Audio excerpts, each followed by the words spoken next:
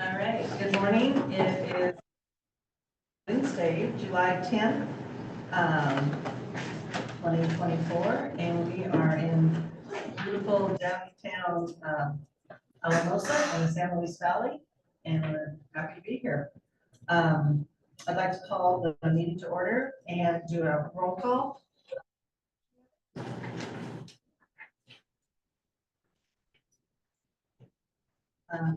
Simon Martinez. Present.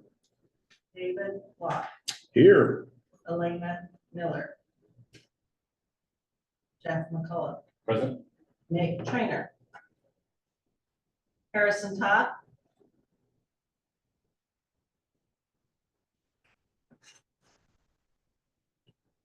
He's there. I see him. Yeah. Hey, Colleen. Sorry, I'm here. And Ezra. Roberto Meza. Here. Perfect. And Catherine Bedell. I'm here. And I'm Colleen Kepler, and I'm present also. So we do have a quorum for today's meeting. Thank you. Before we go into approval of the meeting agenda, I would like to thank Bethany and Jeff and Elena for wonderful tours yesterday. Those were a great highlight of your community. And it's nice to see how everything is happening, what's going on around here. So thank you. Also like to thank Bethany and Ari for everything you do to get us set up and get us where we need to be. So thank you so much. Welcome. And happy to be in the beautiful valley. It's nice drive coming over here. Before we do the approval of the meeting agenda, I would like to amend the agenda and strike at 12:45 proposed Dolores National Monument designation. So if you can strike that from your agenda item today. Okay, and Kate will brief us on that in the future. So that will be an agenda item to be determined. So with that, if I could have an approval of the amended meeting agenda for today. Madam Chair, I approve the agenda as corrected. Thank you, David. Do I have a second? I'll second. Thank you, Simon. It's been moved and seconded to approve the meeting agenda with the corrections. Excuse me, any discussion? All those in favor, please say aye. Aye. Aye. Opposed? Motion passed. Thank you.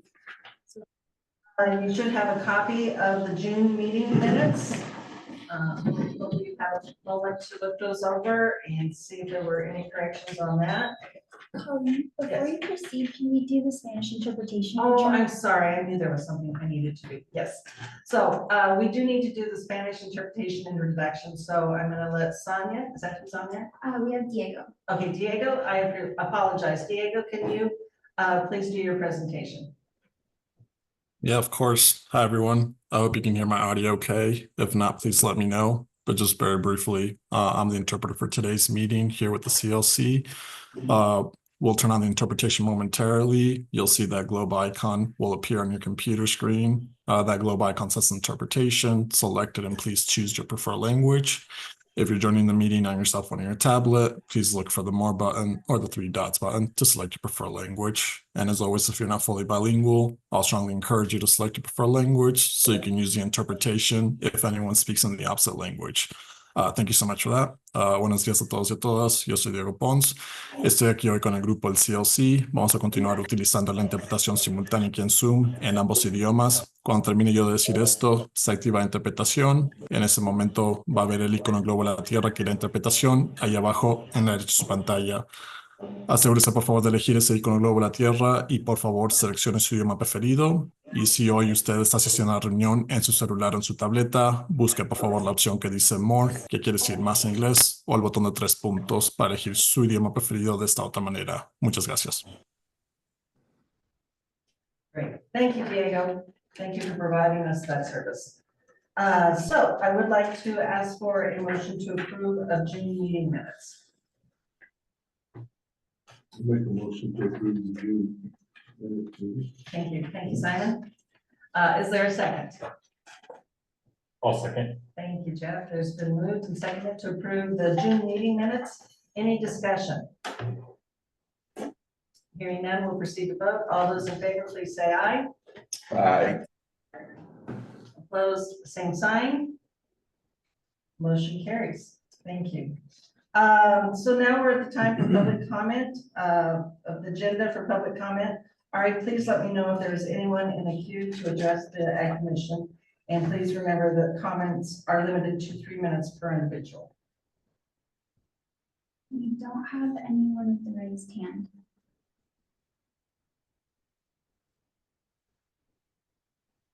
So we can proceed. Okay, great, thank you. All right, moving forward, we will have the commissioners report from Kate. Super. Well, thank you, Colleen, and thanks for everyone for joining us here and virtually.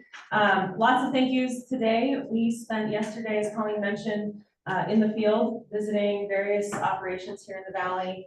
I want to say thank you to the San Luis Valley Water Conservancy District, whose building we're in right now. So thank you to them and to Heather Dutton in particular for hosting us here and allowing us to use this space here in Alamosa.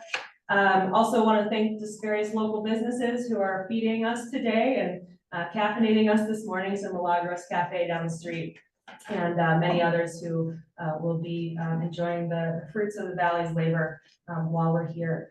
So yesterday we had the chance to visit 4 different sites. And just as a reminder, this is something that we're actually trying to do in advance of all of our in-person Ag Commission meetings. So do field visits in the community we're in, followed by a public forum for that community the night before our Ag Commission meeting. So we were able to do this in conjunction for the first time last year out on the Eastern Plains, down here in the valley. We look forward to just continuing this. I think it's been really beneficial, certainly personally for me, but just such a great way to get in front of the people whose communities we're in and who have invited us to be part of their world for a day or two, and hopefully beyond once we all go home. So I want to say thank you to Proximity Malt. We had a great tour at their facility over in Monte Vista yesterday. We then toured the Billings Ditch, which is a really neat headgate and diversion project, where an old decrepit diversion that we toured has been rebuilt to improve irrigation efficiency and deliveries for the users on the system, improve fish habitat, improve stream bank stabilization. And that was actually partially funded by a CDA grant back when we had recovery dollars, the one-time recovery dollars. We had a portion of that for drought recovery. And so that project was partially funded by CDA. A lot of the money came from the Colorado Water Conservation Board, great partners of ours over at DNR. So really neat just seeing what infrastructure investment can do for multi-benefits on a system. And the Valley's just got great examples of that. And then Jeff, thank you so much for touring us at your operation at Spud Cellars. And really neat seeing just everything you've invested in over the years and the scale of production, the quality of production. Just, being inside the facility gave me such, every time I'm in a potato facility or somewhere else, gives such a sense of scale of what this valley does for the world and for the nation. We've got folks like you on the board who are making that happen and really figuring out, solutions to our challenges. So appreciate you on that. And then we stopped by the CSU research station and learned a lot about, well, specifically potato research and all the neat stuff going on, but also talked a lot about regenerative ag yesterday. Proximity Malt talked a lot about that, a regenerative ag line. CSU Research is doing some research on regen ag. It's really neat seeing kind of how that's becoming part of business. And that's a lot of what we're trying to build is, where is there new business for folks investing in stewardship in new ways. So just thank you to everybody for hosting us yesterday. We also, Brian from our fruit and vegetable inspection team was out with us for most of the day, along with a number of our inspectors, both from ICS, from Mark Gallegos' division and from Wandrad's division in plants. So appreciate our staff being out. And we had a great public forum at the Rio Grande Farm Park last night. Maybe 40, 45 people showed up, a lot of us here in the room, the CDA staff. Really great discussion. We talked a little bit about what we're doing at the department and then heard a lot from the audience, what's working, what can we do better, what should we be sure and take home to integrate into CDA? Some of the takeaways that I've just been reflecting on, one, CDA has not always been a grant-making agency, and now we are starting to become that.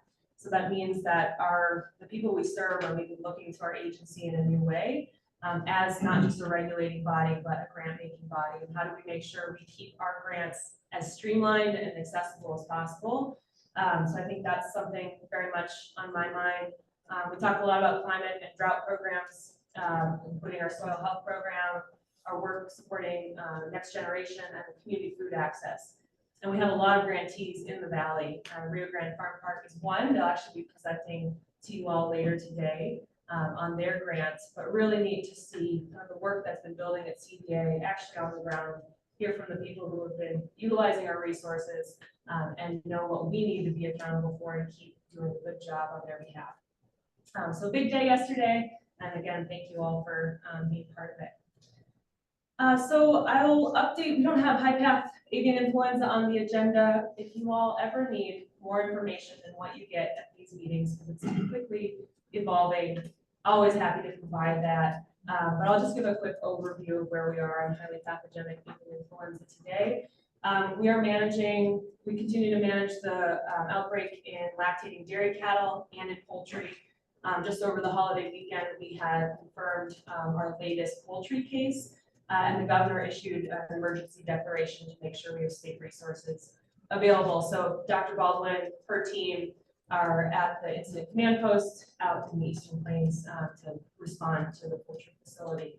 So that's ongoing at the same time that we continue to see dairy cattle cases. Currently, Colorado has the most cases reported of any state.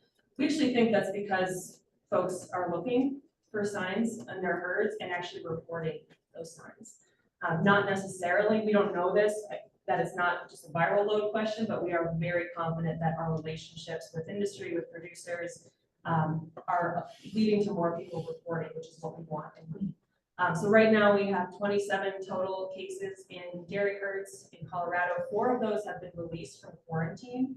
And if you look at our website, ag.colorado.gov/HPAI, you can click on the cattle link, and that will take you to the list of active cases and cases that have been, or premises, excuse me, that have been released from quarantine. Not every state is showing the release from quarantine, but we feel like it's important to show when we've gotten over the infection and the dairy is back online. We've had 1 human case in the state, which you've probably heard.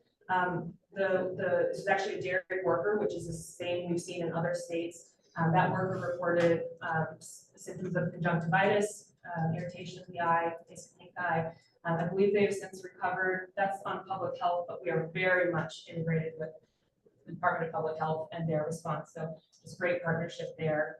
I think a few other things to remind you all on.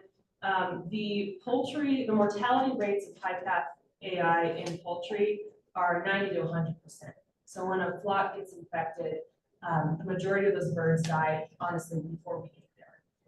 And if not, we are required by USDA to respond. And that's why we've set up an incident command post on the poultry side.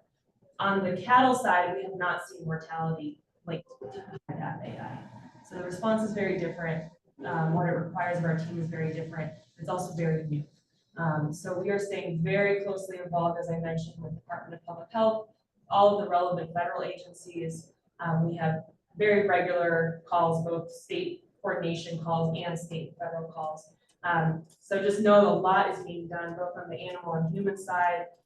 We of course support the voluntary testing efforts that public health is really encouraging. We want to, as Secretary Vilsack said, put this in a corner and then be able to get rid of it and move on. So that's really what we're focused on today. The other thing to know, the food supply remains safe. Our federal agencies continue to do testing. Pasteurization continues to get rid of the virus in milk. So no concerns right now on the food supply. That's a great thing. Any questions on high path AI before I move on? We'll talk. Excuse me, will Dr. Maggie report today? I didn't pay attention here, but She just, will not today. okay, Yeah, she's activated out for the incident, so she won't be able to be on today. But happy to get any more details that you might need. I was just curious, I think I've asked before, but just curious if anybody's working on vaccines yet or anything too, as far as that goes, but, or how that's coming nationally. So, Yeah, great question on vaccines. So I don't have the latest on this, but it's a question we've been asking for many years with poultry outbreak. And I know USDA has been moving toward that. I don't know the status of it, but it's certainly something I think they've started to make more of an effort toward understanding.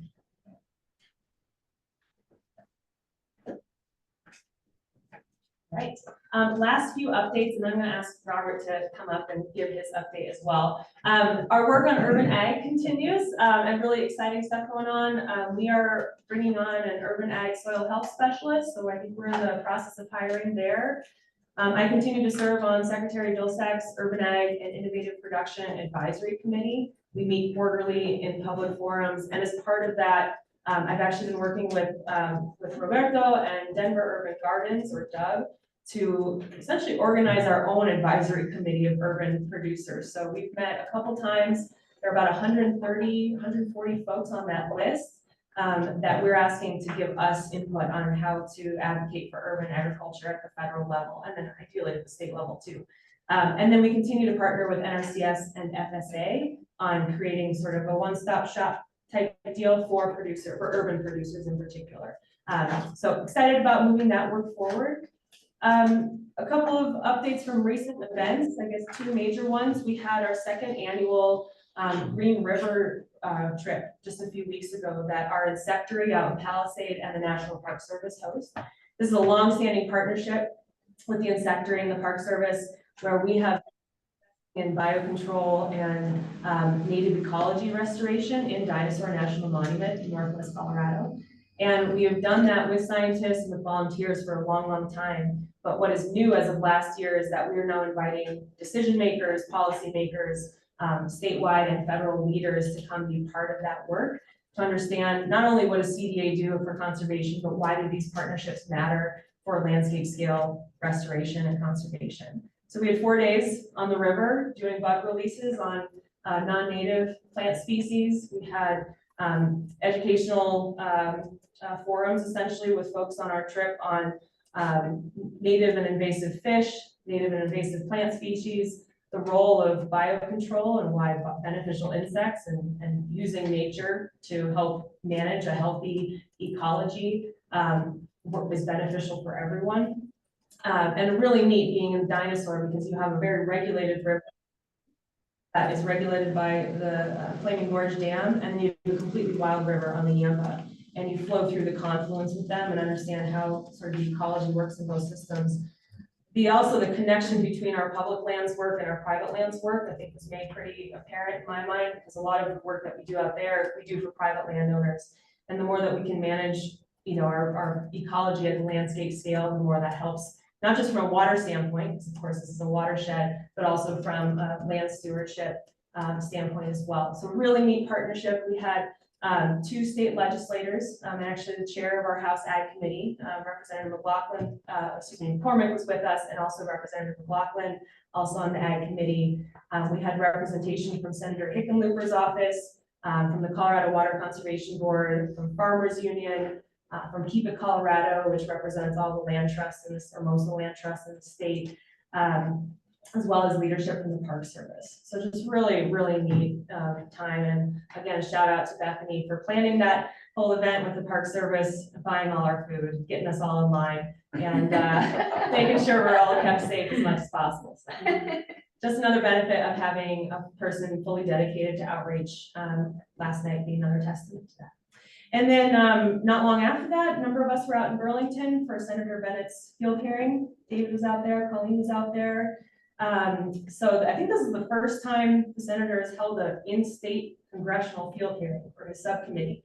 And it was really neat. It was in partnership with the ranking member from Kansas. Robert and I were able to testify on federal drought and disaster relief programs. And really, make the case for the reforms we'd like to see to improve those, things that are working, things that can work better, and of course, what we're doing here in Colorado that we hope to see supported at the federal level. So really neat opportunity, and I just want to thank Senator Bennett's team and the senator himself for involving CDA and making sure that we were at the table. I'm not sure if Erin Makes will be here today. She was with us last night with the senator's office, and always just appreciate how much his team shows up to support Colorado Ag. And then lastly, next week is WASDA. Some of you remember last year, we hosted the Western Association of State Departments of Agriculture in Denver. We'll be heading to Utah, to Park City for that meeting, starting on Sunday through midweek next week. So I will report out on what other states are thinking and working on after that meeting. Any questions for me before I hand it over to Robert? Okay. Robert, come on up. I'll give you. That works. That works right just up here. Well, thanks, everybody. Good morning. Thanks. And I passed along also the thanks to Senator Bennett. I think that was a great opportunity for us to be there and to voice our concerns. Well, thanks. It's really an honor to be here. I can't tell you what an honor. I can't even put it into words how honored I feel to serve the citizens of Colorado in this dual role, especially the agricultural community. You know, I think it was 6 months ago, I think January was when I was introduced to y'all. And I made that foolish commitment of taking the word no out of my vocabulary. But I think hopefully it's paying off. Since that time period, I've attended in person. I've attended over 60 meetings in person. I think about a third of them, about 20, I've actually spoke at. Virtual meetings is probably double that. It's paying off. I mean, I really feel like too, the in-person is so important as what we saw last night and during the forum. And again, thanks to Ari and Bethany for organizing you guys going on the road. I think that's so important that we are really reaching out to the public. And that's why, unfortunately, last night I missed dinner with you guys. No, Amber, it wasn't your fault. But after I got done visiting with you, Amber, I ran into Dr. Ming Gu from CSU's horticultural department. And we sat down and had a nice long conversation about water. As you know, I think one of the big goals is that there's a term out there called One Water. And I think that's the approach that we really need to take. It's not any longer, it can't be just ag water. It can't be just municipal water. It can't be just industrial water. We really have to look at water all together as one and how we're going to coordinate those efforts. I think we'll make every drop go a lot longer and a lot farther if we do that. And so talking with her, I already made plans to go up to CSU, interact with the horticulture department and talk about one of my goals, and I've already reached out to the Northwest Colorado Council of Governments. Thanks, Kate, for making that connection for me. Plan to meet with Denver Regional Council of Governments is to get urban planners to think more about agriculture. I think there's a real important role that ag plays in that sense, in that as we're working toward reducing, we heard this, we're hearing a lot about non-functional turf removal. That turf is actually a buffer for a lot of cities, so that when they hit dry times, they can ask their residents to stop irrigating turf. But as we're removing that buffer, there's something called demand hardening going on, where their supplies, they really need to make sure that their supplies are secure because of that. And I think agriculture can play an important role in their planning process. So we'll have to communicate more on your urban agriculture. I think that's an important factor. We'll take water into consideration as well in those efforts. So it was great to visit with Dr. Gu last night, and then I wasn't able to continue on the tour, but the Rio Grande Basin Roundtable meeting was yesterday afternoon. And Amber's our new chair of that roundtable. Thanks for taking on that responsibility. And I'm not saying this just because you're here, but the Rio Grande Basin Roundtable is probably one of the strongest in the state. It just shows this community how important water is to them and how that interaction and collaboration is so important. I think it's really a model for the rest of the state, what you guys are doing. One of the panels they had included a person from Colorado Springs Utility, Catherine Morvac. So Catherine Morvac presented, and afterwards I got to visit with her a little bit about this. And it's interesting how we have to understand how they're viewing things, people that don't understand agriculture. So I was explaining to her the challenges of having interruptible supplies or fallowing plans, that when we take a piece of ground out of production, the challenge we have is that we potentially lost the customer that we're selling the product to. And you can see the light go on when we were talking about this. She goes, "Oh, it's like quitting your job." And I went, "Yeah, that's right. I mean, what would happen to your employer if you quit your job for a year? Would you expect to get your job back the next year?" So I'm going to use that analogy when I try to take that message forward and explain it to people that aren't familiar with agriculture. So again, I think this is one-on-one interactions that I hope are really paying off. And thanks to those of you that have reached out to me, reach out to me anytime with any water concerns or ideas or concepts, or just want to talk about water. As you can tell, I'm pretty excited about it and pretty passionate about water. And so really feel lucky to be in this role. And thanks to all the work you're doing.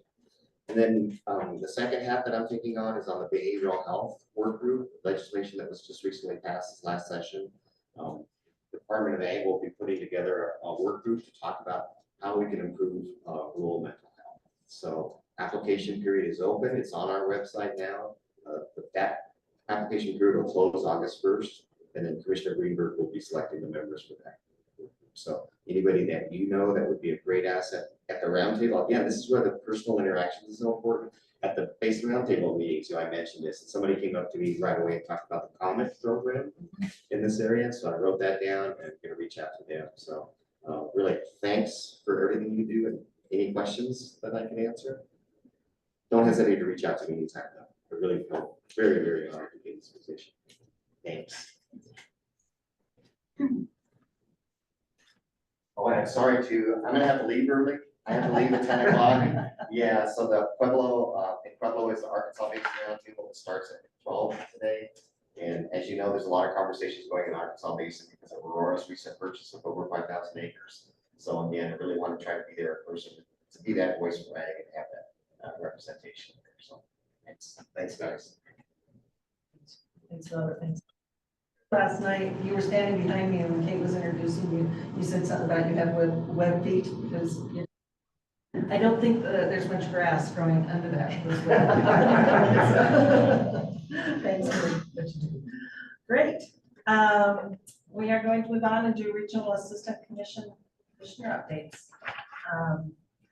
Riley, you're first on the list. Would you like to go first? Sure, why not? All right. I feel like I bore you guys because I feel like every time I give a report, it's the same thing.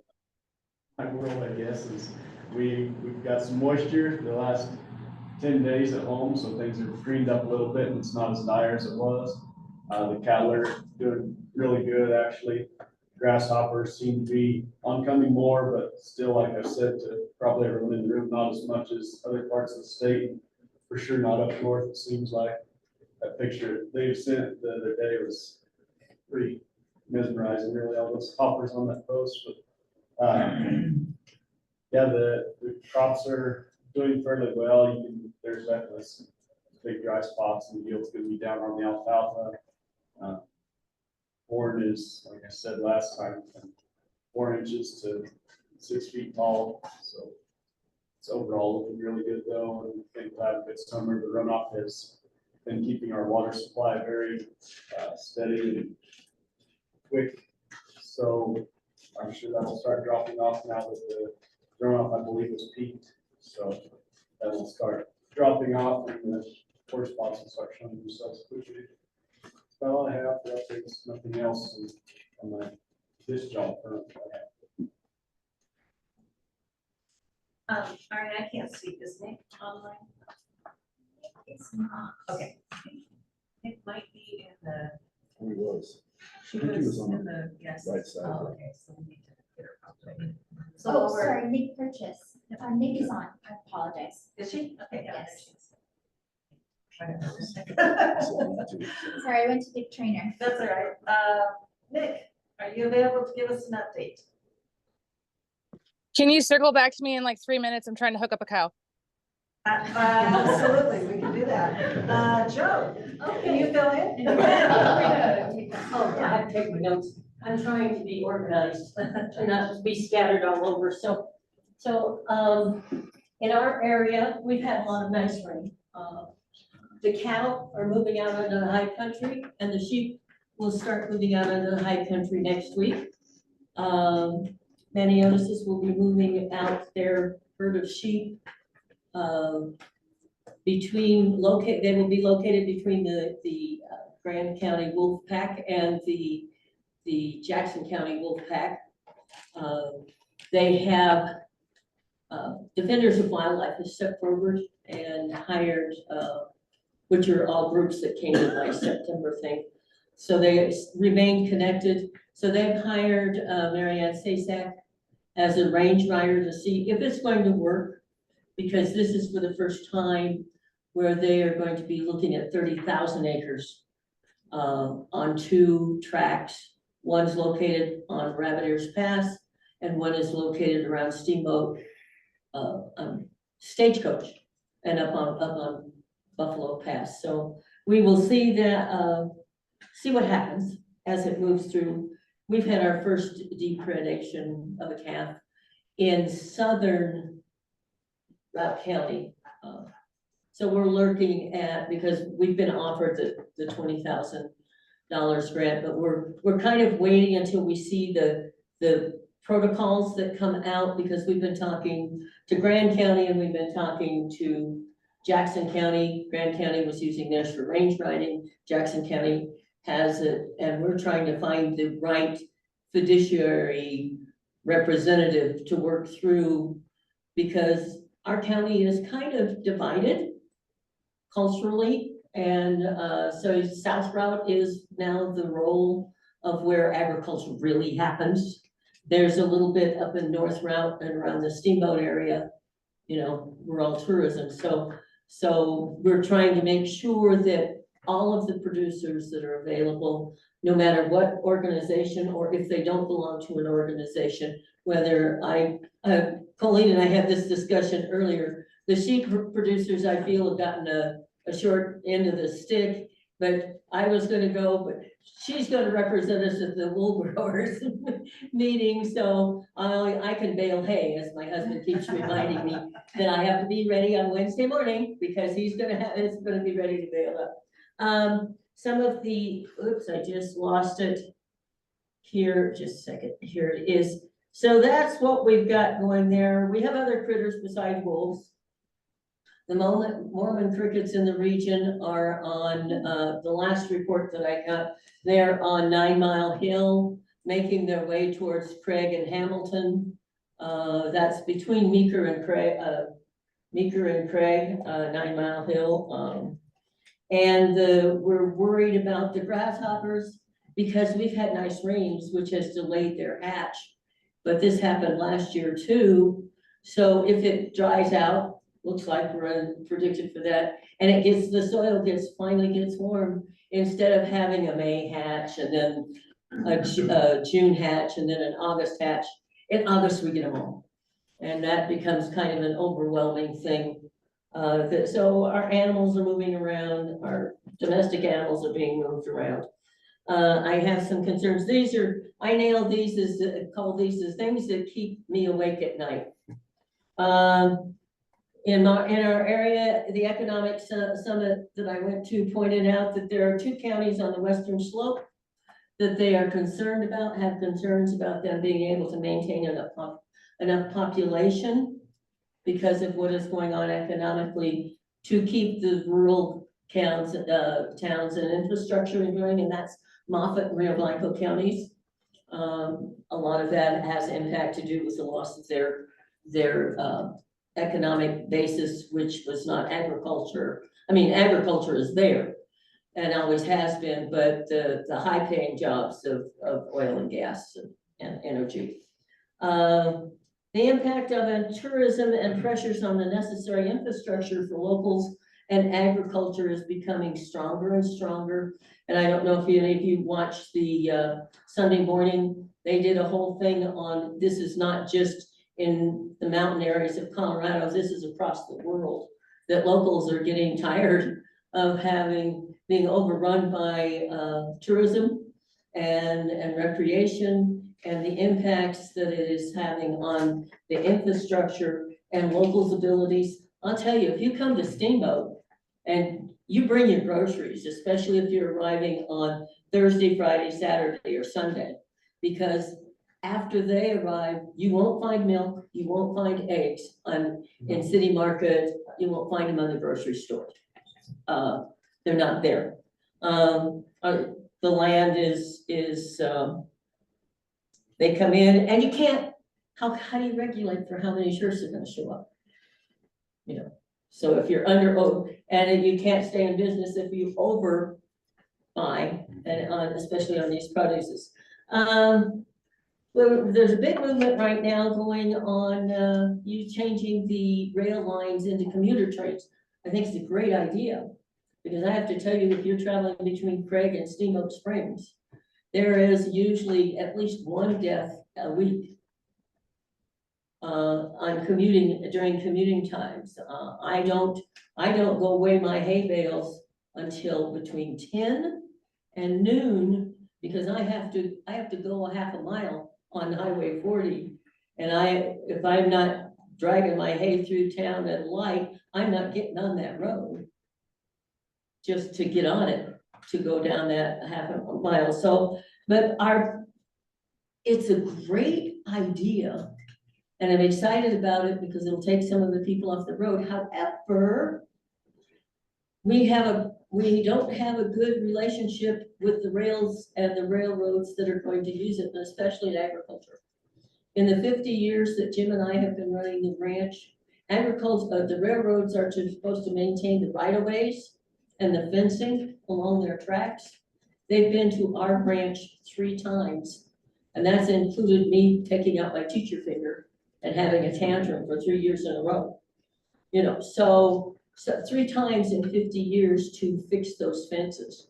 We're responsible for it. And I have to tell you that sometimes our cows get out and they go down the railroad tracks, and then they go to the golf course, and the golf course is not appreciative of our fertilizing and aerating efforts. And we get calls right away. I'm conducting a class now with them. Don't chase them with golf carts. Don't yell at them.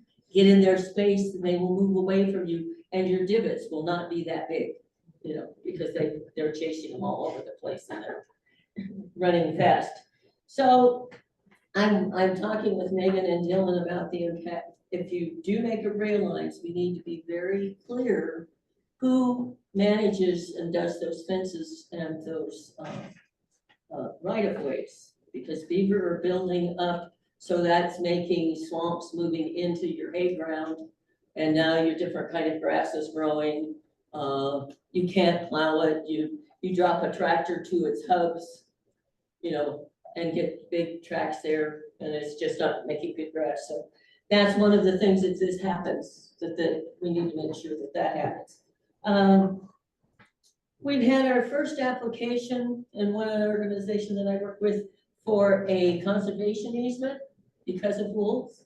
And they want to do a conservation easement on where they are now so that they can take the money and with the tax credits, get tax credits and take it, buy some land for calving season where there are no wolves. So that means you're gonna be visiting your area, looking to buy, you're gonna get some new neighbors. And the one that's just really wacko, I know that's going to drive you crazy, but I look around and the question in my mind that keeps me awake at night is death by Dollar General a thing? And I've been studying what's going on. It started in Pennsylvania, and now they're worried about it in Nebraska. And the thought is that, and what they've been, so I want to go and knock on my local grocery stores to see if they're impacted, because the theory is, and what has been happening in rural areas across these things, is that Dollar General moves in. And what they're selling is they're selling processed food at a lower price, but that their local grocery stores who are selling the better price, they're taking enough away that the local grocery stores can't maintain it. And if a small town, we used to say schools gave small towns their identity. And then we started consolidating schools, but the small towns still existed. But once your grocery store, your locally owned grocery store goes out, there's no reason except for Dollar General to come to town. And that they're finding that the local grocery stores are going out of business, and that causes the local small towns to dry up and not go away, because now people are traveling further, or those that are buying locally aren't getting the valuable food, like our grants were for providing places where they have more meat. Primling has 2 dollar stores, Craig has two dollar stores, but Craig, they've got to compete against City Market and Walmart. Walmart already drove Safeway out of Craig, but you've got City Market and Walmart. But Kremling has just the Kremling Market. Oak Creek has the super. Hayden has one. And I just, at night, I'm like, I need to go talk to these people. I need to find out if this is a thing and if this is really happening. And I don't know what we can do about it, but you can look it up. There's all kinds of information. Are there any questions? Yes. One comment, we have a new Routt County staff person on board, Oh, good. which is Michelle Meyer, Oh, who yeah. has run Community Ag Alliance out of Steamboat for the last many years after Marcia Dagbo retired. And she, Michelle just started last week as our senior programs manager in the markets division under Amanda Lavin. So she's gonna be overseeing our local food programs, community food access work, just to your point on rural communities and food access going hand in hand. Michelle has lived that through Community Ag Alliance, and she helped launch the store in downtown Steamboat, the Community Ag Alliance store. So we just got a great, amazing new person on our local foods team who has worked with Joe in our community for a long time. Right. And we've been lucky also with Dustin Shiplet. He's the Western Slope Wolf advocate. Wayne will tell you more about him, but he's been awesome. I introduced him to Mary Ann, and they got to have some conversations going to see what is going on. So we are more than wolves, but we have a lot of other things, and those are what are keeping me awake at night. Thank you, Jim. George, we'll give Nick some more time so we're gonna. Okay, you want me to get up there? Whatever you wanna do, wherever you're comfortable. Well, there's a lot to talk about. I spent some time in Montana, a week ago, kind of going around visiting with ranchers, and my goal there was to talk to people who have been dealing with wolves for quite a while. As you know, I have kind of gotten involved with the Gettelson family in up around Walden, who really severely been impacted by wolves. And as I reported, you know, at the last meeting, it's kind of become a mental health thing. And a lot of the ranchers that I talk to, it really is. They can't sleep at night. They don't know what to do. We have a political situation going on right now where it just fuels the fire of anti-government. And it's really sad to kind of see what's going on. I don't really know what to do about it, because all that I can offer them is just to commiserate, you know. I don't have a solution for them necessarily. Herding and all of the range management things that we all do can certainly help. And, you know, in my own operation, we do a lot of herding, and a lot of, you know, our animals are always in a group, and we feel like maybe we can deal with wolves with that, but maybe we can't. The other thing that the wolf introduction is going to really impact our range management. Potentially, if we have to lock animals up at night, if we have to do these kind of things, that's gonna, you know, that's gonna really affect our range management. It's gonna add cost, it's gonna add time. So it's a concern. In Montana, they have a way to deal with the wolves because it's more than a political mandate. And so they find the wolves that are doing the predation on livestock and eliminate them pretty much right away. And they find that they can, you know, if wolves don't get acclimated to actually killing livestock, then they're part of the greater ecosystem, and they can coexist with that. The way we're set up in Colorado, our wolves are already habituated to livestock. And so under their criteria, we'd have to kill all the wolves, pups, everything, and start over. So how we're going to do that in this state, I don't know. But so that's enough on wolves. I want to talk about soil health. What I really want to talk about in regenerative agriculture. I'm really excited about the fact that we're drying up 100,000 acres of San Luis Valley, because what that does is it offers us an opportunity to look at how to unfarm this ground and put it back into some sort of a natural state that's not blowing dirt and not. And the place we have to start is with soil health. We have to take that farm ground and put enough organisms and enough organic matter in that so that it will support some sort of a native, non-native mixed species. And I'm really excited about it because we have to change our paradigm about what farmland is and what regeneration is and what recovering these lands really means. And the reason I'm excited because we have to regenerate them.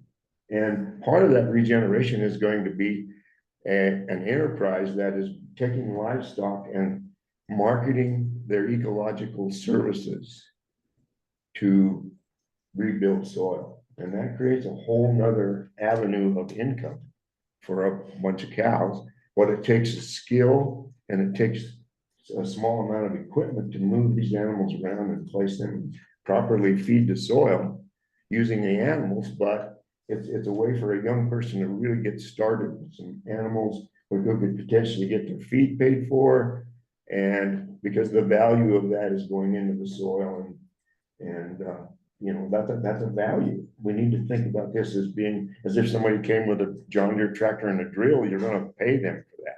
Somebody brings a bunch of animals, you need to be able to think about paying them for that ecological service. And I'm excited about working with CSU and Madeline, who's going to quantify scientifically some of the advantages or what happens to soil when you actually put some organic matter back in. I don't know why we need to do that scientifically, but it seems like that's part of our thought process. So that's what I'm really excited about working on. Personally, on the ranch, we're in the middle of transition in all kinds of ways. I'm trying to step back more, turning more of the ranch management over to my employees. They're also investing in cattle. We went together and bought a bunch of pairs. Cattle price is the highest they've ever been. When we all go broke together, we're going to learn how to recover from that. And I'm excited about that part of it. The family transition is ongoing, using consultants to help with that and try to make this a viable operation into the future. That's my report. Nick, are you available? Kind of perfect timing. I'm going to keep my video off only because my phone is dying and I've been intermittently trying to charge it coming in and out of the milking parlor into the dairy. Let's see. So we've had quite a bit of rain, which is really, really awesome. It's been super, super dry otherwise. Yesterday we had a group of about 15 kids and 5 adults, and then also the come out to the farm, and it was about a 2.5-hour tour. The kids were picking cherries, learning about regenerative ag as far as grazing practices with multi-species animals. They got to visit with a bunch of the new babies that are born on farm, which is it was a really successful event. They enjoyed themselves. They were going back out to the Pueblo Food Project to probably make some jam with the cherries that they took. So they're getting a couple of lessons all in one. There's a bunch of amazing photos online if anyone wants to peep at those. With that and to that, we also managed to talk about grasshoppers and how bad they are this year, particularly in our region. And we collected some that the kids were going to take back to the extension office. Our CSU extension agent, Beth, has actually had a hard time working with the state on getting one of the count callers out in order to do the report calling, even though she's also a certified counter. The ones we collected yesterday are anywhere from 3.5 to almost 5 inches long, and they are as big as my thumb. So we're not talking just tiny little, everywhere. They're massive down here. Yeah. So the kids doing that too. We talked to them about how you can use your extension office and intertwine them into that kind of aspect of ag. How that's also relatable to something that's going on down here. You know, our food cooperative was broken into 2 times. And it was at a maximum amount, probably around $15,500, somewhere around there. It's been 4.5 months, and our local sheriff's department has done nothing to kind of help resolve that or find out the culprits. And in the midst of that, we were also booted by District 70 out of that building. Why this is important to the local food system, especially urban ag, and also the producers working with the first and largest standing food hub, Valley Roots, which we also aggregate for, is that building since 2010 started out as AVOG, which is the Arkan Valley Organic Growers Association, then merged with Valley Roots. It's been known as the Excelsior Building, but it operated underneath the nonprofit known as New Farms that came out of New Mexico. And the transition of the farmers all leaving and the new farmers coming in didn't go over very well as far as paperwork and filing statuses and things. And so now, in the midst of all of my free time, I just had to move over $300,000 worth of commercial equipment, which also affected 6 other local producers here that do value added projects for Colorado Proud that now have nowhere to set up shop, as well as it being the aggregation site for all of La Junta, Lamar, Rocky Ford, and producers here at Pueblo that were using that space to hold their product until our distribution truck would go and pick it up from there to get it out up to Mosca, then for redistribution through Denver and the southern part of Colorado. So I have been scrambling to move all of that stuff to our farm. I guess I'm taking it as a God's blessing. It just means that he's putting something new forward on the plate for our community. We have a really good location here on farm, located at the bottom of our orchard. So again, all my free time, I'm trying to put together a new board and nonprofit that hopefully can go out as a 501(c) and have all of the equipment, even though it's being stored here, transferred over into that, which is also a goal for the farm. NOLA Naturals in general was put together as to be an incubator site for future farmers and people wanting to get into agriculture so that we could share the knowledge we've learned over the last decade and hopefully help create more producers. And so I'm hoping that we can do that and get all the paperwork in before the end of the year, because it usually takes about that status, and work more closely with Valley Roots and the Valley Food Valley. You guys just visited the farm yesterday. I can't even think. Sorry, I've got a lot of things going on in my brain right now, and moving on the table. So that we could work a little bit closer with them and kind of develop that community garden program and efforts maybe here out at our farm, as well as putting back up, you know, a 2-story walk-in and freezer refrigeration unit, so we can still have this aggregation site and continue to have producers have a place to drop their stuff out at. What else? Cows. I know we've been talking a lot about the virus. And I've been working every Tuesday on reaching out to the raw milk, RMAC, the Raw Milk Association of Colorado, and trying to work with them and give them any kind of information that is coming down from the state, as well as let you guys know if anyone has reached out to specifically our organization, asking further questions or willing to volunteer. We haven't had any of those bites yet, but you never know, one might pop up. And we haven't had any weird questions either come through any of those emails. So that's a good thing. Something I think is really cool for myself personally on farm. So we've had 3 OH negative blue-eyed calves born that are purebred Swiss here. It's kind of like a rare thing that has to happen, both through your dam and your sire. And none of them are related. So it's just kind of odd, and they're just really, really beautiful. And they're all heifers. So this is also amazing news. What else is going on down here? It's hot, and we're getting ready for county fairs and all that kind of stuff. Today I'm going to write checks for Otero, Crowley, and for Pueblo County out of Rocky Mountain Farmers Union to give them some more support. We've got bee meetings, cattleman meetings, rodeo, all kinds of stuff popping up this way, and just trucking away. And that's all I got, guys. Thank you, Nick. Sure. I just want to say thanks to Nick for, as she mentioned, her help on raw milk with HiPath AI. It's been really invaluable having her on the team. as we work alongside our raw milk dairies and not be coming down from the top. So thank you, Nick, for your work on that.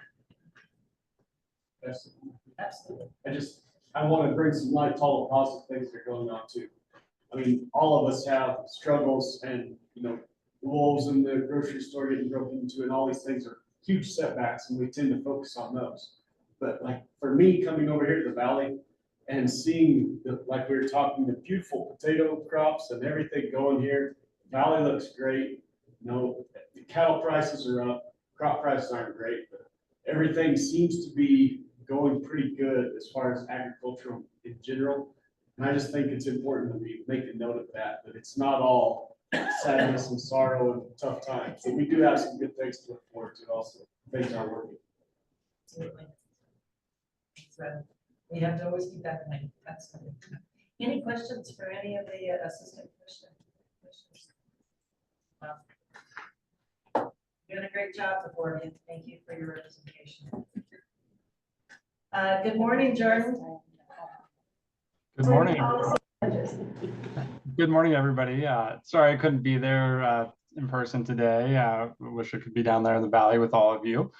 I just have a couple quick updates for everybody today.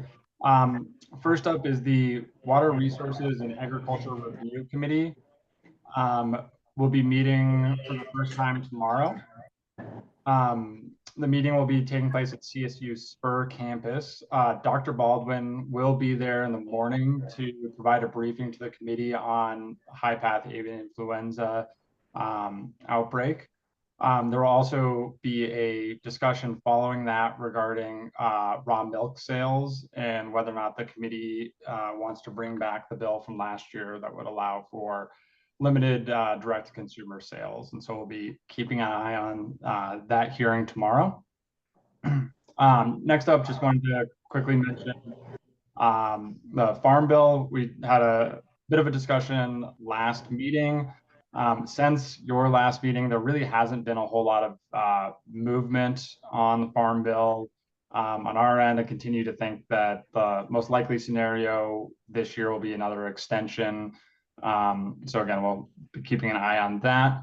And then the last update that I had for all of you is actually a question that Harrison had at the last meeting regarding the Healthy School Meals for All. And Roberto, I might ask you to chime in if you have any additional information on this. But what I've learned since the last meeting is that the coalition that has really been kind of supporting and putting this forward all along has been meeting, and they've kind of been having discussions about what the priorities are for this program. And the kind of consensus amongst a lot of the groups is that the top priority for the program is universal access to food for our students, and that other items kind of such as local procurement are really kind of that secondary goal. And so again, based on what I've heard from folks with some of the funding challenges that are going on, again, the priority that folks want to put forward is that universal access to food. The other things that I've heard is that it's really unlikely that there's going to be a move to ask voters to increase funding for the program this year. And then also with the tight budget situation that the state is facing, I also think it's unlikely that there's going to be funds available for the legislature to allocate to make up the difference to help fund these other programs that would support producers and support kind of more of the local procurement side. With that, it's also been my understanding that there's been a lot of discussion of these circles around the potential benefits of working to build that local procurement with school districts without subsidies. As you know, I think there's a thought amongst some of the groups that if you're able to do this and kind of build those connections without those subsidies, it's more likely to be sustainable in the long run, and that a lot of these connections between producers and school districts will thrive kind of in the long term. So those are kind of the main updates that I have. Roberto, again, I did want to invite you to add any additional information that you might have about the Healthy School Meals for All. Yeah, thank you, Jordan. I think that was pretty complete. I think the thought is like, HSMA was supposed to be a stepping stone to creating this universal access to food that's kind of scaffolded by a local procurement incentive. But ultimately, I think the greater vision is like beyond that, right? It's not just schools, it's really putting universal food access at the center, right? We say the center of the proverbial table, to discuss it as a topic with true integrity, because this does impact so much more than just food access. It impacts our Colorado agricultural economy. And so I think that the discussions are leading to, we need to be kind of more long-term oriented as we begin to start addressing some of these short-term. But ultimately, this is something I want to bring up in my report later on, but maybe culminating in what would potentially become a Colorado Good Food Charter, something that can really anchor the discussions so that it can align departments and agencies around what food actually means to Coloradans.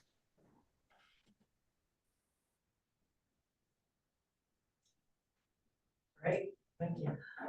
Harrison, just give me 1 second.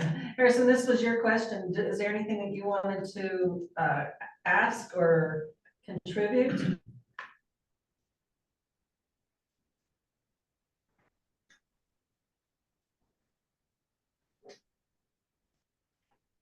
Looks like he might be busy. Okay, Elena did raise her hand over here, so Elena.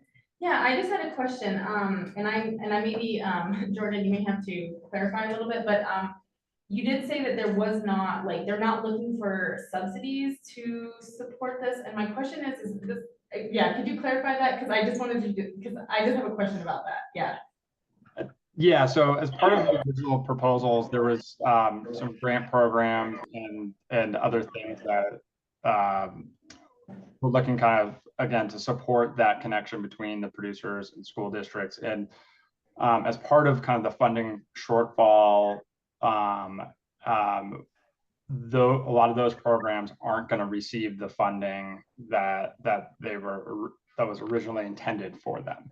And so again, kind of the priority right now for the funding is to go to kind of school districts to purchase food, and not kind of the programs that were designed around this to support the school districts in purchasing kind of the local foods and helping offset potential increased costs associated to that.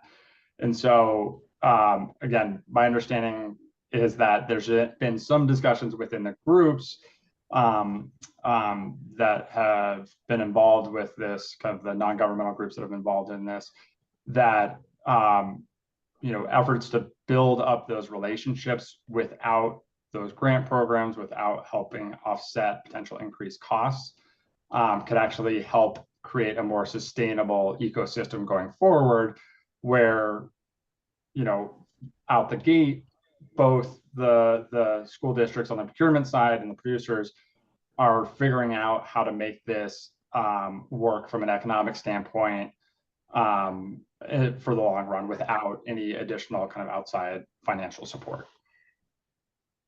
Yeah, the reason I was asking is because when I was working with the Foods Coalition, we did work a lot with school districts trying to get, like farm to plate, that model. And what I heard a lot from school districts was they are very heavily subsidized. And so the food that they're getting, which is obviously the food that we're not really supporting, is so heavily subsidized that it's basically, a lot of the time, it's almost like bordering on free. And so my question is like, how is the plan to because especially, I think some school districts have a lot more access to resources, but especially in these poorer communities, because it's all based on taxes and stuff like that. What I heard a lot from the food directors in these school districts is like, there's a lot of interest and there's a lot of passion to have better relations with local producers and to have these healthier foods in their schools. But the money part is just like a huge block. And so I want to really push back on that, because I heard that over and over and over again, was like, the interest is there. You know, there's definitely like producers who would like to grow for that because it is such a big market, but there's definitely like this big gap of subsidized food comes in really cheap into these schools. And how do you, and so that's just my question is like with this, looking really carefully at that, because I heard this over and over again when we were working with the school districts. Yeah, no, and I very much appreciate that perspective. And what I've been conveying is not our position or my perspective on this. It's kind of what I've heard has been the discussion with these other groups that have been supporting this initiative kind of all along. So I don't know the specific individuals, organizations that have been kind of pushing that forward. But again, I'm trying to convey to you my understanding of a lot of the conversations that have been going on amongst other groups. But that again isn't necessarily our position on this. And so, yeah, I appreciate your perspective on that as well, because I think that there's a lot of other perspectives on how this all works and some of the barriers, especially in some of those kind of more rural districts or the districts that have just less resources that they can put towards these efforts. Yeah, no, I completely understand. I just thought that was kind of like interesting that there was not, that they really weren't looking so hard at that incentive part, because like to me, that seems, what I heard was a big barrier. You know, the most important barrier is what I kind of heard from the school districts we were working with, so. Yeah. Yeah, thanks, Jordan, I appreciate it.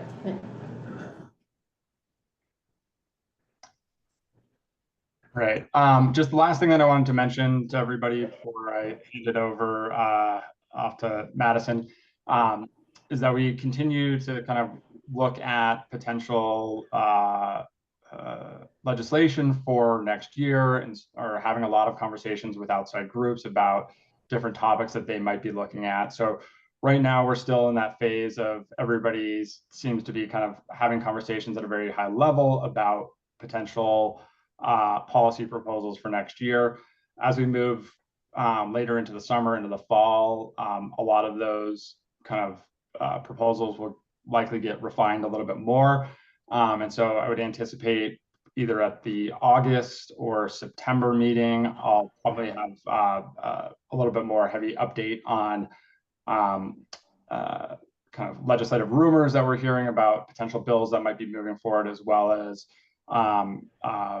might have an update or two on potential kind of topics that CDA might want to be looking at for next year. So with that, happy to answer any questions. Any questions for Jordan? I would have a real comment, quick one about, as far as, we've been working on supplying meat to local schools. And in order to do that, and getting ready for that, we bought cattle. We have purchased storage and created storage for that and a delivery system. And if it doesn't happen, then we're gonna have to find someplace else for that. So it's, you know, it affects really quickly when things change like this and you're in marketing goes away or potentially so. And it just, you know, our processing costs, everything else are way more than commodity meat. And so we're always going to be against that barrier and to try and compete with them. We just can't. I can't pay my butcher and do that, certainly. So I just wanted to say that and how that's affected us. If I may make a little comment, the economic summit that I went to said, and I would refer you to the CSU economist at the research center in Grand Junction, because he's the one that did this presentation. But Colorado's local food market is growing faster, almost double the cost of any other state in the nation. And a lot of that they laid at the feet of the going food to farm to school. Now, where they got those those statistics, you need to find out who's doing this and how they're overcoming that. But he would have that information. But I thought that it was kind of interesting that that was what they were saying. So We were more successful, different school districts we were more successful working with, and a lot of it really was very much economic. Because right. The poor school districts just were like, we absolutely cannot participate in because when we were putting together the food hub and everything like that, that was a big push, was trying to get, you know, a lot of these foods into the schools, and we were successful in certain districts, and some just were like an absolute door shut because their food, it's free, like a lot of the Right. like corn and the beef, like they literally told me The there's no cheese. cost, so it's really hard when they're like, you know, yeah, exactly. Yeah. And meat, I would say And meat. also, because some of their meat is also, and so that was what we saw, was just that it just depended on, and I think a lot of it was definitely the economic side of like how much those school districts could devote. And do you think it's this less, I mean, less affluent school districts? Yes. Yeah, that's what I was thinking too, because I couldn't even get our local school district in Steamboat to even discuss things because they're already buying local. They have a chef as their head cook. I guess that's not. Wow, that's amazing. Yeah, but you should have seen the kids look at that blue corn tortilla the first time they ever presented it. They thought it was moldy. Thanks, Jordan. All right.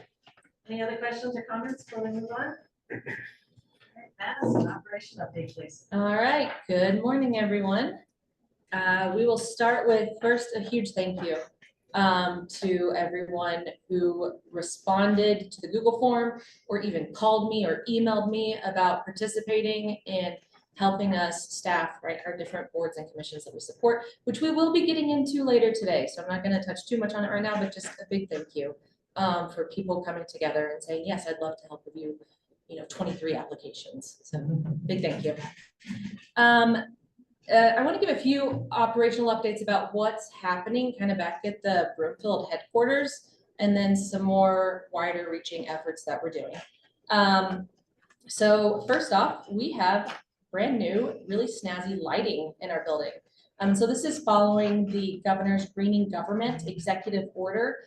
And so CDA has been very forward thinking in going about this. So we have now reallocated about 22,000 square feet to energy efficient lighting in our buildings. And so this will overall lower our costs for our energy consumption at both our labs, which has already been done, and then at the 305 building, which was recently retrofitted. So that's really exciting for us.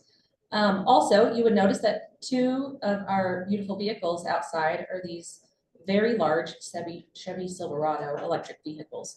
And so another part of the governor's executive order for greening government is to focus on agencies purchasing and leasing out electric, hybrid, and plug-in hybrid vehicles. And so CDA has really stepped up in this area. And we have different divisions running like proof of concept plans right now, which is really great. So see, like, how can we use these to best support our employees? And is this feasible for us? And so thank you to Plants for doing that, for being the first ones to really step up and do that. And to the commissioner's office for saying, yeah, let's jump in and let's get going. So again, CDA leading the effort in that space, which is really good to hear. Okay, next, more from an internal policy side. So we touched on this a little bit at the May meeting, is we have a number of internal policies that guide how does CDA function operationally. And so we sat down and we did a review of those, and we noticed, some of these don't quite fit the needs of our employees anymore, and definitely don't fit the needs of our constituents. And so what we've done is gone through and already been able to identify about 10 that were like, yep, we're going to get rid of these, or we're going to make edits to these, or we're going to be changing these. And so there were some policies that were written back in the early 90s that were still in effect today, but we don't think that necessarily the employees were understood that these were still policies that we had. So we're going to be doing, a comms effort to push out the information to folks to be like, okay, so here was the old policy, right? That's great. Here's the changes that are going into effect with the new policy. One in particular was around not using tollways. And we are at an intersection where there's a pretty big tollway in northern Colorado. And so one of the rules was, nope, CDA staff can't use the toll road.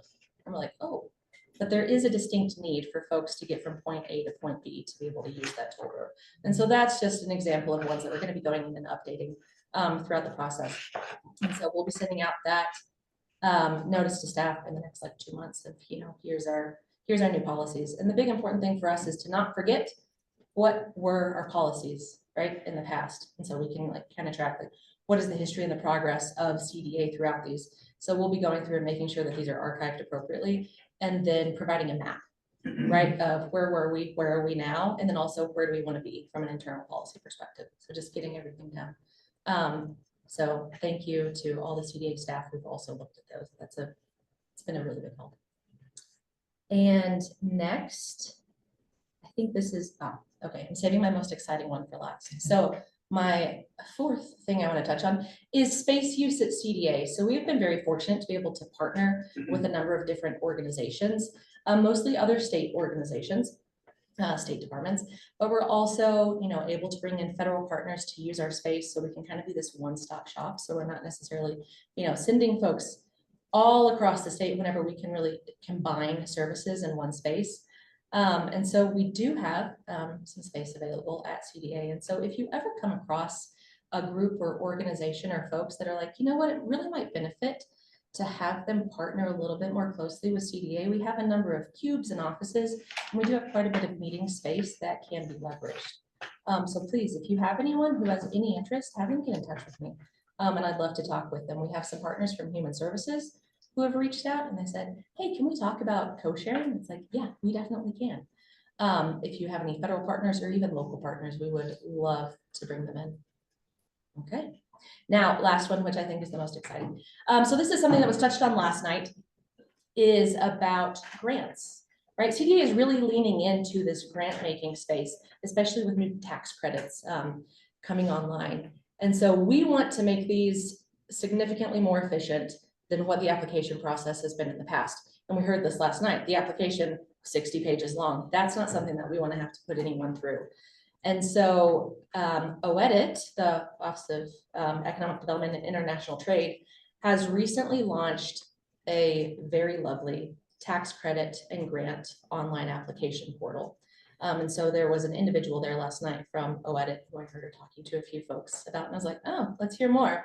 Well, what CDA wants to do is we don't want to just build something that is only for CDA. We want to leverage what other state agencies are doing to have one grant portal, one tax credit portal. So people can see, oh, well, here's the grant I got from CDA, and here's the tax credit opportunity I got from OEDIT, and here's something that I got from the Energy Office. So they can have a more holistic view of what are the different, government agencies, state agencies leaning in this grant tax credit space. And so we're getting a demo from our partners at the Colorado Energy Office and OEDIT on the 19th of this month, which is very exciting to see how are they using this and how are they leveraging it.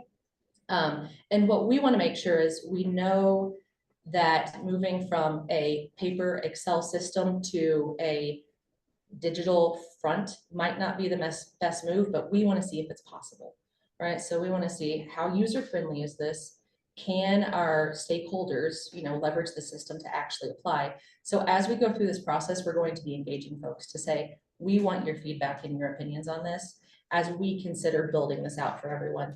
If it only works for 2 people, that's not a great option. If it works for more, that would be the best case scenario. So as we go through this process, we want to engage the commission and any individuals that in the communities that you think would be great to include their voices as we build out what our needs are in this space. We'd love to include them in the process. Okay, so grants, hopefully a more streamlined, easier view for everyone will be coming from CDA in partnership with OEDIT and the Energy Office. Those are my updates.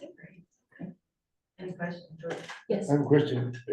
Would that tax credit portal interface with conservation easement? I can find out. Because that's a part of a tax credit often. But, those 2 things you could get information about, how they might all work, like for my accountant, basically, to be able to access that information. I can find out for you. Great. Yeah, this is Catherine. That's actually really interesting because when you sell a tax credit that you get from a conservation easement, the middleman takes a fairly large chunk, the person, so it could actually generate more money in the farmer or rancher's pocket if they didn't have to pay a middleman and there was somewhere to be a broker in the middle, you know. And I'm not sure that's a role that the government wants to take, but it would be helpful to agriculture. And I was gonna say, as I know that the Cattlemen's Land Trust has gotten to the point where they can purchase and sell the tax credits for you at a lesser amount than if you go to a professional. It's like the market, how much is the tax credit for, and they bid for, the rich people bid for it. And while we're on tax credits, while I'm thinking about, as you go and talk with the other, next week, one of the things, if you would start asking about, is seeing about getting these federal tax credits, a way that you can utilize them and sell them. Jim and I were informed by our accountant this year, we're sitting on $720,000 worth of federal tax credits. And the only way I could use them is win the lottery, you know, at the amount of income that we have. So if we could make it so the federal government would allow for the sale of tax credits. Otherwise, I'm gonna have to buy lottery tickets. How do they want ag a lot of time you have so many deductions? It's happening most of the time. There's all these credits, like there's tax credits for solar, there's tax credits for the conservation, and you don't qualify because you're like your taxable income. And so it's a really good point that there's like this really weird, like, you have to have like a certain amount of income to get the tax credits, but ag often, that's like part of it, is you deduct so much of your expenses. And so a lot of those federal programs, which are awesome and really great, like solar, right? That's wonderful. Like, I remember that conversation with my accountant. I was like, well, I guess I paid for it out of my pocket then, because I'm never gonna get back that. And so that's through the agricultural ASAP program, Ag Conservation Easement Program, federal. Yeah. But I think there's a ton of them, but a lot of the time, like farmers just don't. Thanks, Madison. Thank you all. I'm gonna let Kate's got a couple more things she wanted to share with us. Just one more thing, and it relates to what Madison is working on, which is maybe the yet more exciting thing is our 150-250 effort, which I forgot to brief you all on in my update. But Madison has been a huge help in our work toward our history book project that we're looking to release in 2026 as part of the 150th anniversary of Colorado statehood and 250th anniversary of the United States of America. So there's gonna be a lot going on in 2026 across all agencies. Madison, so we're kind of doing two things. We have a massive archiving project going on where we've asked all of our teams, all of our divisions to dig through what's in your storage units, what's in, you know, file boxes and closets. And we are finding amazing things. We found a file box filled with 1930s annual reports for the department. And what Madison's been doing is basically collating all of that, receiving all of that material, sending it to another state agency that digitizes it for us. And then we're gonna have it is all organized and digitized and then it's searchable. So we are now building a searchable database of what was going on in the markets division in 1938. And you'll be able to put that in and pull it up. The same is true with, we've got an amazing, we just came across the State Fair archives in the basement of one of our facilities down there. So we're starting to go through that. Insectary, fruit and veg, and we've got really neat, both paper and 3D archives. So that's been a huge help and really neat also from a space usage perspective, because we just had a lot of room that was storage and now that can be for people. And now we're also, you know, the digitization is huge and that's going to help History Colorado with writing this book. So where we're at on the book project, History Colorado has begun kind of doing research for us. We're going to be identifying, this is actually where we could use your help. We're going to be identifying probably about 10 folks for oral histories. That will be part of what History Colorado will be doing this fall and winter. And they've done other oral histories, so we'll probably have access to more, but really this is a really tough, this is probably the hardest part of the project, honestly, is how do you choose 10 voices out of all of the incredible people, many of whom are at this table right now. So that's a place we could use your help, is what kind of stories should we be elevating through the oral history. And then we're also working through with Madison, and then Tiffany Brickner, who's our Deputy Division Director in Labs. She's actually our 150, 250 lead for all of our work. And we're working through, how do we want this book to be laid out? So right now, we're kind of looking at the agricultural life cycle, if you will. So taking, seeds as one chapter, and kind of looking through the history of Colorado agriculture through the perspective of seeds or genetics, or how do we plant and then what comes with that. But it's very early and it's very iterative, so we would welcome input on what this book should look like when it's all done, and how it would best read when it's sitting on your coffee table. So just know that's underway. We welcome your input. We have a steering committee at CDA with CDA staff, but we'll be doing more kind of public-facing outreach as well as this goes on. And then we'll be doing a lot of events, Colorado Crowd, State Fair, traveling the state in 2026. So as we build that, we did submit our plan to the governor's office per the executive order by the July 1 deadline, but we'll be building out much more detail over the coming year and a half, 2 years. So please just reach out to myself, Madison, or Tiffany if you want to be a part of it. But we'll make you be a part of it no matter what. It's great. Melissa, good morning. We're going to do performance plan presentation. Can you all hear me okay? Yes, you're great. Excellent. First, I want to say it's so nice to see all of you and hear your voices. I have missed attending Ag Commission meetings. I listen in every now and then, but it's different from being able to see you all in person every couple of months. So I have missed you. For those who don't know, my name is Melissa Guthrie. I'm a project coordinator at CDA within the Commissioner's office. I am stepping in for Hollis Glenn today to go over our performance plan. This is a really wonderful document. It's a really helpful tool, I think, for giving an overview of the department and the work that we do. It's huge. It's a big document, so I'm not going to go over every single aspect today. I'm really just going to focus on 2 different sections, but I'm going to put a link in the chat now to our performance plan on our website. This is a public document. It's accessible to everybody. And I encourage folks to share it around with anyone who may want to know more about the department and what CDA is doing. And I'm going to share my screen to just go over a couple of different slides within the plan. So again, like I was saying, this is a great document. A couple of things that it gives an overview of: it talks about the department, our mission, our values.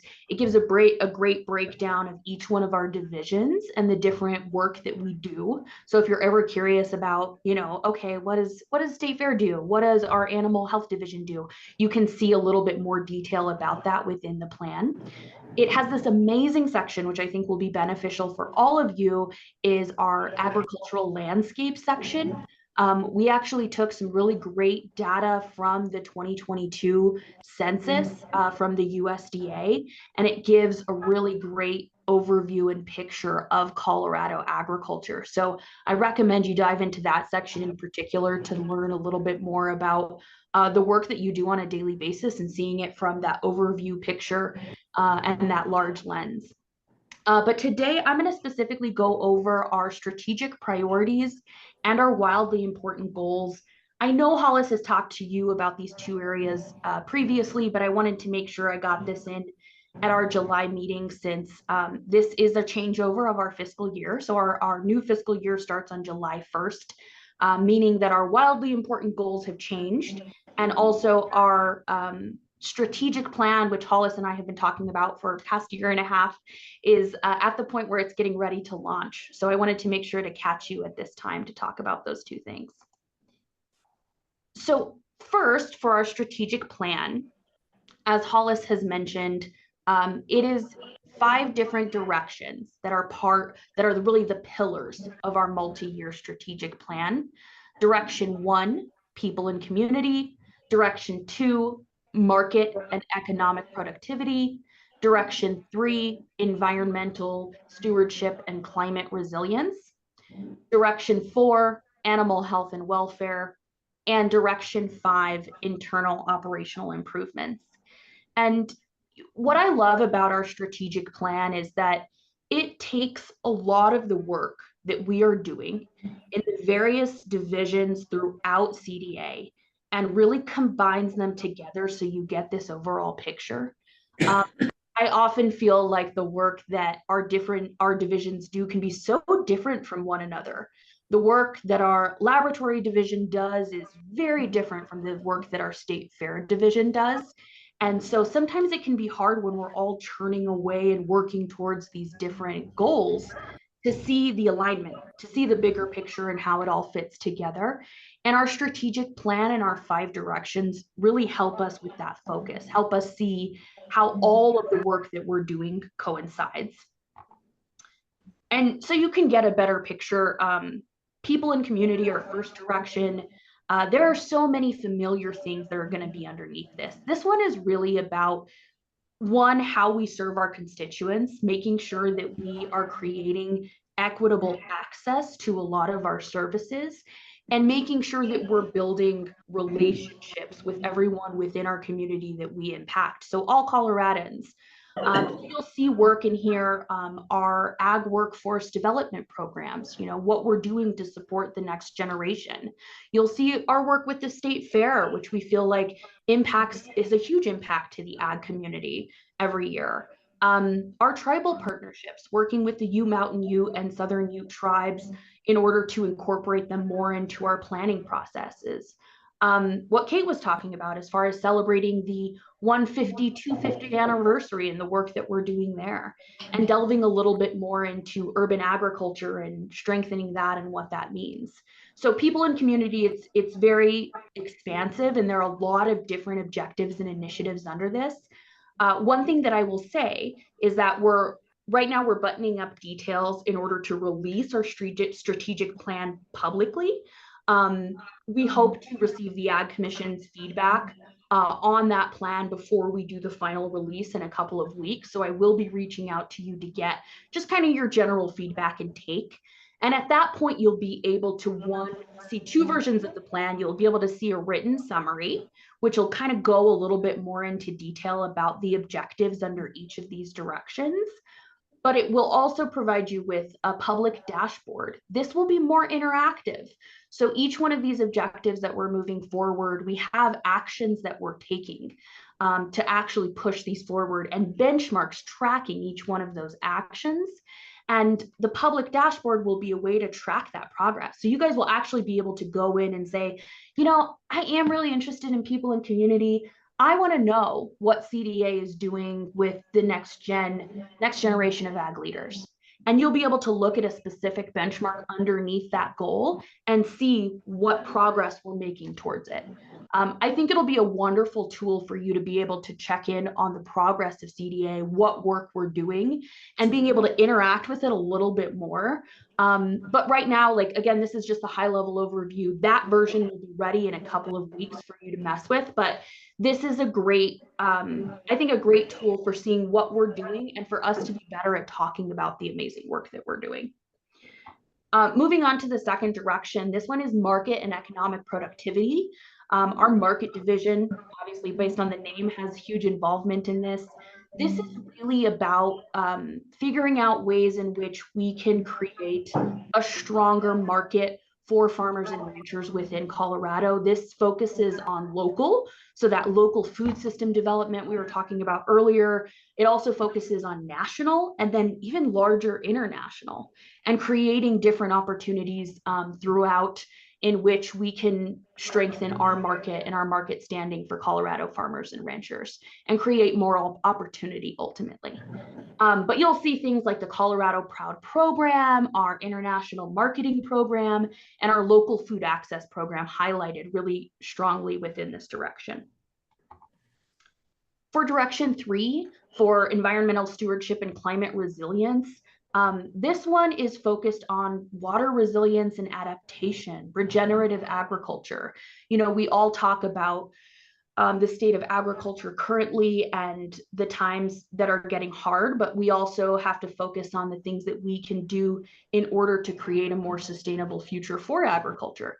So this is part of that. And even initiatives such as Robert was talking about earlier, that government planning and actually getting the government to think about agriculture and water usage when they're planning for things, that's in this direction. So it's widespread. There's a lot of different initiatives in here. We also have invasive pests and diseases, noxious weeds, pesticide protection. So it's quite large.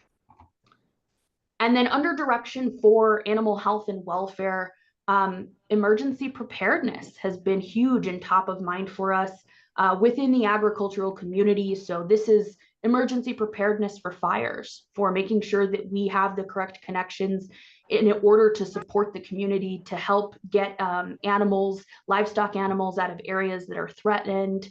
We also have foreign animal disease preparedness and response. So a lot of the work that you see our wonderful team doing with HPAI response, it's about strengthening that, making it better. Although our team is doing a fantastic job, there's always room for improvement in communication. So really focusing on strengthening that area.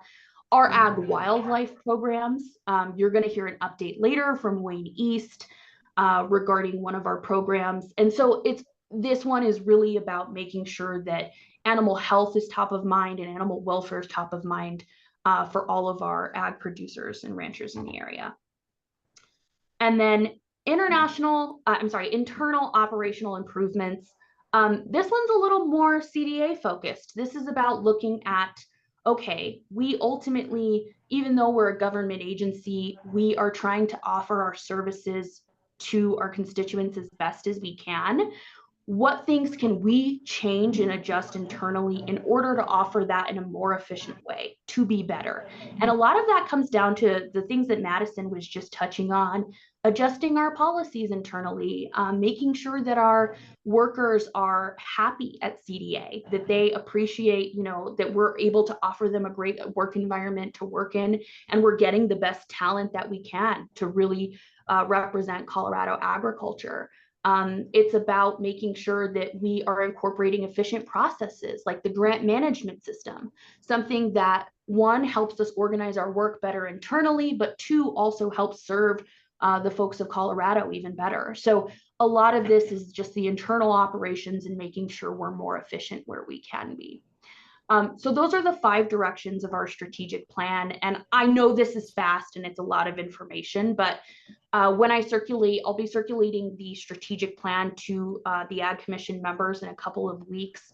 You'll see the written version, and then you'll also see the dashboard, and we'll give you a bit of time to explore that. We'll welcome any feedback that you have on how we're presenting that information to the public, and anything you feel like we could tweak or adjust to make it a little more user-friendly. I know we get hung up in acronyms all the time, and it can be a lot to digest. So we want to make sure that it's accessible to everybody. So we'd love to hear your feedback on the strategic plan. And now I'm going to transition into talking about our wildly important goals. So I know this is like a little bit confusing about strategic plan versus wildly important goals. Our strategic plan is a little more broad and widespread. It is the work that the entire department is doing. It doesn't encapsulate all of the work, but it does cover each and every division. Our wildly important goals are a subset of that. There are very specific programs that we are focusing on building and some important initiatives that we are looking at in particular. We have 4 new wildly important goals. These are going to be 3-year wildly important goals, with the exception of one, which I will get into. What I like about focusing on the next 3 years is we can look at a little bit more of a broader impact, and we can tailor what we're working on each year. So our first WIG is focused on expanding market access for agricultural businesses. The intention behind this is to support 260 businesses to help them gain or have expanded access to both the national and international markets by June 30th, 2027. So we have a lot of programs that focus on local food access and creating more and better market access locally. What we wanted to do is focus also on something nationally and internationally in particular, and the wonderful work that our international market team is doing. This is going to come about in different ways. We'll be offering technical assistance. We'll be supporting businesses to go to trade missions, to meet with other national and international companies they may not previously have had the ability to attend. So maybe they couldn't, afford to go to that kind of trade mission. They may not be able to have the same amount of connections with businesses. And we kind of pair them up. So, if someone is, a farmer or rancher who sells wheat, we might match them up with a brewery. So we kind of make those pairings between different businesses so they can make those connections and those business dealings for themselves and open up and expand those market opportunities. We also focus on this one, a lot of our larger work as far as engaging with governmental entities and countries and starting to talk about early trade negotiations or deals or ways in which we can help Colorado producers actually do international trade with that country, what that looks like, reducing some of the barriers around that. Our second wildly important goal, this one will sound familiar to those who have been around a while, but we always really like to focus on developing the next generation. So this one in particular is focused on ag leaders and creating professional development opportunities through internships, apprenticeships, scholarships, and direct leadership training. We hope to support 670 Colorado ag leaders by June 30th, 2027. And this will be work that, sounds familiar, our agricultural workforce development program and the internships that it provides, our Next Gen Ag Leadership program, and the different opportunities, training, mentorship opportunities that it provides, as well as a lot of the grant assistance for both of those. We're also looking, which is interesting, at our Ag Worker Services program, which is focused on helping ag workers and employers receive knowledge and information about their different rights and opportunities. One of the things that we do is we educate ag workers on career advancement opportunities. And so we're looking at creating kind of a pilot program around that and how we can encourage professional development within our current existing ag worker community. So it's really interesting, and we're going to shape that out and kind of design that over the next year. So we'll have more to share as we build that out. Our third wildly important goal is around advancing the Colorado Water Plan. So, as Robert was mentioning earlier, a lot of the work that he is doing exists in this realm, meeting with local government entities and helping to incorporate strong ag practices into local government planning. That lives within this wildly important goal. Working on our soil health program, which is a voluntary program, but still amazing, really trying to help producers learn how to take care of their soil health and their land better so that they can have it for generations to come. By doing soil health practice demonstrations, education sessions where they're doing some hands-on teaching about what that actually looks like and incorporating those practices. And then our fourth wildly important goal is around reducing predator conflicts for producers. As I mentioned, Wayne's going to be talking to you a little bit later about this, but wolves have been top of mind for so many in Colorado. We really wanted to make sure that we structured a wildly important goal around this in particular. While this wildly important goal isn't just specific to wolves, it also incorporates other predator attacks. Coyotes are still an issue. Wolves were definitely top of mind as we were creating this. This one is a 1-year goal. I know all of our other wildly important goals will be 3 years. This one's just 1 year. And the reason for that is because we are working hard to set up this program to make sure that we can provide technical assistance to farmers and ranchers. And we wanted to make sure that we were realistic about that. We think in the first year, a huge effort is going to trying to be determined what this program looks like. what that technical assistance looks like. How will we actually get flaggery and other assistance out to folks in the field? What will our range writing program look like? What will carcass removal look like? Laying that out and making sure that we are supporting our ranchers along the way as they're dealing with these issues and getting those resources out into the field. And so that's the number one priority, is giving them immediate assistance and making sure that they're aware that it's out there. Going to conferences, going to CCA, CLA, and talking about these programs to make sure that the community is aware that this is a viable resource they can use. And then in future years, we may bring this wildly important goal back and focus on specifics of the program, but we wanted to make sure for the first year, we're just working on setting up the program and making sure those services are available. So those are all of our wildly important goals and our larger strategic plan and our 5 directions. Do you have, and I know that was a lot of information, but do you have any questions for me about our strategic plan or our wildly important goals? Melissa, again, thank you. So that we can process this at our own time, if you, once again, I think you mentioned this, if you could email these to commission members and the regional assistant commissioner members, both the strategic plan and the leads, that would be wonderful. So we can ponder over it in our own leisure time. Leisure time, that's the word, right? Absolutely, Colleen. And that's, I provided a link in the chat, but Ari has that available and she'll be sure to send it out to all of the Ag Commission members in her after email. I recommend you take your time to go through it. It's a great document. It's a great resource for anybody who's interested in it. And share it wide and far with anybody in the ag community. I think it's really great in case people are curious. And just so you know, we do update it every year. So this is the current one. It'll last until June 30th of next year. And if you guys have any questions after you've had time to peruse it and look through, don't hesitate to reach out to me. Please contact me at any time and we can chat through any feedback you have. Thank you. Thank you for your time. I appreciate it. Any questions, but don't leave yet. Okay. I've got a comment. This is David. I think on the developing ag leaders too, it's great that you're doing this and you've asked us to reach out to people, but I also would suggest that maybe you, and maybe you are, but reach out to all these educational facilities, including the colleges, the high schools, et cetera, FFA, 4-H, CSU Extension, let them know as well.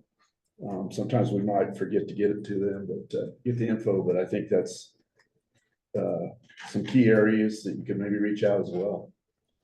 Boy Scouts, Girl Scouts, et cetera, just throwing those things out there. So thank you. Great idea. Thanks, David. That's a great flag. I'll be sure to Joanne Hernandez. She's the person who leads 2 of the key programs underneath that. I'll make sure to connect with her and talk to her about the outreach that she's doing for those different grant programs as they open up to make sure that we're reaching that widespread audience and getting that communication out there. But thank you for that reminder. That's great.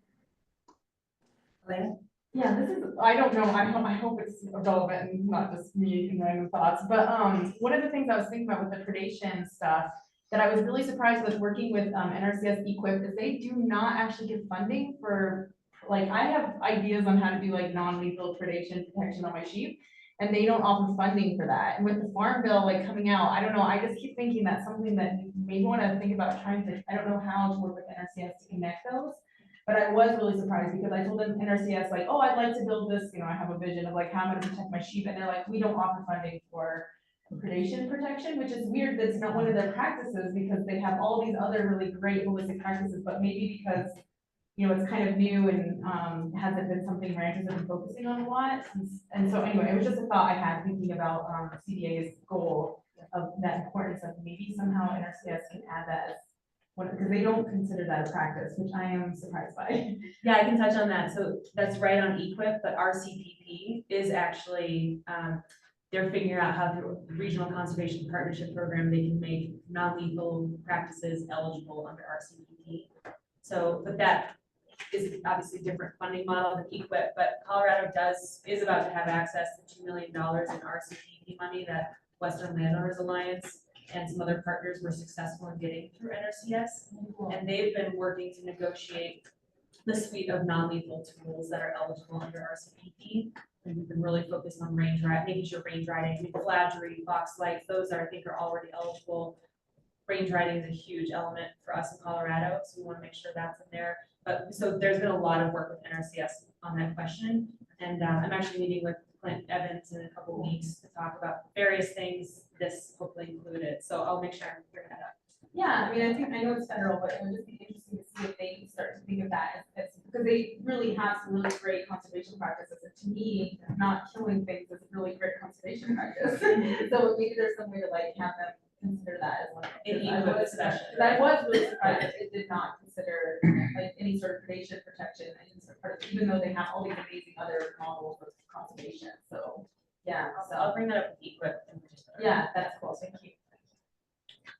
That's a good point. Also, another, in my eyes, another invasive species right now is the grasshoppers. NRCS currently has no programs there. Kate and I have been discussing that as well, but yeah, there's things going on out there that they've either, there used to be some programs. I'm not necessarily sure if it was NRCS, but even our local conservation pest districts, et cetera. Some of those monies have gone away. I'm not sure where they all came from, or currently there's just such a minute amount that it basically doesn't cover your phone call or your time with some of these agencies. But yes, that's a good point. Getting in the federal levels again. And again, I'm not trying to be off topic, and I'm sorry, but you brought up the grasshopper. Well, no, we're at the CDA priority, so. Okay, all right, okay. Let me thank Alyssa first. Alyssa, thank you. We're on the CDA priorities, and I think we're there. So go ahead. Yeah. Well, anyway, and again, I know sometimes I can be a bit off topic, but speaking of the grasshoppers, this is something when I had a grasshopper outbreak and I used this Norobate, which is a biological control.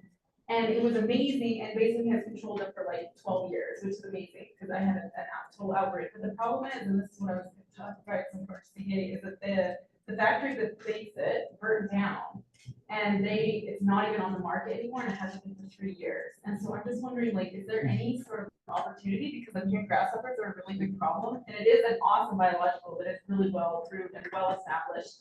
And I'm just wondering, like, I don't know, I know because it was only one company in the United States made this product, and I think it would be such a great resource now, but there's just this huge bottleneck because basically it was one company. Because pesticides are tough with grasshoppers because they really are pretty, like, they're not really, it's just, there's not a lot of control at work. So anyway, I was just curious, it's a totally random thought, but just everyone brought up grasshoppers and I thought. That's a great segue, since Wondra has offered to give us an update on grasshoppers. Oh, cool. So I'm going to yield our time to you. Thank you, Colin. Yeah, it is particularly both grasshopper and Just for the camera. okay. They are persistent in the western US, and then of course the impact is different from Colorado in the northern states, Utah, Wyoming, Montana particularly, and then those are very good statewide program, and the state also has its own program to work on reduce the effectiveness. In Colorado, I think it's long ago, we used to have a statewide program, I think but more than 20, 30 years ago, basically it was this scale down, and CDA do not have any program either. If you could just speak louder. Louder? Yes, Okay. the interpreters have a hard time here. Okay. Yes. Sorry.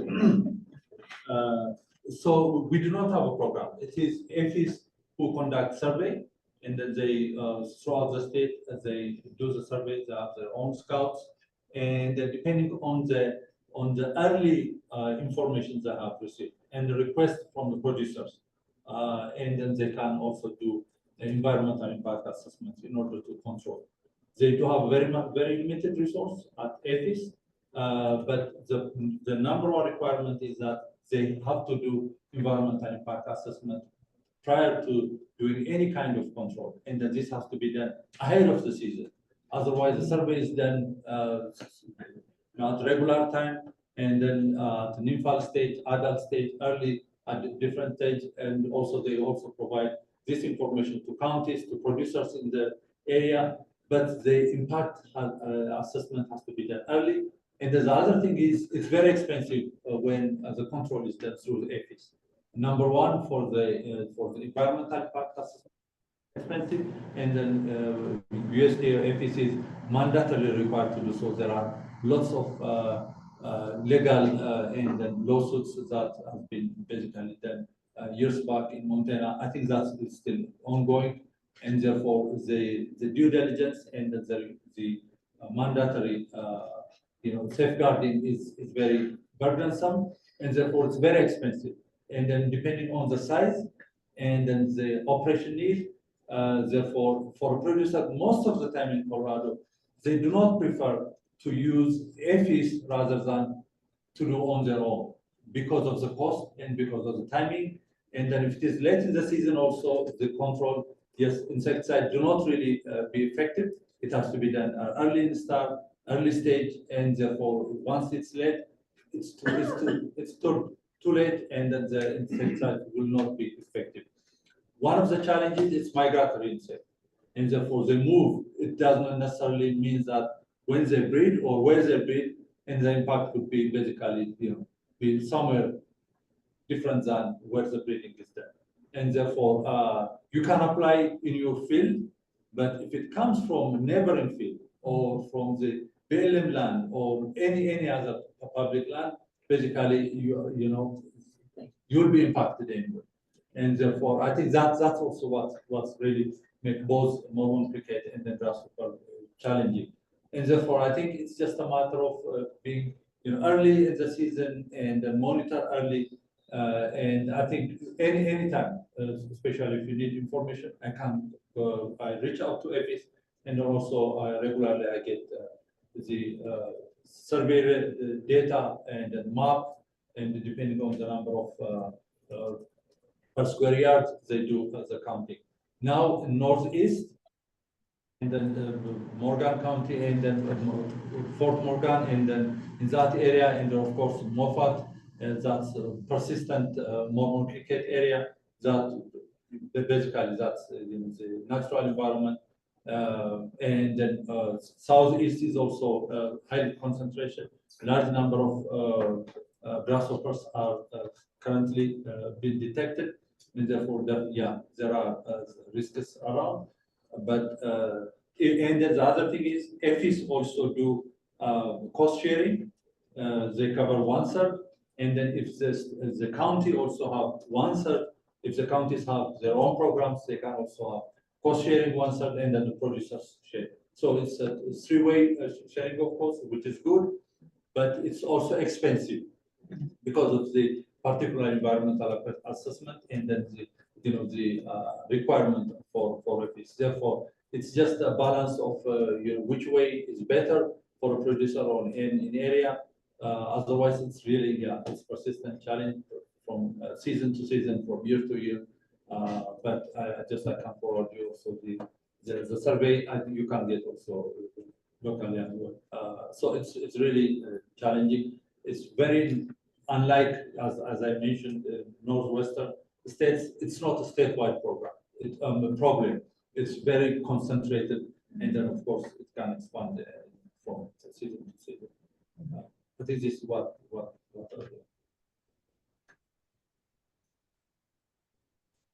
and you could, yeah, of course.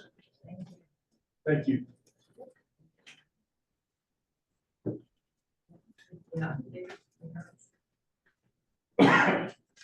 I feel dumb when I say that down in the southeast we don't really have them, and then all the experts say it's terrible down in the southeast, but it's more south than us, I believe. And I think we're on the border of it. When I say that, don't think I'm trying to mislead people. It's a little further south on top. Yeah, and our county has a program that will have set aside, and they will pay you for the chemical. We kind of leave that on our own. We keep Dimlin. Used to be all you had was Carbarrel, And we keep Denver because we also have honeybees. And so we have to get something that doesn't impact our honeybees.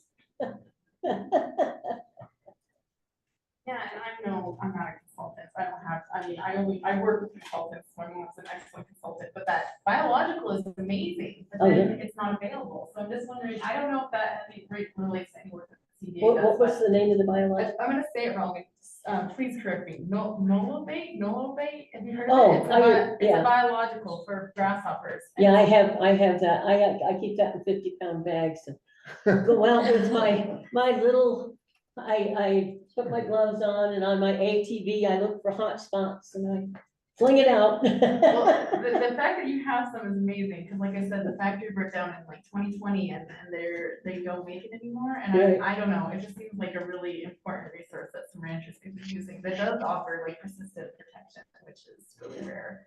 But I think We're not able to, we're not able to access Nolobate anymore.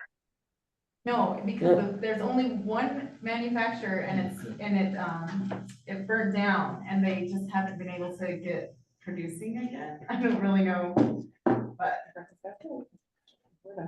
Yeah. Do you know where that facility was? I don't know. Okay, I can that's find fine, we out, can I look don't it know. up. It was in Dolores or Cortez or something like that. Yeah, okay. Yeah, and it's been down for years now, huh, Harrison? You would know because you would buy it every year. Yeah, I don't think we've been able to access it for at least 3 years, just off the top of my head. But yeah, I have no idea why it's not back up and running. It's something people are tearing their hair out about up here too. Well, I think we can definitely do some digging on that front and we'll work with Wander and his team to find out what we can. Because that's NOP certified application, right? It is. Yeah, okay. Wondering, what do we understand about the basic reason for these grasshopper outbreaks? Is it bare ground? What is the environmental conditions under which these things thrive? And is there a way to look at this more holistically rather than, I mean, I understand we need to kill outbreaks, but is there a way to look at this beyond, to look at the cause or? Number one is rain, moisture, Right. because it's the need ideal condition for breeding, in millions or in large number, and therefore this vegetation season and temperature basically are those factors. And then in those areas also the breeding is happen outside of the farmers or ranchers property or somewhere that there is less intervention or no one could really check it, whether they are and then Mormon crickets also the breeding is happen very dispersed, and then based on the pheromone or in their nature they aggregate also, so that when they migrate basically they do aggregate. Otherwise they not regularly breed in a relatively dispersed manner. But when they come together, basically they create a swarm.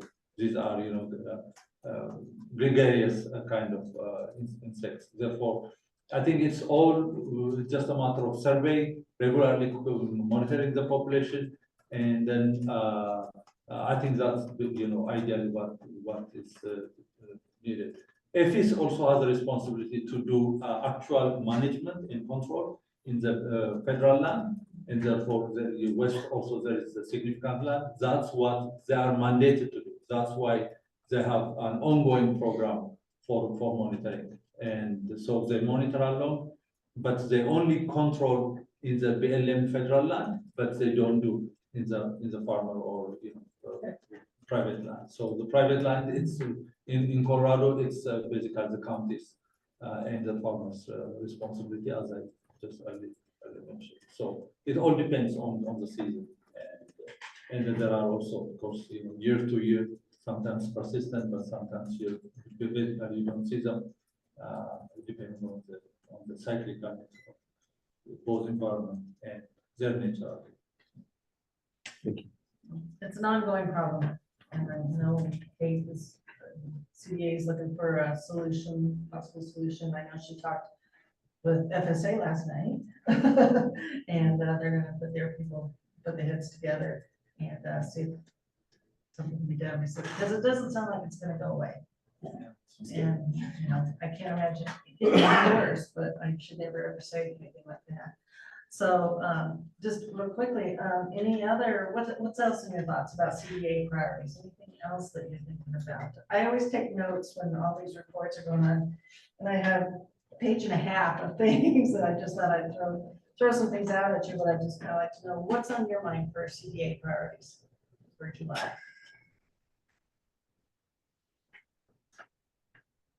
Or Harrison, or Catherine, or Roberto. I'll just share with you some key pieces that I might stir your thoughts. Obviously, the poultry issue, the dairy issue. I like Robert's one water phrase. I think that's something that we can really kind of focus on. I think he's got a good direction on that kind of thing. The behavioral health, we had people bring that up last night. So I think that's a good piece. Obviously, the grasshoppers and the wolves. I did not know about Norman crickets. He showed me a picture of it. That sounds like another insect that's gonna be a fun thing. All you have to do is you have to buy and get some flashing about this high, about 12 inches, and you outline your whole property because they don't fly and they can't get in. Got it. They're not hot, they can only crawl. They crawl, but they can't crawl, they don't hop, so they can't, they start climbing up the things and keep flopping back over. On the line. Unless they get a good grip. Yeah, wait till they develop suction cups. I say this quietly because by the time I say things, it already happens, but I know miller moths are not as bad this year. So maybe it's the grasshoppers that take care of the miller moths. That's right. You know, I use that phrase. Farm bill, I think will always be a conversation,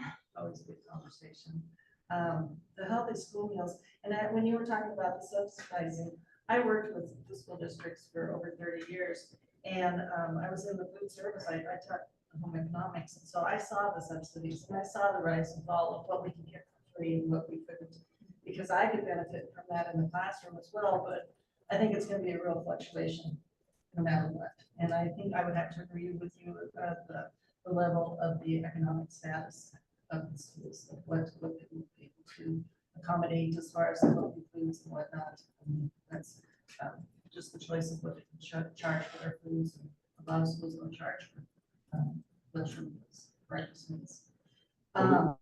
Yeah, absolutely. Behavioral health.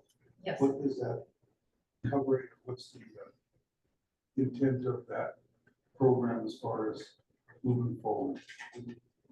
Yeah, so behavioral health, we touched on this last night a little bit for a number of things. For the last 8 or 9 years, Department of Ag, we've run our Rural Mental Health Initiative.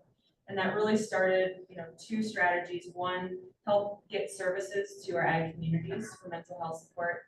2, destigmatize asking for help, make it normal to take care of our mental health. Just like we take care of a neighbor, family member, take care of the farm, or animals.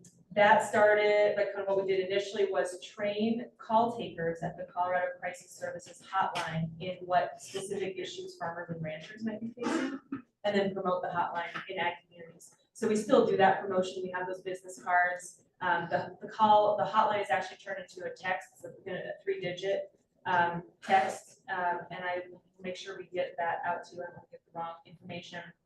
So that's where we started. All of this has been grant funded, primarily federal. We started with a COBATE grant, but our team hustles to get resources to do this. So the next phase, which we still have work on the ground, was granting out to regional organizations that are mental health care providers. We're not. We're trying to connect the dots, but we don't ever provide behavioral health care. So we granted out to organizations that do, to work directly with producers. So one example is La Plata Family Services in Durango area. There's a grantee of ours, and they've been providing behavioral health care to ag worker and agricultural producer communities in the Southwest. We worked with Farm Bureau and Farmers Union And they've helped launch Camp for Health, which actually provides 6 free therapy sessions for farmers and ranchers. I keep wanting to say Coffee Break Project, but it's tied in with San Luis Valley organization. They're working in the Valley and Southeast Colorado. So we kind of have this regional model working with institutions that are professionals in behavioral health care and have relationships in the community. Now this next phase of what we're building on, we actually asked the legislature for a budget item to advance our work in behavioral health care, and we were successful in that. So we're gonna have a person who's gonna be focused on agricultural specific behavioral health care in the ag community. They will live within the Behavioral Health Authority. So that's a new state agency that is a cabinet level agency, so peer with us. And they're basically taking in all of the behavioral health care work across agencies and centralizing it. So that person's gonna live in that agency. And then we're, as was mentioned earlier, we're gonna have an advisory council within CDA that will advise that person and others in how to advance our rural mental health care initiative. So that's kind of where we've been, where we're going.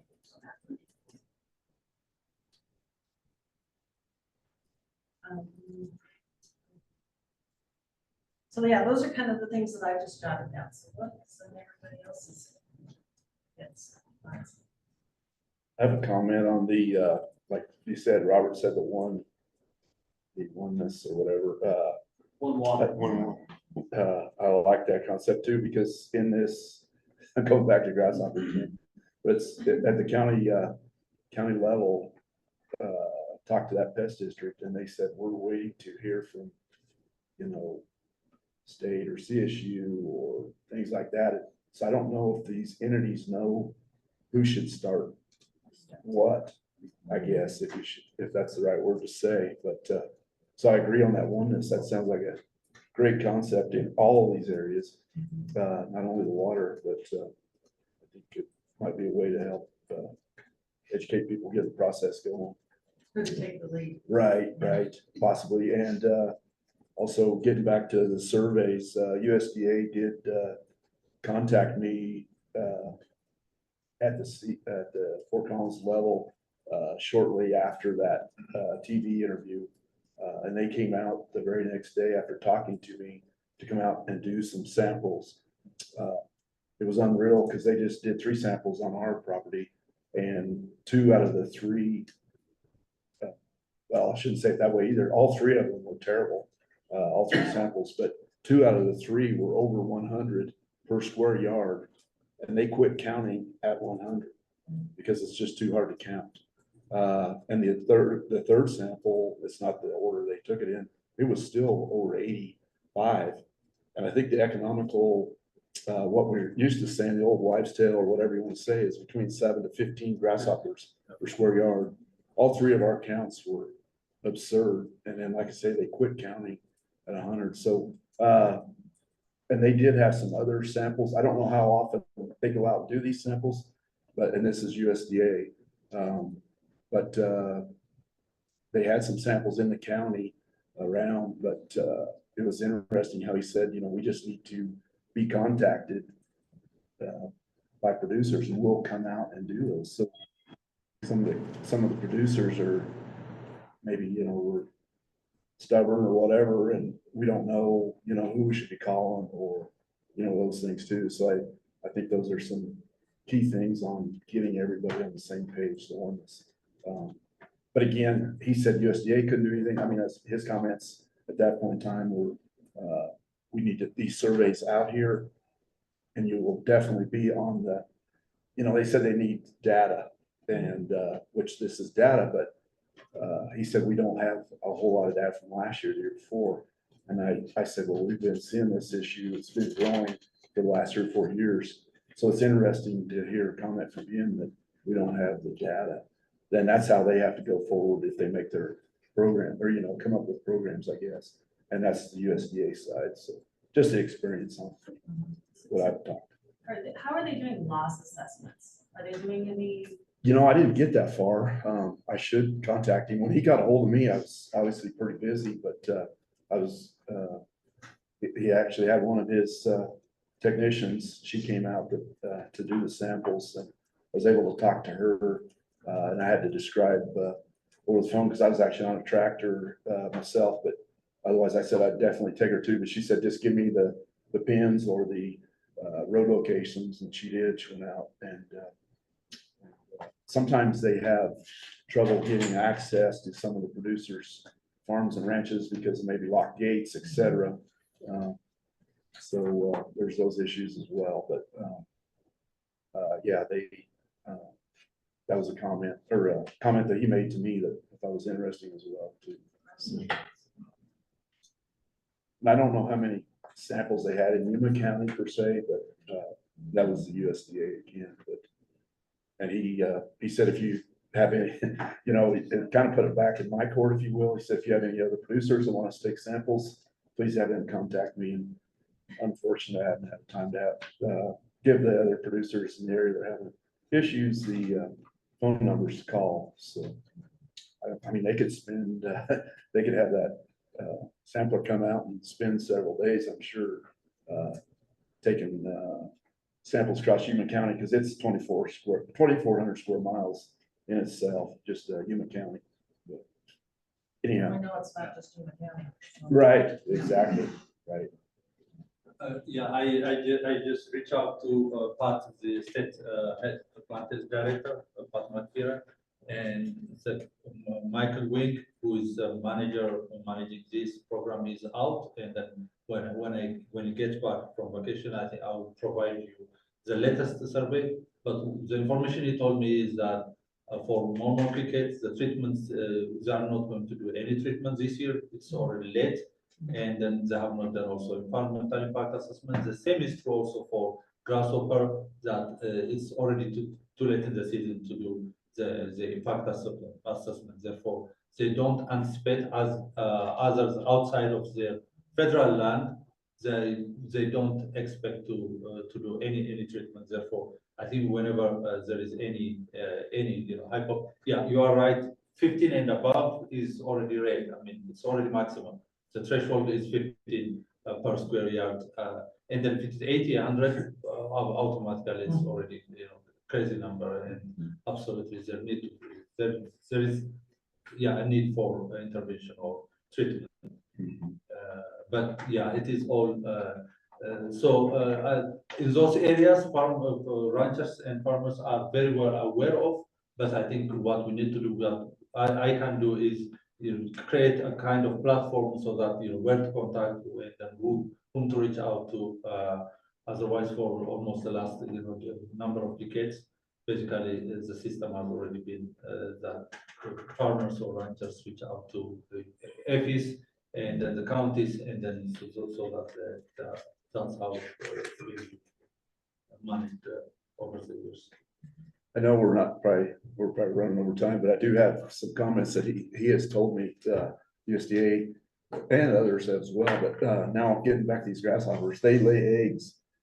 We have 3 species out here in Yuma County per se, what we're told, and they can lay eggs about every 14 days.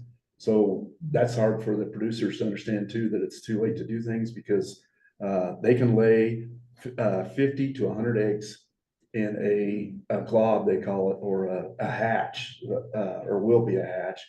And then I'm also understanding that those eggs can become, the females out of the egg hatch can become fertile in 14 days themselves, start laying eggs again. So it's an every 2-week cycle. So if you have 100 in 2 weeks, you could have 50 to 100 times that many, you know, I mean, unless they're controlled, obviously. And we are going in there. I mean, some of us are going in there and trying to control on our own lands, which we're, as you say, it's too late. It's not too late. It is too late, and it's not too late, because you're going to kill the adults. The control we're using will not kill the eggs per se that are laying there. So what you are controlling, and we're actually in some places getting effective control of the adults in the 80–90% range, but it's only controlling those and not the eggs. So you just keep having this continual hatch out. But anyway, and then it's the other problem is some of the neighbors don't do it. And as you said, the grasshoppers are so mobile, they just come back, especially if you get a few winds and things. And they can, I think they also, as I say, get mature, they can get their wings in 2 weeks as well. So then they can fly on their own as well. So anyway, just some comments on that. It does sound like grasshoppers is a hot topic for the Ag Commission, so maybe I can work with Kate and Wanderad and others and see if we can schedule this for an upcoming Ag Commission meeting or another venue to provide more information. That's great. Yeah, thanks for all the information. I think we will move forward. Yeah. Bethany. Oh boy, I'm kidding. You want a break. Follow grasshoppers. Oh, okay, well, I'll do my best. I'll just say that, they're disgusting, so. it's not hard. So yeah, so again, thank you guys for being down here in the San Luis Valley. It's so great to have people in our own neck of the woods, and that's, I think these, public forums have been just so well received. It's really lovely to have people in your own space, and so the ones we've had so far, I think, have really illustrated that. I will say it's a little strange being back in this room because I've done a lot of educational workshops in here with high schoolers and did my first grant pitch, and it's so great to have you Wade here. And so I think those are the feelings that people feel when we come into your area. Is it's kind of fun to have people visit you in your own home and get to share that. And I'm sure Jeff felt that getting to peek through his processing facility now is really great. So we want to keep doing these. So the next one is in Hotchkiss. So Harrison and Catherine, I'll be reaching out to you guys. I know this is super busy season, so maybe we'll do it just over email or something, but we'll get those balls rolling. It's also a really great connection point with regional staff. So when we're coming into and enjoying being part of the community, that community is CDA field staff as well. And it was really great to have a few of them there last night and chat with them and get to see like Brian and some of his inspectors out doing their jobs. So that's a big deal. I want to encourage you, if you can continue coming to these, or at least make one. It makes people who live in these areas feel seen and feel engaged with and connected. So not just our community members, but also our CDA staff. So that's a big deal. I do also want to mention, again, we were talking about behavioral health, the legacy film events that are coming up. So we do have one here in the San Luis Valley on July 18th. And then with those legacy film events, which is very heavily focused on, the mental health issues and like concerns that people have, we will have a panel, for lack of a better term, panel, but a group of professional healthcare people who can talk through. So it's not just, the idea of the event is not to talk at people, show them the film, and then just be like, all right, get out the door. But to actually spend some time with them about what does this bring up for you? What are your experiences? And have professionals on hand who are able to lead those discussions so that it's really community oriented. So we're working very much with CSU and some other partners around the state, and we're hosting these events. So as you're going back to your homes, and if you have one in your area, please encourage your neighbors and family members and whoever to attend. It does bear time. Behavioral health is a big issue. So this is just a little bite of the apple, but it's a start.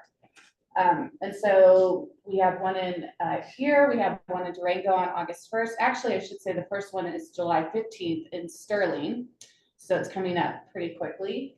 And then here in the San Luis Valley in Monte Vista, Durango on August 1st, and then Kiowa on August 8th. And then potentially we may be going and doing this again, just a little bit smaller scale, but still showing in different areas around the state. So if you're interested in hosting it or want to kind of do something in your area, let me know. Sonia Hawkes, who works with me, has been organizing and doing the lion's share of this. And so I can connect you guys. I do want to also say that the crisis hotline number is the acronym TALK, so TALK. So it's four numbers. All right, the other thing with outreach that we're working on, so Kate mentioned the 150-250 project. which kind of brought up that I am kind of the de facto tribal liaison at this point because we don't really have somebody in place, but we're still working on that. And so we do want to have the tribe's involvement with that project. And so I'm working with some of the other liaisons. CNR has one in particular that are also interested in having their 150, 250 projects involve the tribe. So, so those are conversations that we're trying to have because they are obviously a huge part of Colorado history and want them to be part of that. And then just a quick update on what we've got going on around the state right now. I know you guys are going to all kinds of meetings. Our CDA staff are going all kinds of places, but we are hosting at the end of this month a tour with the St. Vrain Left Hand Water Conservancy District. So they're based out of Longmont and they have several water projects that are in that area.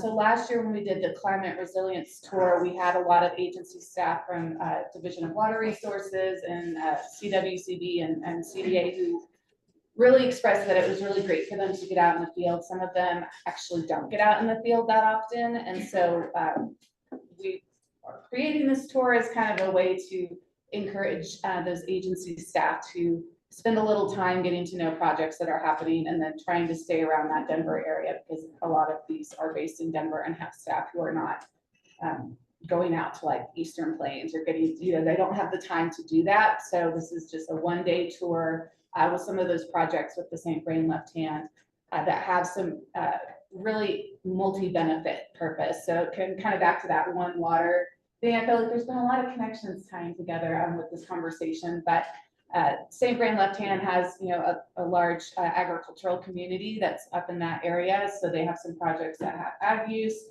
municipal use because they are close to cities. They also have one that's working on fire mitigation kind of benefits. So that emergency management side. So I'll send you guys the information to that if you're interested in hopping on with us. That will be July 30th, starting in Longmont and then kind of going around and then coming back. And then I do want to just say, finally, we do have a lot of information that was coming up with the strategic plan, with our WIGs, and I know it can seem overwhelming, and yes, you do need some time to sit with it. I don't know if you want to use your leisure time for that, but maybe just some concentrated time. But as you're having questions, a lot of these goals that we have are very outreach and engagement oriented. That's been a really big push that's come from, the staff level. It hasn't come from me or the commissioner's office. It's been their staff recognizing that they want to spend more time getting to know their communities and what can they do to get those programs out.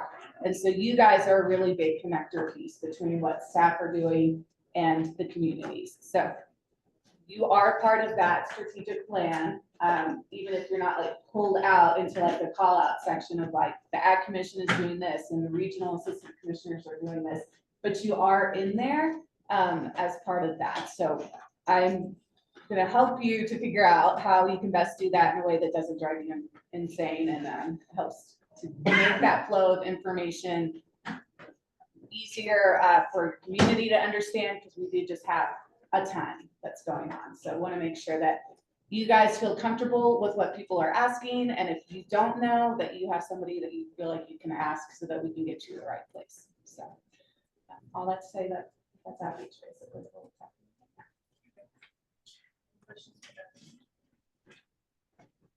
My apologies, but I do think we need to take a 10-minute break, and then we'll come back with Madison with briefings, rulemaking, and boards and commissions. So let's reconvene at 11:40. And my apologies online for us speaking that. One of the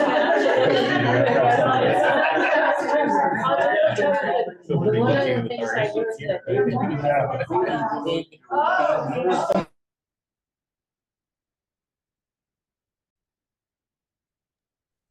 All right, thank you all for that break. I am going to, just for note and me in the minutes, Commission Member Elena Miller did join us. Yes. About 9:20. So I want to make sure, no, it's not that you're late, it's just I want to make sure that you were acknowledged. So I'm going to turn it over to Madison, and let her do the briefings, and we're just gonna keep rolling and let her do the rulemaking and then the boards and commissions. So Madison, it's all yours. All right, thank you. I know that I stand between you and lunch. Without further ado, our first group that is going to be speaking to us is on upcoming rulemaking. And so with us today, we have Dan Zangari and Julie, and they will be talking to us about the rules pertaining to the confinement of egg-laying hens, which I lovingly call the egg rule and not the egg roll, which I've often said. So the hearing is not yet scheduled. The hearing will be scheduled after we file the notice on the 15th of July. So we will be able to provide that date to you shortly. And then we will be inviting Dan and Julie back to the September 11th meeting for them to present the rule for the Ag Commission consideration. Okay, so Dan and Julie, you're up. Thank you so much, Madison. Hello and good almost afternoon. My name is Dan Zangari. I am Section Chief within the Inspection and Consumer Services Division. And I am joined by Julie Mizak, who is our Egg Program Manager, also within the Inspection and Consumer Services Division. The Egg Program is seeking a change to the state cage-free egg rule to 1, define the terms combination food and cage-free egg, which were not previously defined. 2, clarify that eggs in compliance with the Act can be labeled with the statement COCOM, even if they are not distributed in Colorado. 3, recognize alternative labeling by changing Part 7.4. And 4, clarify accreditation of certifying agents, renewal of accreditation, inspection of accredited agents, and renewal of certificate of compliance. The change would affect the registration period of January 1, 2025 to December 31, 2025. Distributors who sell or distribute shell eggs or egg products in Colorado are required to register annually with the program. This change, if approved, will clarify the requirements to be in compliance with the rule and provide additional options that may be used to be more universal as additional states adopt cage-free laws. Thank you. Do we have any questions for Dan or Julie about the changes to the rule? And if anyone's wondering, can I see the changes to the rule? This was provided in Ari's email in the digital packet that everyone should have received with the red line.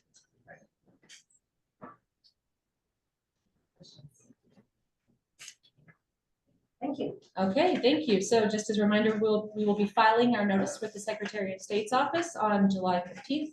And then we are then able to schedule our hearing date. All this information is posted publicly on our website, so we can engage the public throughout the process.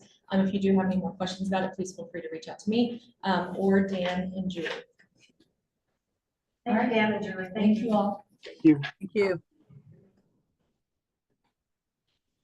Okay, Let's move on to rulemaking. now we're moving on to rulemaking actions in consideration for the commission approval. Joining us today is Dwayne. And so Dwayne will be speaking on the rules pertaining to the administration and enforcement of the Produce Safety Act. And so Dwayne joined us at the May 15th meeting where he gave his overview. We did hold our public hearing on the 17th. We had no attendees and we had no public comment that was made. So there were no changes that happened after the fact that this was first presented to you. And so Dwayne, I would like to hand it over to you for the presentation of the rule and then any recommendations from the board.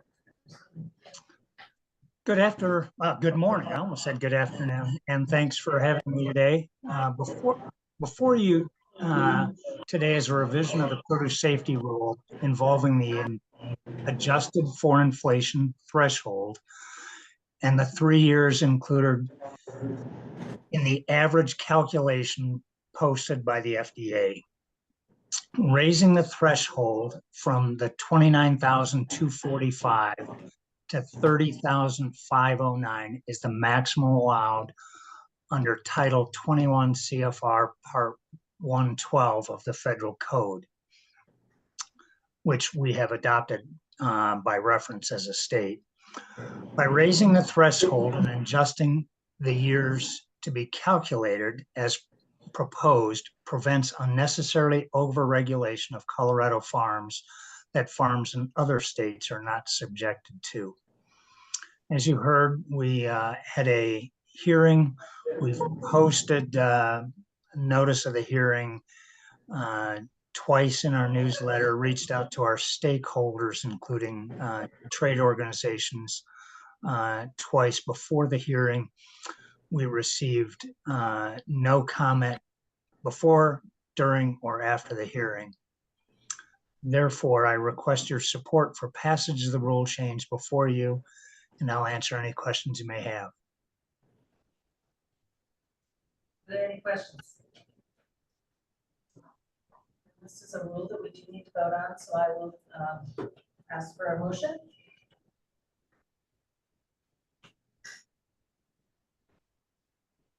Madam Chair, finding that these rules are necessary and proper to carry out the Produce Safety Act, I move that the commission approve the amendments to 8 CCR 1202-17. Thank you, David. Is there a second? This is Catherine. I'll second it. Thank you. It's been moved and seconded to approve this rule. Is there any discussion? Hearing none, we'll proceed to vote. All those in favor, please say aye. Aye. Aye. Opposed, same sign. Motion carries. Thank you, Dwayne. Thank you. Okay, thank you, everyone.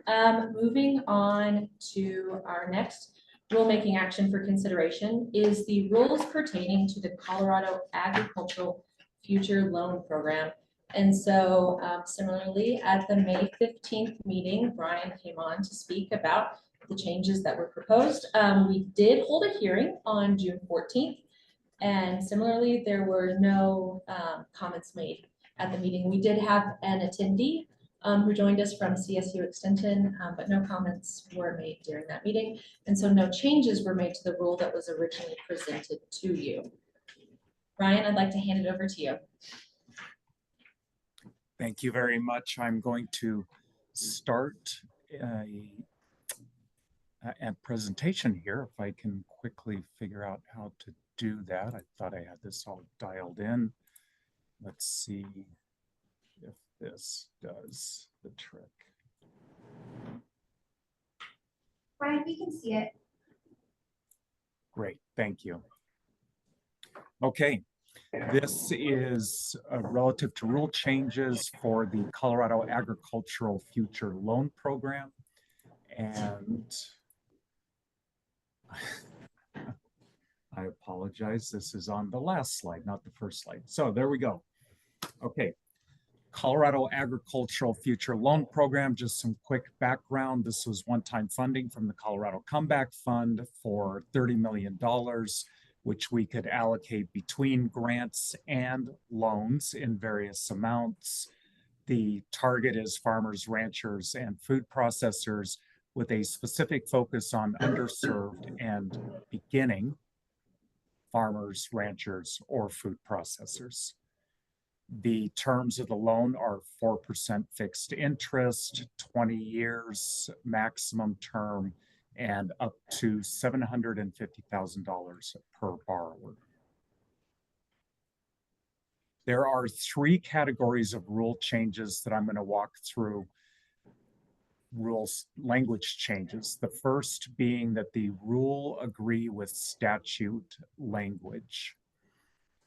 We amended the statute in order to accommodate the fact that beginning farmers and ranchers and food processors did not meet certain criteria, such as having a farm, in fact, if they were taking a loan to buy a farm.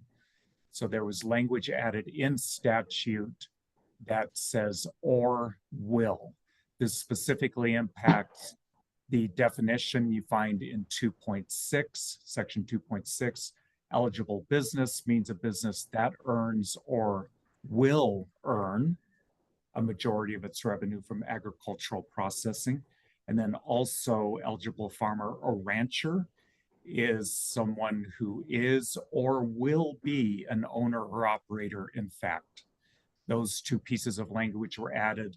In addition, we had statute amended to be able to include ag tech companies that were specifically serving local farmers and ranchers. Small drone devices to help on specialized crop production would be an example of that. That language was added as well in definition 2.6. It was added to say that it includes agricultural processing or from developing or manufacturing technology designed to benefit Colorado farmers or ranchers. That is the first category of changes. The next category of change is cleaning up language.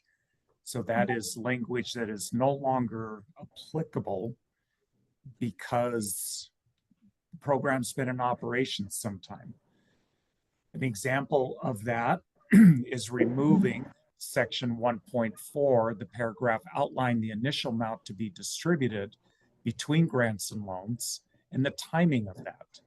The paragraph was repealed in the amended statute as the deadlines have expired and are no longer applicable, and it is a revolving loan program. So that section was removed.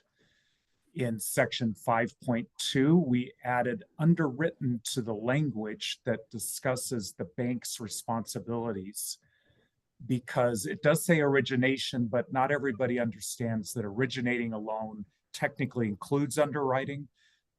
We felt it important that applicants understood that the underwriting happens on the bank end and not the CDA end.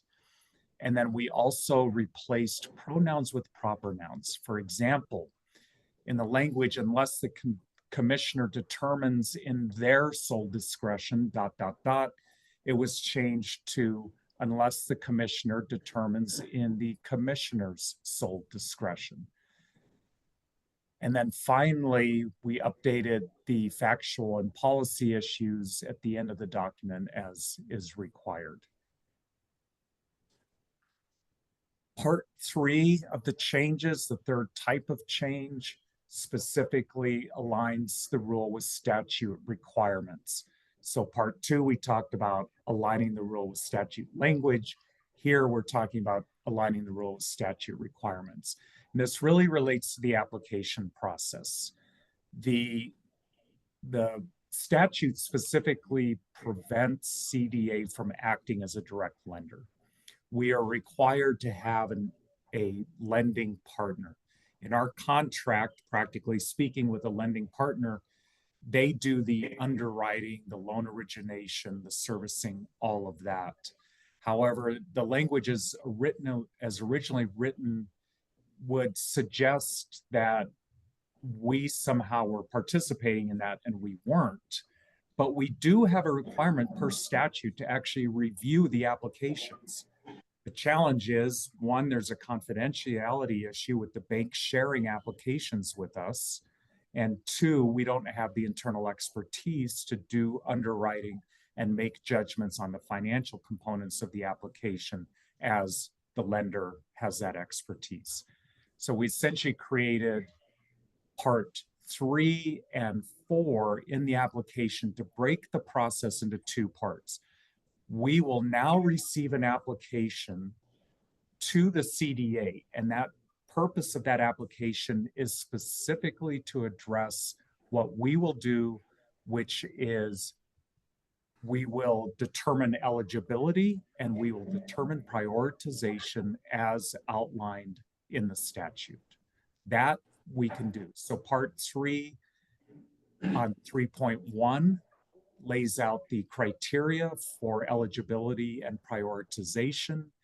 3.2 and 3.3 discuss the process. Once an application has been submitted, we will essentially communicate with the borrower on their eligibility, or the applicant rather, on their eligibility and their priority. And we will also then communicate with the bank that we have an applicant who is ready to proceed with a bank application. Part 4 of the rule language now specifically focuses on the application process with the lender. And it also serves to delineate the lender's responsibilities. Let's see if I've got the example here. So it explains that the lender's application will require financial documentation. The lender determines the form of their application. We do not change the bank application. They control that form. It defines what the lenders will be looking for in their application. And it's helpful because it makes clear to the applicant that, for instance, if they're declined for a loan, there's not necessarily a path for them to come back to us and say, hey, you should approve my loan, because CDA does not approve loans. We provide the funding and the basic rule set under which those loans will be used by the lender. So it does help clarify that.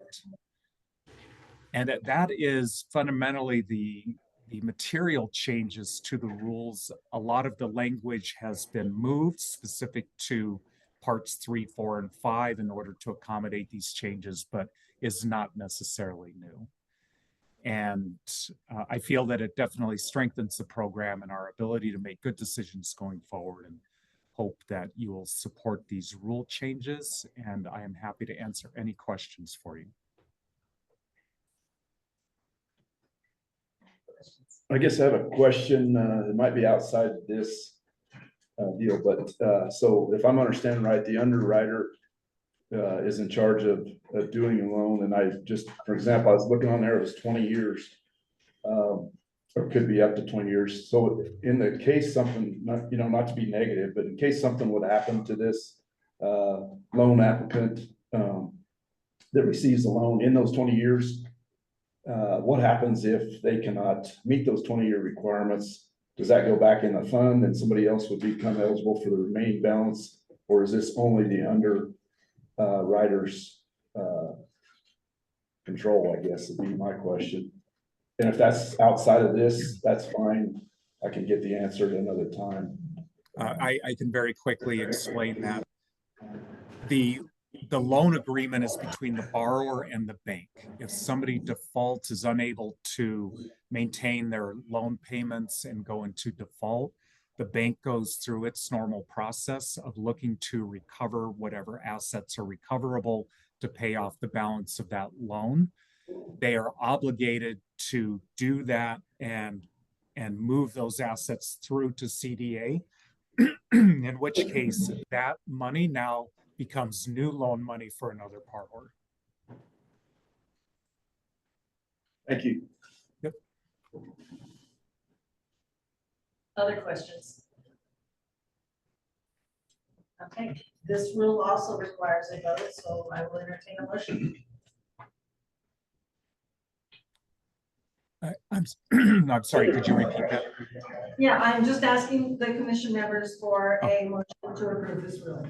Oh, I'm sorry. Thank you. Finding that these rules are necessary and proper to carry out the agricultural future loan program, I move that the commission approve the amendment to 8 CCR 1204-11. Thank you, Simon. There's been a motion. Do I have a second? Second. Thank you, David, for the second. Any discussion? Hearing no discussion, we'll proceed to vote. All those in favor, please say aye. Aye. Aye. Aye. Those opposed, same sign. Motion carries. Thank you very much, Brian. Thank you all for your time and consideration. Appreciate it. All right, we're going to move on to boards and commissions. Madison. All right, thank you. At our May 15th meeting, we talked about the 24 different working groups, advisory committees, boards that that CDA in some way supports or helps identify or makes recommendations. And we brought 2 forward at that meeting And these are very specific because these are the ones that the commission appoints the nominees for. And they are our Pesticide Applicator Advisory Committee and our Hemp Advisory Committee. And so before I hand it over to John to talk about the Pesticide Applicator Advisory Committee, I do want to give a big thanks to everyone who did participate in these reviews. So for the Pesticide Applicator Advisory Committee, Colleen, thank you so much for your participation in that review and selection process. John, I would like to hand it over to you. Good afternoon, everyone, or high noon. Hope everybody's well. We have 3 Pesticide Advisory Committee representative appointments that we have before you today. 2 of which, Lisa Blecker for Colorado State University. She's our Pesticide Safety Education Coordinator. And then David Warsh, our General Public Representative. We're the only nominees for those 2 positions.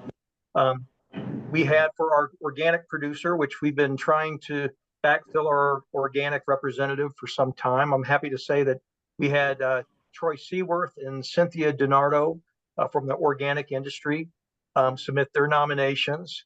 Thank you to Colleen for helping me review those and put forth our recommendation for Troy Seaworth, who has a lifetime of experience in the organic industry. His farm, his family farm, they run over, they have 2,000 acres that they farm here, 700 of that being organic. And he was a very good representative for the organic producer representative. So with those, I know you have their information packet on their backgrounds and that, if you have any questions on that, but with that, I'll turn it back over to the Ag Commission for your consideration and approval of those nomination recommendations. Thank you, John. Any questions? I feel confident about, we had 2 great candidates to fill that slot, and I feel very confident about the candidate that John and I put down, selected. Okay, then I need a motion to accept these appointees. I move that the commission appoint the nominees to the Pesticide Applicator Advisory Committee as recommended. Thank you, Elena. It's been moved. Is there a second? I'll second. Thank you. Yeah. Second. Is there any discussion? Hearing none, we'll proceed to vote. All those in favor of this motion, please say aye. Aye. Opposed, same sign. John, motion carries. Thank you very much. Thank you, everyone. Have a great day. You too. Yes, okay. Okay, moving on to our Hemp Advisory Committee nominations. Thank you so much to Elena and Jeff for reviewing numerous applications for 6 open seats. And to walk us through the recommendations, I would now like to hand this over to Brian Koontz. Thank you, Madison. Can you hear me okay? We can. Great. Okay. Well, thank you again. Greetings, Ag Commission, Commissioner Kate, and everybody else. We have the hemp program by statute has an advisory committee of 10 members representing different areas of the hemp industry. This year, we have 6 positions that will expire at the end of the month and go into effect on August 1st. We received 23 nominations after announcing them and recruiting beginning in May to all our hemp registrants, our contact list for the hemp industry, and a press release, our website, newsletters. And out of the 23 representatives, we had 6 nominations. Thank you for your work on that, Ag Commission. And you know, you were provided the criteria for these. You know, they include things like, you know, diverse representation in the state, including geographic representation, ethnicity, and gender, a record of engagement with the hemp industry, and also other, you know, recommendations that might have accompanied their nominations. And the 6 nominations of the 23 include Alex Zelzanov, John Salo, Sasha Kofcom, Derek Wolf, Aaron Furman, and Lathan Loggins. According to what was provided to you, they do seem to have very good engagement in the industry and represent their respective industries or sects of industries well. And unless you have any further questions, I would ask the Ag Commission to move forward with their recommendations. Thank you. Any questions for Brian or Jeff? Any comments for you guys? Well, I felt like it was a big responsibility, and because there's a lot of really qualified applicants. So, especially I had a really hard time choosing some because I felt like everyone really brought a lot to the table. And so I really relied on experience, and then also I did really appreciate that some people had experience working with CDA in the past, and I thought that was a really good opportunity. Or a good experience that they can add. One thing I would say that I did not see, which I was a little disappointed about, is I didn't see anyone coming from the textile industry. So everyone was coming through basically extraction organizations, greenhouse organizations, but I was really disappointed to see that there wasn't that representation, especially because Colorado is far behind on the textile part of hemp. And which is like a waste product of hemp production. So that was the one thing I was a little disappointed. I also love textiles because that's what my business is, but I was really hoping to see more of that representation since that's a huge opportunity with hemp. So. Yeah, I'd just like to add that I think there was a lot of really good candidates for all the positions as well. A lot of industry experience. It was far more time consuming than I thought it was going to be to go through all the applicants and try to pick the best applicant for the position. And I think we picked very good candidates. Well, I appreciate your work on that. There has been a continued emphasis on the cannabinoid CBD side of things over the years. So I would agree with your general observations. We had one nominee, Gene Lotus, who's very involved in hemp building, Hemp Build Magazine, hemp construction. But you're correct. Basically, most people on here were coming from the non-textile set. So thank you again. I think we'll proceed. I'll entertain a motion to accept these nominees. Madam Chair, I move the committee appoints the nominees to the Hemp Advisory Committee as recommended. Thank you, Jeff. There's been a motion made. Is there a second? Second. David, thank you for the second. It's been moved and seconded. Any more discussion? Hearing none, we'll proceed to vote. All those in favor, please say aye. Aye. Aye. Opposed, same sign. Hearing none, this motion has passed. Thank you, Brian. Thank you, everybody. All right, we are now at lunchtime. So Kate would like to introduce, so I'm going to turn this over to Kate to do some introductions. Great, thanks, Colleen. All right, well, first of all, Heather, thank you. Heather is the Executive Director of the San Luis Valley Water and we are in her boardroom right now. And Heather's going to be presenting in a little bit, so maybe before you present, you can say a few words about your work. Sure. And then we also have, to kick us off today, we have Max Gibson and Meg Mercier with San Luis Valley Local Foods Coalition and the Rio Grande Farm Park, where we were last night. And so both folks, and we have Sarah Jones online, who's going to be presenting with Heather, I believe. Yeah, and Jason as well. So thank you so much for all being here. So we've got 5 folks who are going to present on 2 different projects in the Valley, and they represent projects that have been partially funded through CDA's grants. So this is another thing we're adding into our Ag Commission meetings to give you all a sense of the impact of CDA's programs on the ground in real communities and people's lives. So I will, without further ado, ask Max and Meg to, you guys can go up front if you'd like. The owl will find you on the video and you'll be on screen. And would love just to hear about your work and specifically the project through CDA. Yeah, so I'll start. The San Luis Valley Local Foods Coalition is the umbrella organization under which the Rio Grande Farm Park, Valley Roots Food Hub, Cooking Matters classes here in Alamosa, and our Community Food and Ag Assessment and Action Planning Project all fall under, to varying levels of independence. And we currently have 4 CDA grants, and there's 2 additional ones that we've had in the past. So Meg will start talking about the one that she's been involved in.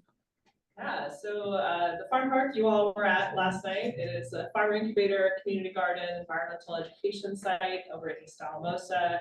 And for the last 5 years, we have received the Ag Workforce Development Program grant through CDA. And so that supports us in hiring farm assistants, so on-farm help to manage the land for our different producers, as well as the farm park as an enterprise itself. And one of those farm assistants went on to help us develop our Mercadillo in El Rio, which is our seasonal farmers market. First one is next Wednesday, 3 to 7 p.m. Check it out if you're around.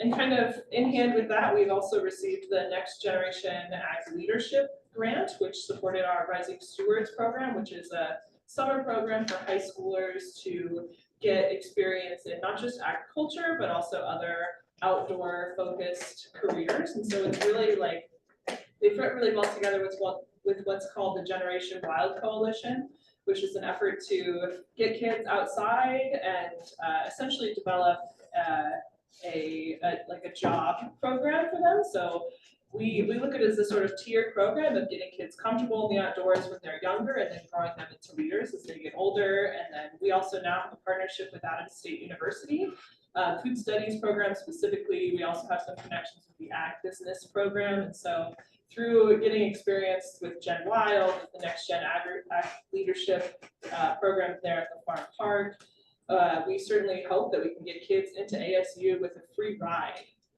through these programs. So it's pretty cool to see that.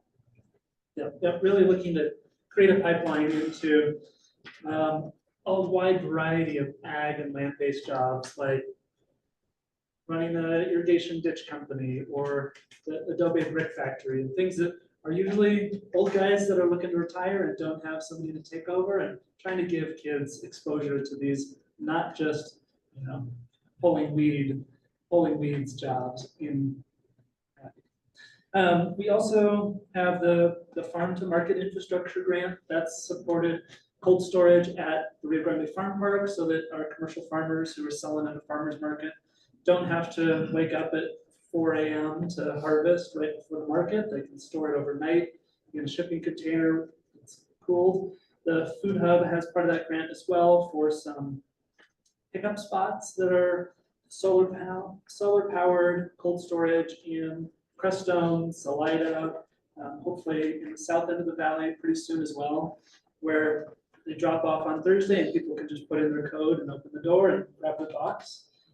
Really helps us expand in places that don't have any kind of food infrastructure currently. We can just have a park trailer and people can pick up once a week. And then we've also gotten a specialty crop block grant in the past that really supported the software that the Food Hub uses and owns and is continuously maintaining and developing for their online grocery store ordering process. And then we are the Community Food Access Outreach and Technical Assistance contractor for this region. So we've supported applicants to the CFA grant, and now we're preparing to do the same for the tax credit. As Jay was talking about last night, we really love the opportunity to promote and support local retailers and producers in accessing resources. We do a little bit of that at the farm park for USDA programs as well, but this really expands that to CDA programs right now too. And it was the Rio Grande Organic Growers Cooperative, which is the cooperative of farmers who grow at the farm park site, who received that Community Food Access Grant this last round, and so they're gonna use that for our tools to produce a documentary to talk about their stories and their journeys, as well as for some administrative support for future applications and just group administration. Yeah, so the Organic Growers Co-op is technically a separate entity that is led by the farmers themselves, and so they were one of the applicants that we supported in applying for that grant, trying to build up their internal capacity. And then we are in the midst of contracting to be one of the Community Food Consortium value chain coordinators, so that the Food Hub would be the regional coordinator on that, and that will allow truck leases to take our jalopies off the road and put some more reliable vehicles out there. Support, again, that software and warehouse expansion, because especially with a lot of the farm to pantry work we're doing, we are at capacity out there. So this will allow a lot more local and regional food to be sent out from Durango to Denver. Yeah, and really appreciate working with CDA. We have grants from all different state offices and some federal offices. CDA is right in the middle in terms of how functional it is to get things done. You know, of course, there's frustrations about contracting and reimbursements and changing requirements. But there's a lot of really dedicated staff that are always digging in for us and helping us figure out with the finance teams and contracting teams, how do we get stuff done? So appreciate that creativity and that gusto. Any questions? What would be the one thing that CEA could improve on to move them out of the middle tier? Great question. The issues we most often have are when we're contracting like obscure insurance requirements that our brokers are like, we'll find out, but we've never had to get that before, and that really slows things down and increases the costs unexpectedly, the indirect costs. And then there's been kind of changing requirements about reimbursement documentation. And so we'll get direction and then, oh, actually you'll need a bank statement as well. And so clarity around that would be helpful. Reduced requirements, of course, would be really wonderful. But you know, with CDPHE, with some of our big grants, as an example, we don't turn in receipts and invoices. We have desk reviews for 2 random months of the year. So, and it's not a punitive process, it's a process of how can we improve your systems, because, okay, we found that you invoice this for your staffing and probably it should have been calculated this way. It's only a small difference, you don't have to pay it back, but this is how you can do it better next time, instead of every month, here's a stack, it's got to be in this order, and it's 32 pages of receipts, and it becomes a big investment in admin time.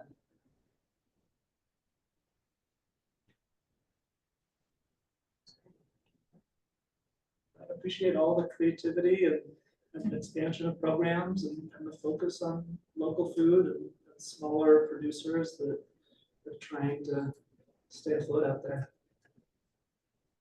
Are your consumers, I guess, trying to think of the right words, satisfied as far as your final product when you're getting them out there? Are they're all liking everything they're seeing as well? Oh, we have so many different end users of our different programs. The Food Hub, they serve all their producers and they serve their customers. And, people are thrilled about the quality of the product, and the cost of things is always a barrier. Except for we sell potatoes and carrots and a few other things below grocery store prices at the Food Hub. CDA, you know, particularly helps like improve our processes, like the software that the Food Hub uses, making that more user-friendly, like something you'd imagine a big company would have on their website, instead of something that's pieced together and clearly a homemade job. So it improves our professionalization of what we're doing, which is super helpful. Having an ag worker intern support at the farm park, it just helps us not burn our own staff out as quickly, trying to run the Mercadillo and full weeds and, talk to people that just walk in and want to use the playground and learn about what's happening. During the summertime, our capacity gets really stretched even when we have multiple AmeriCorps volunteers, the farm manager, the assistant manager, all the people running their individual class. It's 15 acres that are fenced, and a lot of the people who farm on site also have 9 to 5 jobs on top of what they're doing. And so it's really important that we keep that site, clean so that the water doesn't get held up in the ditch or whatever it might be. And just being able to add another person on site to answer questions, to help clean things up, and to help us harvest things when it comes to it is so key for us.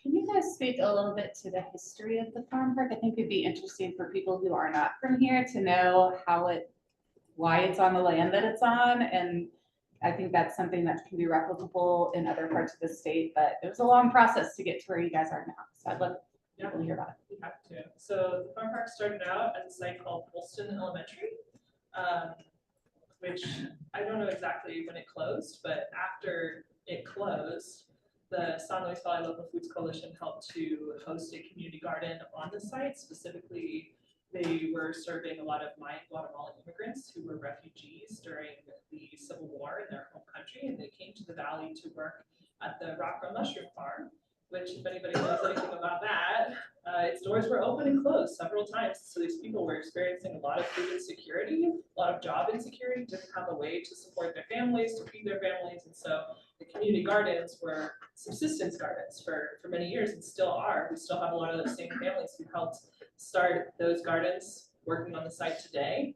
And then in 2011, the school board had an agreement to sell the site to the Local Foods Coalition, and then actually kind of out from under them, it ended up getting sold to an RV park developer who very quickly started selling off the rich alluvial soil of the site. So there's in our southwest corner, this big divot in the land, and you can see this person had pulled out tons of soil already, which was valued at tens of thousands of dollars per acre foot. And then through some litigation, they got a stop on the process, and then the RV park developer was forced to resell it back to the Local Foods Coalition at a pretty high price, unfortunately, but it was made possible through really generous donations from community members as well as the Trust for Public Land.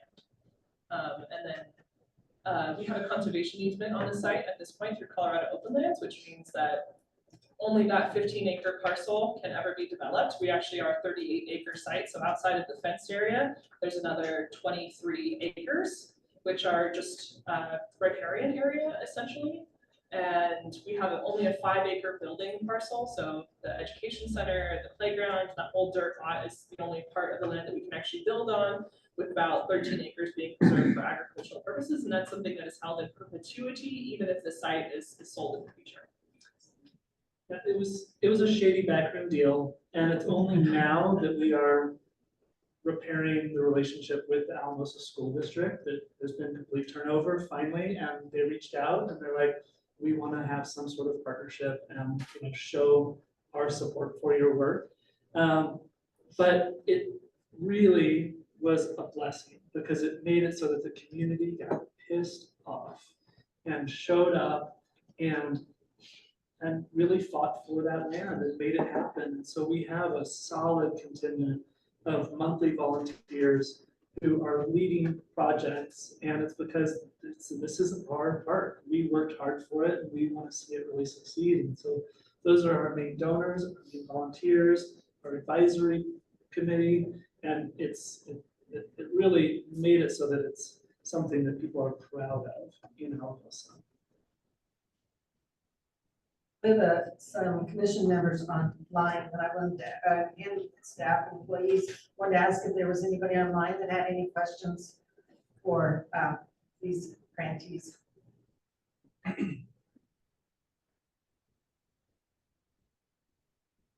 guess I'll chime in. I just want to say that just the work that you've all done has really been a model for a lot of the work that we're kind of trying to replicate in our region.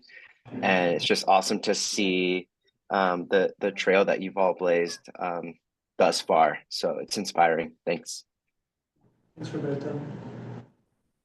I know that down in the San Luis area, they are starting to explore the idea of a San Luis Farm Park as well, and so that's really cool to see, that popping up so close to home. Are you the model? I would think so. The farm park. I mean, it's a really there are incubator farms, there are parks, there are no other farm parks as far as I know, and I've done extensive research on it. I think you're a great farm. I think you're a great model to lack of better words. And we, it's the only piece of property that Local Foods Coalition owns, and it has that conservation easement.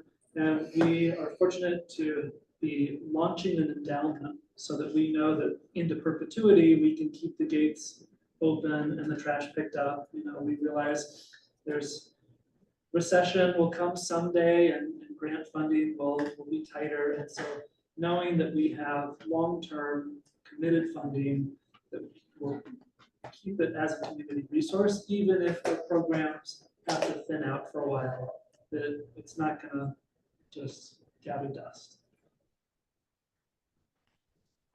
Thank you. Your story is amazing, where it resonates from, and congratulations. Thank you.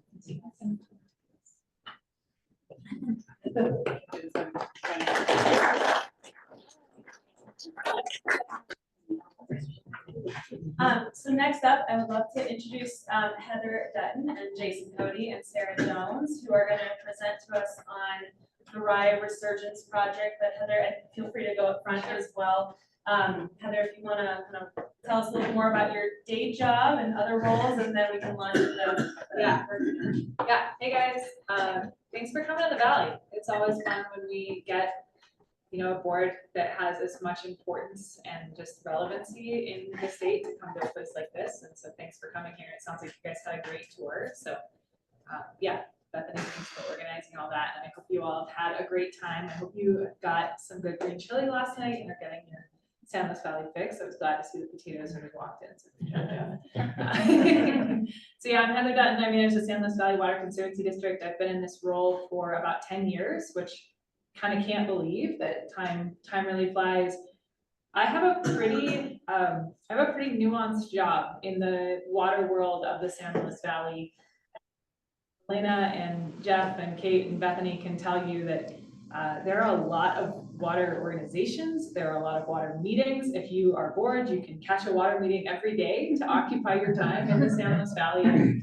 And it's because it's so important, and scarcity drives conversations like this. And we've always been an area struggling with water supply, and so the role that the Conservancy District plays, starting in the 70s and continuing to just a few years ago, the state engineer has enacted a handful of rules that govern water in the valley and that declared the basin over appropriated. That started happening in the 70s.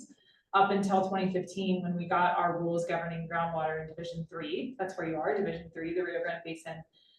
And so what all that acknowledges is that the wells, by and large, came in after the surface water development in the San Luis Valley. And we're kind of a neat area. Somebody at the forum last night noted the age of our water rights. We started appropriating water rights in 1852. By 1890, we were over appropriated.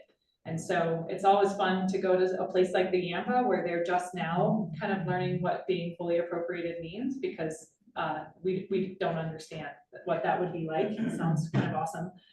And so because all the wells are junior to the surface water rights, any use of a well causes injury. And that's where we are today. It took us a long time to get to that point. So now all of the wells have to replace their injury to the river or to the aquifer. Our district, we run a regional augmentation plan in 5 counties of the valley.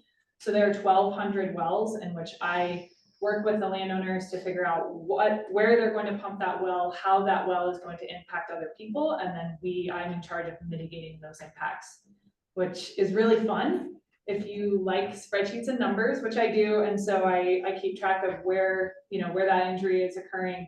These wells vary in type. Jeff has a couple of potato storages where I think you were out near the new one yesterday, right? And so that beautiful new storage, we cover the impact from that well. So that well is pumping the unconfined aquifer.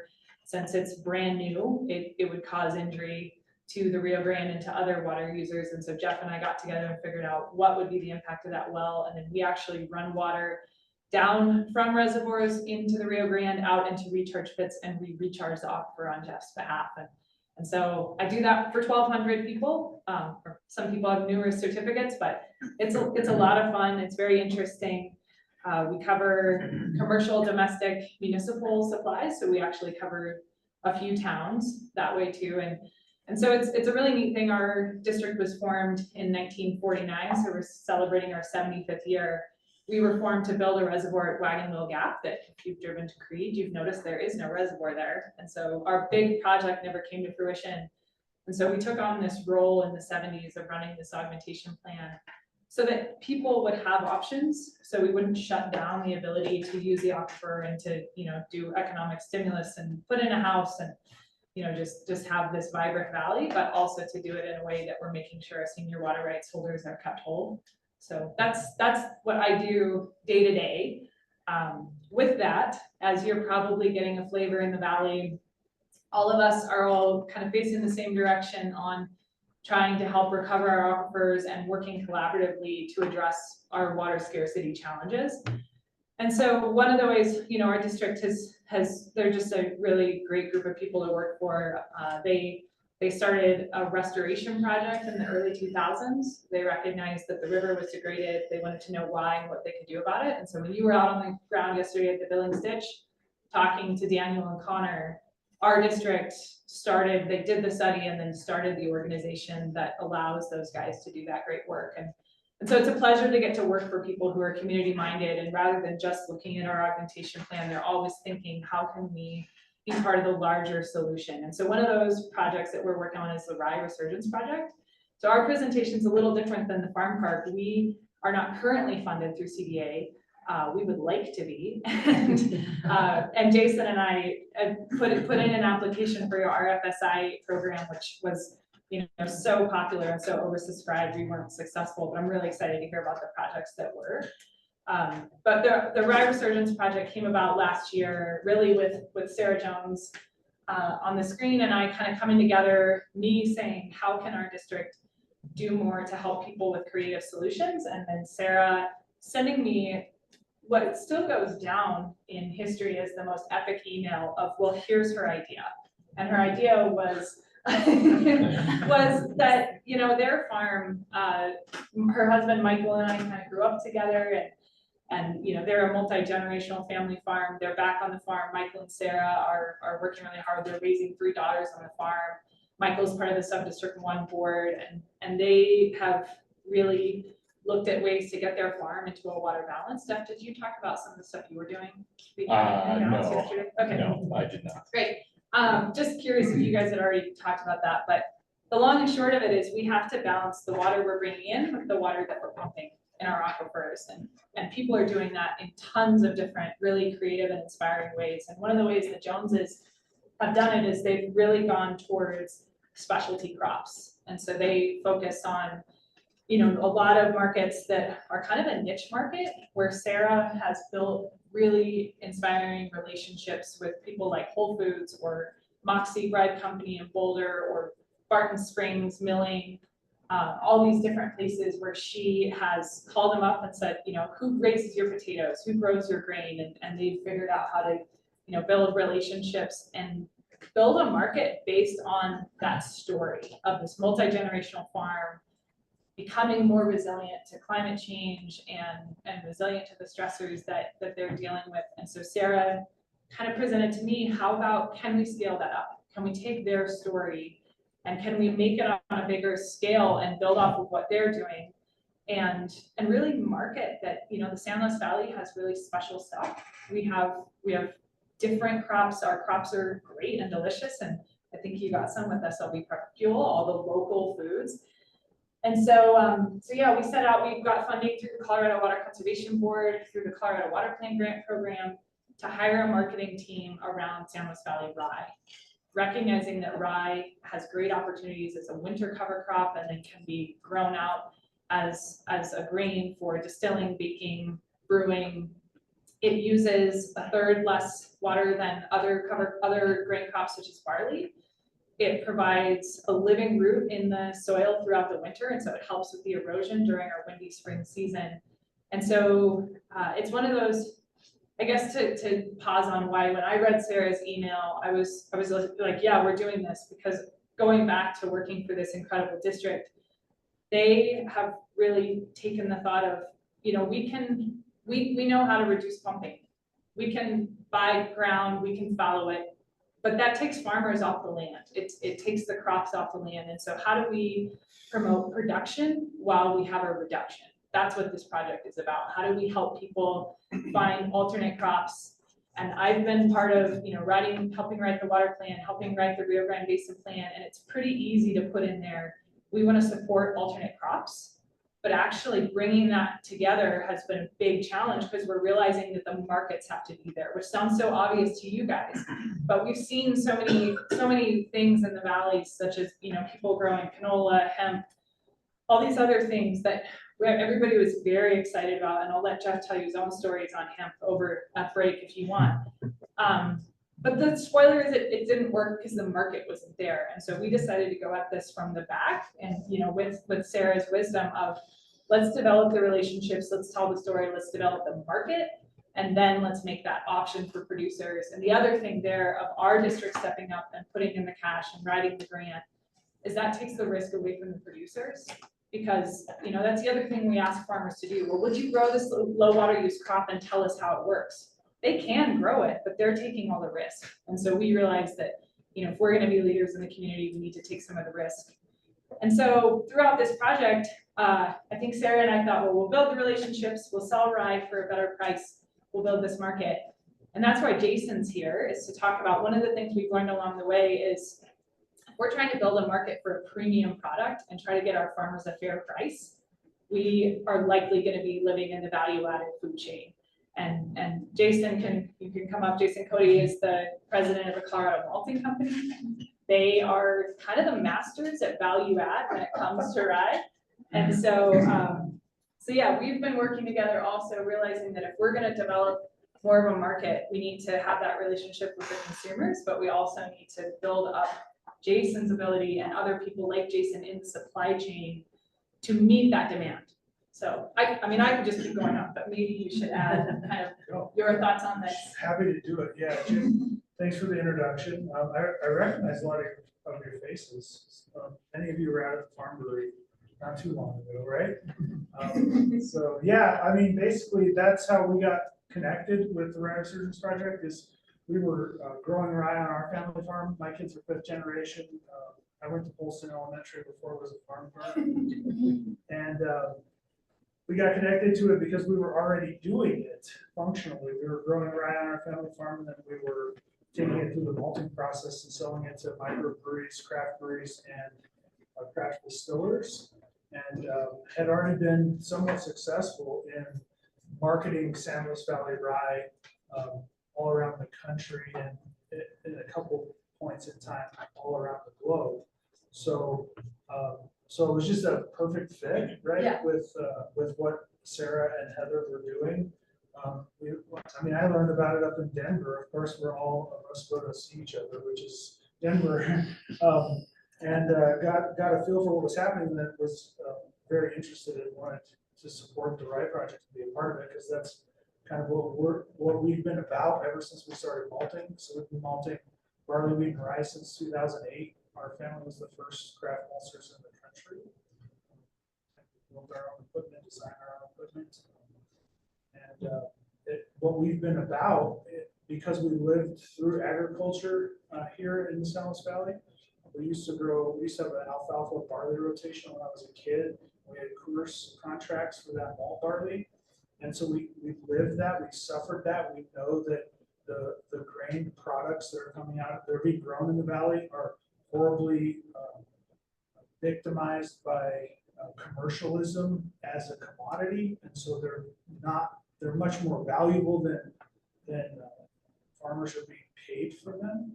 So our goal was always to find a way to create some sort of middle of the supply chain reality where we could take the grain that people were growing in the San Luis Valley, add enough value to it that we could pay the farmer what it's worth and what would support their operation instead of, literally just getting pennies thrown at us for these things. Can I just ask you to move in a little bit so the video picks it up better? Oh, sure. Right where Heather was standing. You might also have to get shorter. Oh. No, just. Yeah, like right there. Should be good. Thank you, Jason. Yeah, of course. I thought, yeah, great. There we go. Yeah, Here I am on camera. Anyways, where was I? So yeah, we wanted to add the value to the grain crops, so that we could support the farmers, and we've been successful doing that. Not on a huge scale by any means, but definitely on some scale. And we built a brand over 15 years that still has sort of boutique value in handcrafted finished malt.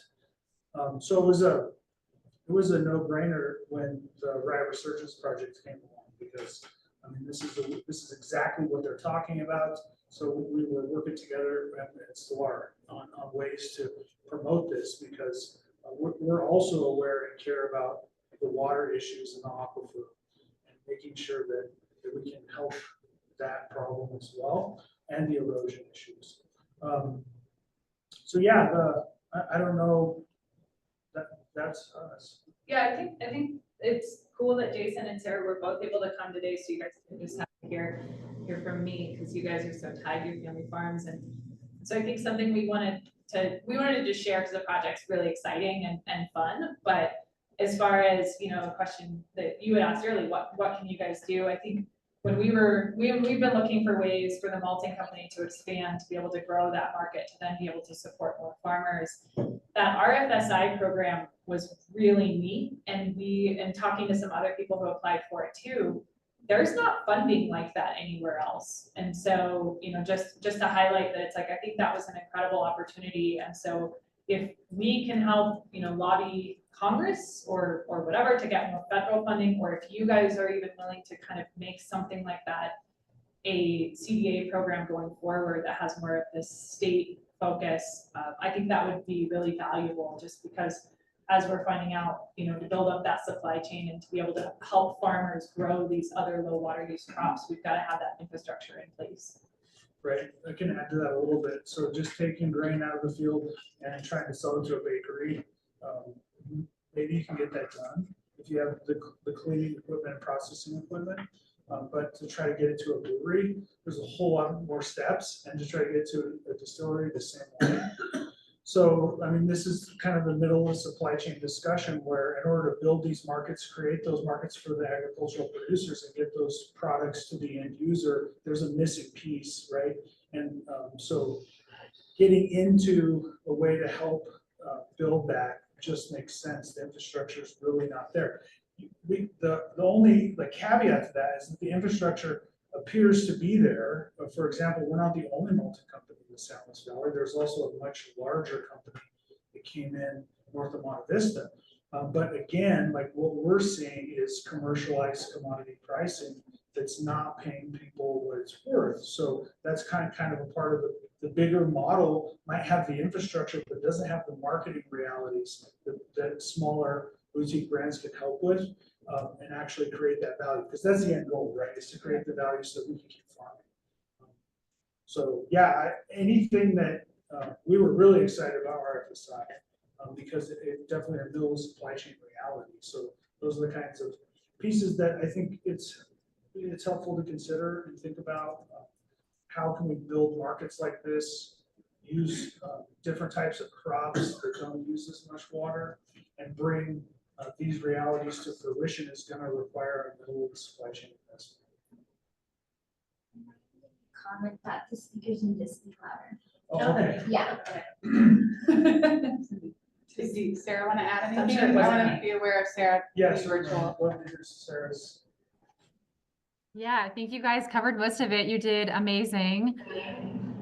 I would just add, Michael wanted me to mention the cross also collaboration, that we've heard about here. So getting, to work with Heather and the CDA and Jason and, you know, a lot of our customers across Colorado. So really just promoting that, you know, grown, malted, you know, dehulled depending on the grain, distilled or brewed, bottled and drank in Colorado, you know, just how much potential we have for that story and that potential. One example Michael gave was we had a few farmers that had signed up to grow rye for the Rye Resurgence Project, which was amazing and exciting. And a couple of them pulled out, which was great because they signed up for Sub 1. It's actually called, Michael's very proud of it, Michael Jones's temporary fallow program through Sub 1. So they're getting paid, you know, for 1 year to not use water. But because they had already planted rye, they now have that beautiful established root and cover crop holding down the soil. And then they signed up for the Sub 1 fallow program. So just an example of something we hadn't intended through the project, but, you know, an additional like perk or positive that came out of this project. And yeah, just how fun it's been through the project. I was gonna make a joke about not joining because I'm drinking my rye whiskey and rye. It's a little too early for rye whiskey. But yeah, we've learned a lot, and you know, the dream would really be, you know, what, you know, we've been doing as a farm, what the Codys are doing, and really making the San Luis Valley this specialty rye growing region, and getting the story out across the state and really across the country that a lot of different varieties of rye can be grown down here, and the benefit that it has on the entire state, you know, with our communities, our aquifers, holding down our soil and producing beautiful, you know, products that we can eat and drink. And last, my first bullet point, I usually tell people through the project, especially with bakers and millers, is that rye does not taste like caraway seeds. So I really encourage you to go to a farmer and ask to taste rye berries. So go to Jason, go to us, go to Jeff, and ask to taste some straight raw rye berries and tell us the flavor profiles. And you'll find out that they're very different than caraway seeds, which is what gives rye, traditional rye bread, the flavor that we're all so used to. So rye can be used in anything we're baking at home. Pancakes, waffles, cookies, brownies. It actually adds more sort of caramel, brown sugar, cinnamon flavor to it. And we can all be cooking with it every day and helping save the San Luis Valley. I was gonna say, I think there's some tumbleweed bread cookies back here. If anybody would like to try one, with the rye. I also wanted to add that at the January Ag Commission meeting when we were in Broomfield, I did get pastries from Moxie. Nice. And I got them that morning from Louisville and brought them to Broomfield for you all. And I was very happy that they were on your list of people that you all sourced to. Yeah. Yeah. Yes, and then last but not least, you know, like you know, the Codys mentioned, farmers are ready and willing. You know, so many farmers we've talked to would love to grow, you know, kernza, millet, rye, pinto beans. They're ready. It's not the farmers, it's really the market development. So when people, you know, maybe in the city that are very removed from ag ask me like, well, why aren't more people growing these specialty crops? Why are so many people growing, you know, russets or alfalfa? And I usually say, well, as Americans, we like, you know, cheap burgers and cheap beer. And that's why as farmers, we're growing what we grow. But if you have a purchase order and a price in mind and volume in mind, and you want to buy specialty crops that use less water, farmers are ready and they want to provide for you. So it really starts with the consumer. We've got 3 votes a day, and choose wisely. So you talked about signing up growers to grow these grains. How many acres are they signing up to grow? How many? Yeah, so with the Rye Resurgence Project, we asked 10 growers in one of the windier parts of the valley, so trying to really lean into that soil health and erosion standpoint. We asked 10 people to grow one field, 120 acres, and we're like, look, you know, grow it over the winter so we can have all these good benefits, and then please grow out 30 acres each, and that's 1 million pounds of rye. Turns out to be a lot. We've got a lot of rye if you want to take some home with you. And they planted 4,200 acres because they're like, now that you've told us, this seems like a great idea. And so I actually don't know how many people planted rye last year. I saw a lot of it in the neighborhood, and you know, Jeff can speak to that too. There was a lot around the Sargent area that's not even part of our project, but was part of, you know, all these other cool benefits. And so yeah, it's like Sarah said, it was a funny thing where I felt like we're like, would you please? And they were like, oh, that's easy. We would love to have this, you know, cover crop and then grow it out and, you know, get paid something for something that already is a benefit to water and soil. And so I feel like, I'm sorry, I didn't really directly answer your question, but it's like, yeah, these guys, you know, you ask them, okay, we're just a little bit please, and they're like, yeah, we love it. So, and then I think Jason's got some guys growing for him, and like I mentioned, other people planted some, and I can email a picture to Bethany to share with you guys, but Jeff had a field next to my parents' house, and my mom sent the coolest picture in the middle of April during one of those windstorms that makes you question your choices living here. I think if we weren't from here, maybe we would think differently, but about living here. But yeah, that was one of those ones that was pretty painful.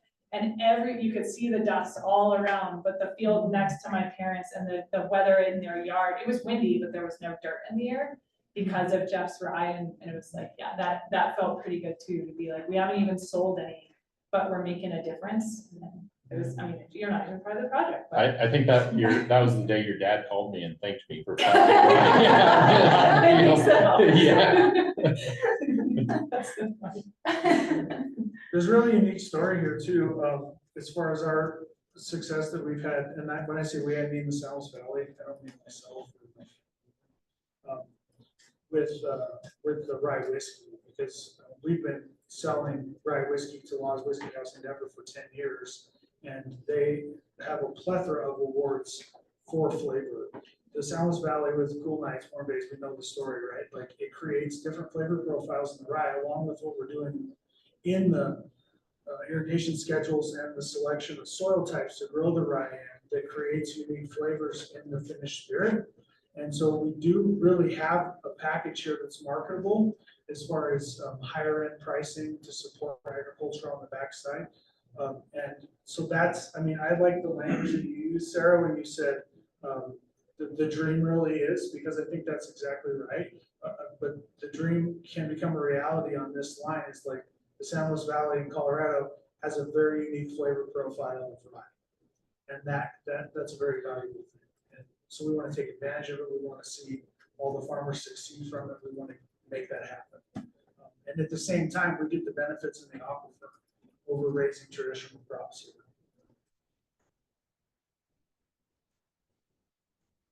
Thanks for letting us come and share. As you Yeah, can thank see, you I very think much. the three of us, if you let us, we'll tell you all about everything we've learned all afternoon, but I know you guys have to. I'm gonna ask if there's anybody online that might have a question for you too. Roberto, Catherine, Emma Ferris is on. Well, it's just awesome to hear all the different intersections that projects can activate. You know, I think that's what really gives us a sense of being part of an ecosystem in more ways than one. Yeah. Great. Thank you. Congratulations. And good job on being innovative. Oh, thanks. Yes. Yeah. So, appreciate it. Yeah. Cool. Well, thank you guys so Thank much. you. Enjoy the rest of your time. Take this. Yeah, yeah, we love when people use the space, so, yeah, stay as long as you want. Wonderful. Thank you. All right. Are there any questions on there? Already, I saw things kept popping up. We're okay? Yes, interpreter, but Oh, we gotta get okay. those. But a good note is that the interpreters did ask us to speak louder and more clearly. And Spanish is 15 to 20% longer, so definitely speak slower. Superwoman eyes can't read that stuff. All right, I think, do we have Wayne, is he online? He's not online. Okay. Let's see. Oh, it's still the same.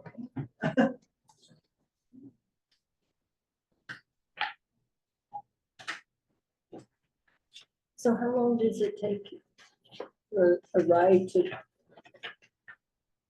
Now, come while to? we're waiting on Wayne, you want to tell us a little about your ride? Yeah, so we have completely changed our fall tillage practice and started to use rye following potatoes. So we would historically go through harrow vines and do a deep tillage of some kind. And now we go through harrow vines, do a shallow tillage and plant rye with a Gandy box. And so it's a one-trip process. Next year we come in and we're doing a bunch of different things this year. For weed control, and this year is a lesson in, well, we did it wrong. So, but we did a lot of things right, but we did some things wrong, and we're learning a lot. But so after planting rye in the fall after potatoes, we give it about a ½ inch, and then in the springtime, depends on how dry it is, but we don't irrigate it very much at all. We give it maybe 1.5 inches total fall and spring before it's 12, 14, 16 inches tall, depends on rain as well. But we've learned a lot by doing it, and our plan is to go put everything into rye following potatoes this next year. So we haven't grown it out. We have different soil management practices that we want to achieve. So we'll typically come in and spray the rye out and kill the rye, and then chop it and plant another cover crop into it for nematode control, haying, grazing, whatever we feel that certain field needs. But it is really nice seeing something green in the end of March, beginning of April out in our fields, as opposed to seeing the dust blow. This is real eye-opening to me because as a wheat grower, we get volunteer rye into our wheat because somehow it's gotten into the seed mixture. That's frustrating to us. Right. So, so it's real eye-opening to me that knowing some of you guys are growing whole fields of rye. Yes. We've grown rye for production and for grazing, both. And it's really a good, really good. And I love this, like the spring growth is what makes it, like it's great for pasture because it's coming up like really early, even before your grass is coming up. And then it's great. I think that's what we grew for proximity, I think, once we grew rye, and it went really well. It produced pretty good, and you know, it's allelopathic too, so it's good for following with like alfalfa. If you're trying to, we're organic, so it's really hard to pull out alfalfa, and the allelopathy really helps it compete with that volunteer alfalfa that comes up. Yeah, there was a lot of grazing that happened this spring off of winter rye, and it got no water in the springtime, and the cows left 3 weeks ago, and they were there from the beginning of April until the middle of June. So, and just cows did tremendous out there. They're always laying around and getting fat. We did one year where we grazed and we let it produce a grain. So that worked really good because we had like an early grazing, and then we got off it, and then the second growth, because it'll come back again. That's what we harvested. So that worked really good. Yeah, it's a tremendous crop. The only downside that we're finding to it is nematode host for potato production, and it has its challenges, especially with export to Mexico and that being a quarantine pest. So there are challenges to work through, but figure them out. Yeah. Well, it looks like we have Wayne on board. Wayne, wolves was not our hot topic today. Grasshoppers were, but that doesn't mean that wolves are not the topic of Colorado. So if you want to give us an update. Yeah, thank you for that. I'm going to share my screen here.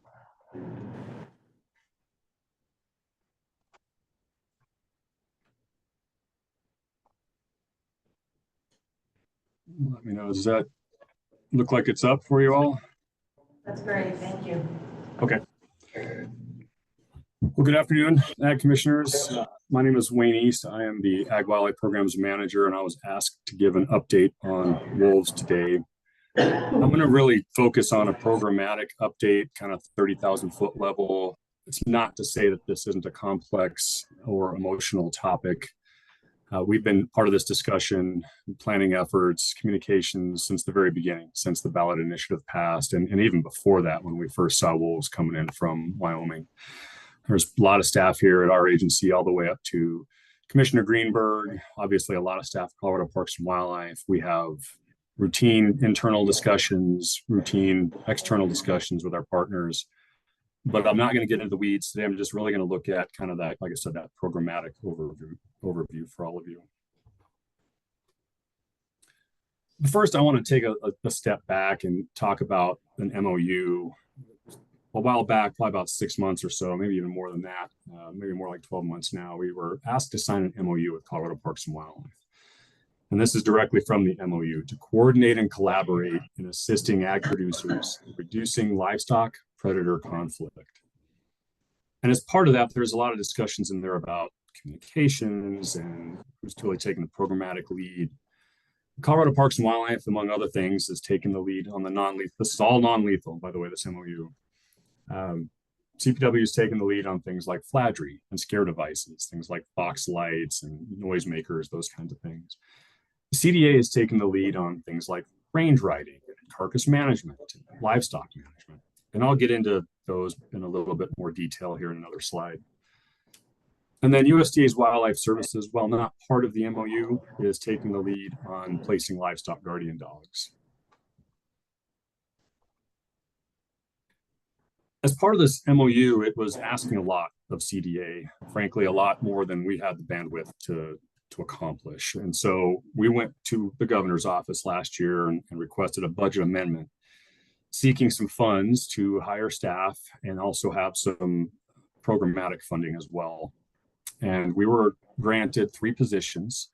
As part of that, we recently hired on June 1st, Dustin Shiflett as the new non-lethal conflict reduction program manager. He's West Slope based, and that's by design. We wanted somebody to live in the community where they're being impacted by wolf depredations. Before starting this position, he worked 17 years with Colorado Parks and Wildlife, and most recently a year with us as the West Slope Conservation District Liaison. So some of you may know Dustin. In the coming months, Dustin will then be hiring 2 field specialists. One will be in the northwest part of the state, one will be in the southwest part of the state.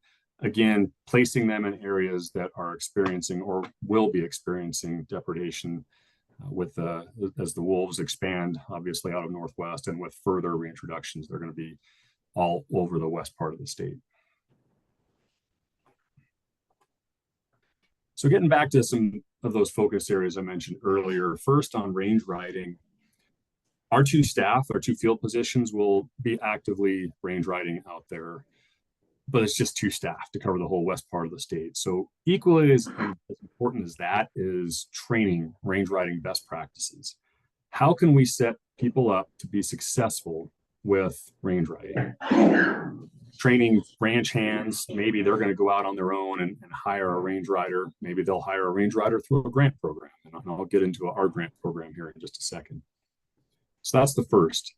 The next is low stress livestock handling. Of course, this has been around for decades, and it was never designed to stop wolf depredation or depredation in general. But one of the ancillary benefits that seems to have come out of this is ranchers that utilize low stress livestock handling techniques seem to have less instances of depredation.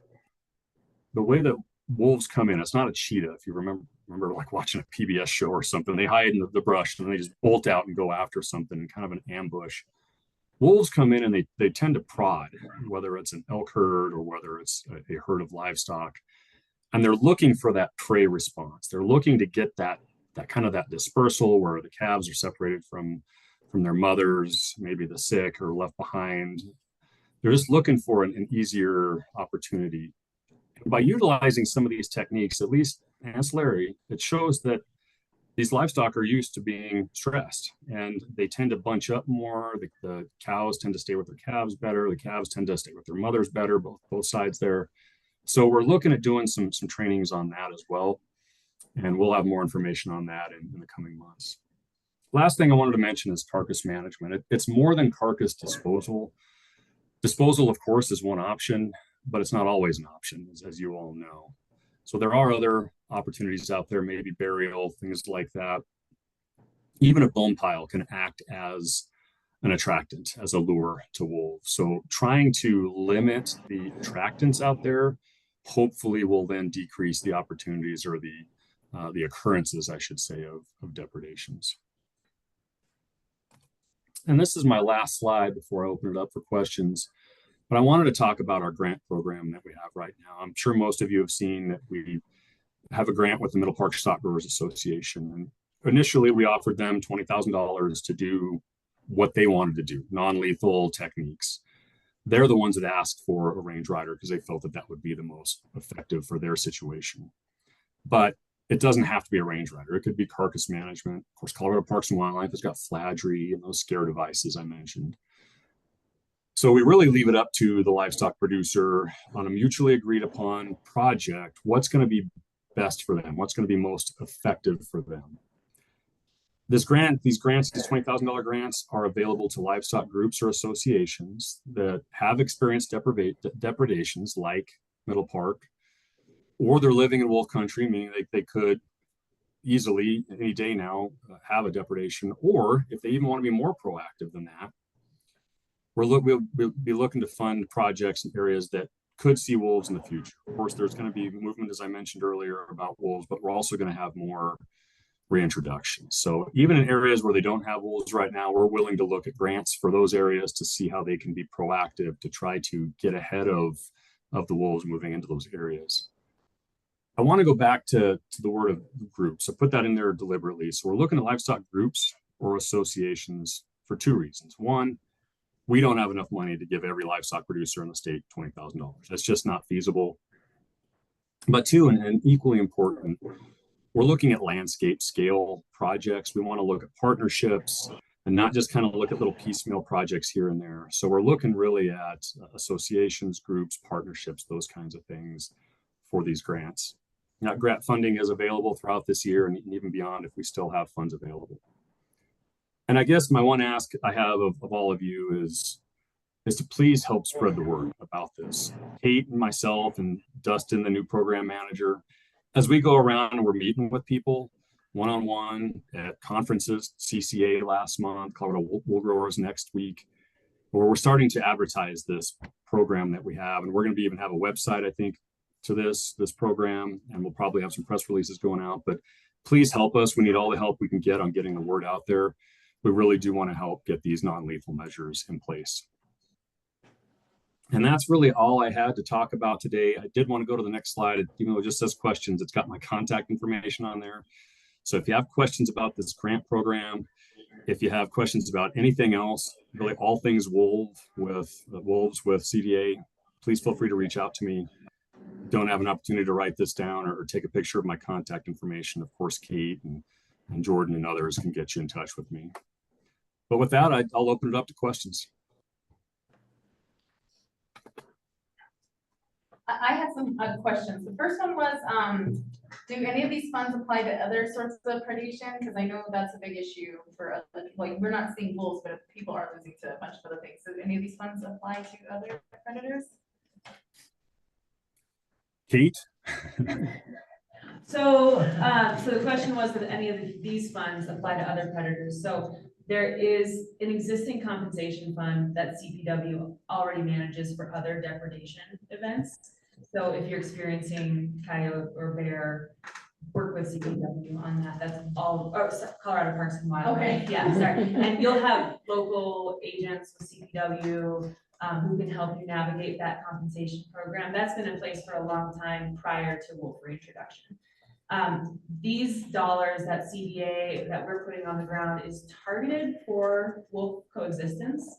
It doesn't mean they might not also have a co-benefit to other reducing conflict with other predators. So, having range riding program that we're building might have a co-benefit with reducing other predation on your herd, but that's not the target for this $20,000 grant. But talk to Parks and Wildlife, and Wayne is a great liaison if you need to figure out the map of the agency, because they're very big compared to us, and we can help you.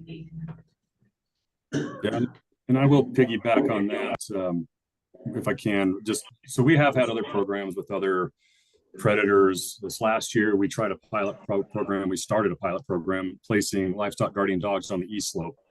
Wildlife Services has done a lot of research on different species of guardian dogs and what are their kind of areas of expertise, if you will. And there's a certain dog that's much more effective with coyotes called the Caracal, whereas the Kangal has shown much more efficacy with wolves. And so our agency is working beyond just wolves. So I did want to mention that. As another thing that Kate said, one of the Fladry projects this last year up in North Park, I'm not going to mention any names, but they did have wolves going through there. They never had any depredations. And they did see black bears coming in contact with the Fladry, and it deterred them as well. So to Kate's point, a lot of these measures do work with other predators as well.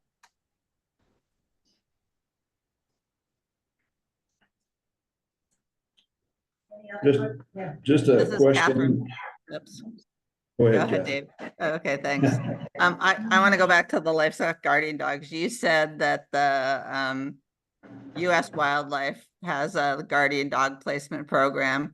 Do you have more information about that? And have guardian dogs been placed out on the range to deal with the wolves yet? I've talked to a couple people and they're hesitant to put just a couple dogs out, thinking that they would.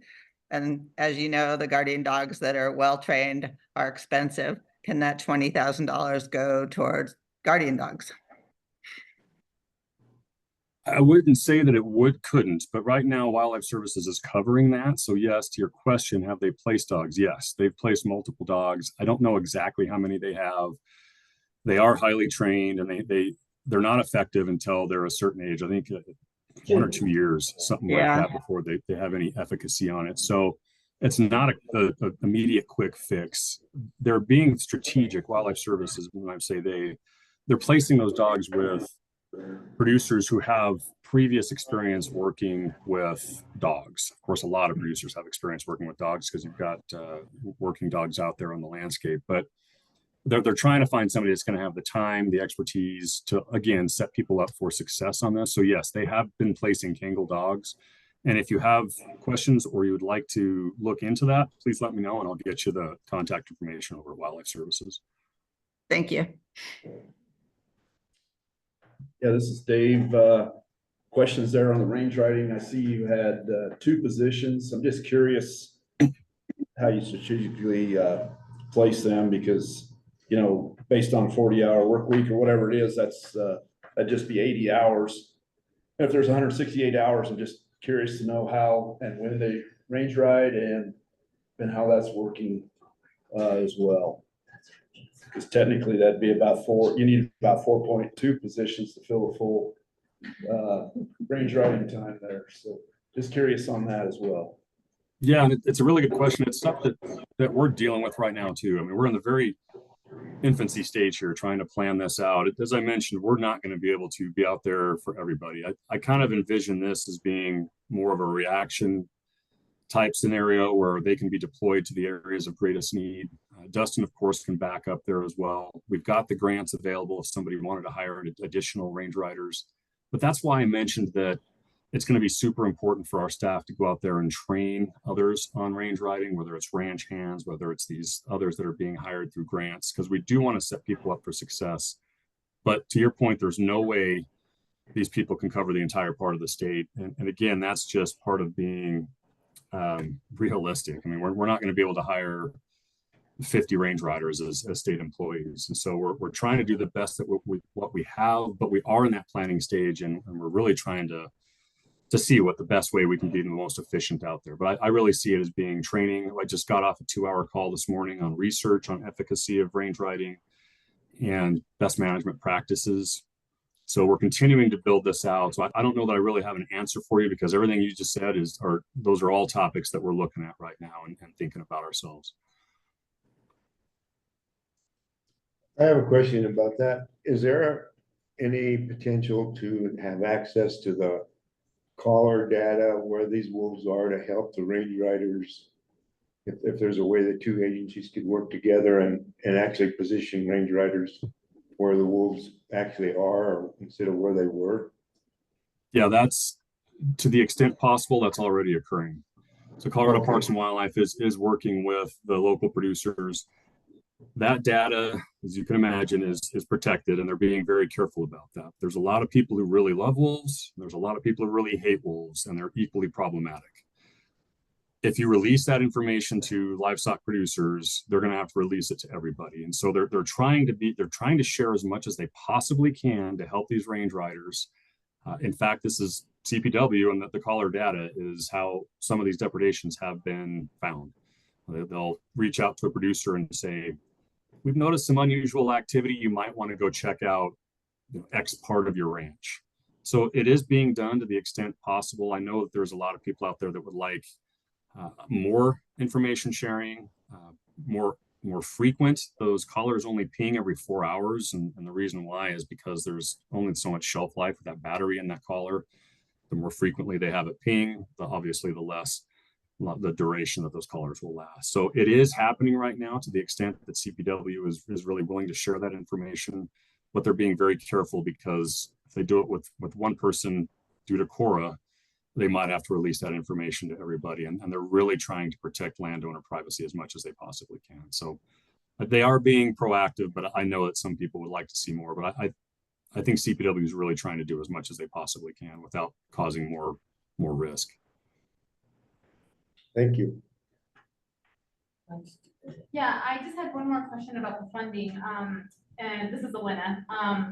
So often in sheep management, especially even if in the range and anywhere, but a practice is to kind of bring them into a corral, and that way it's a little easier to watch them in a group with a herder or with dogs. And I was just wondering, is the funding available for those sorts of practices? I didn't see it listed, but I didn't know if it would be just so that, because sheep are a little different than cows, and that's a common practice with sheep herders is to bring them into a corral, either have a physical corral, but I didn't see them make like a temporary structure or nothing sometimes, but just so that they're a little closer together to be able to watch them better. Yeah, I think it's something that we'd be interested in looking at. The MOU specifically lays out that where the two agencies are kind of delineated. CPW is taking the lead on something, we're taking the lead on something else. So I would think between the two agencies, if there is a need for that and it's something that's going to help stop depredation. By the way, CPW also has money for non-lethal measures. So even if it's not something that we can't fund, maybe it's something they can fund. But I would just urge you to reach out with a request or some information and let's take a look at it. Let's have that conversation. So I'm certainly willing to look at being creative here and trying to do the best we can. The way I've been describing it is for every depredation we stop, we could potentially be saving 2 animals. We could be saving that livestock, and eventually we may be saving that wolf's life too, because eventually lethal removal will probably be implemented here in the state. And so for everyone, every depredation we can stop, it's a win-win. So I'd say, please reach out if there's something you want to talk about, and we can look at it at both agencies.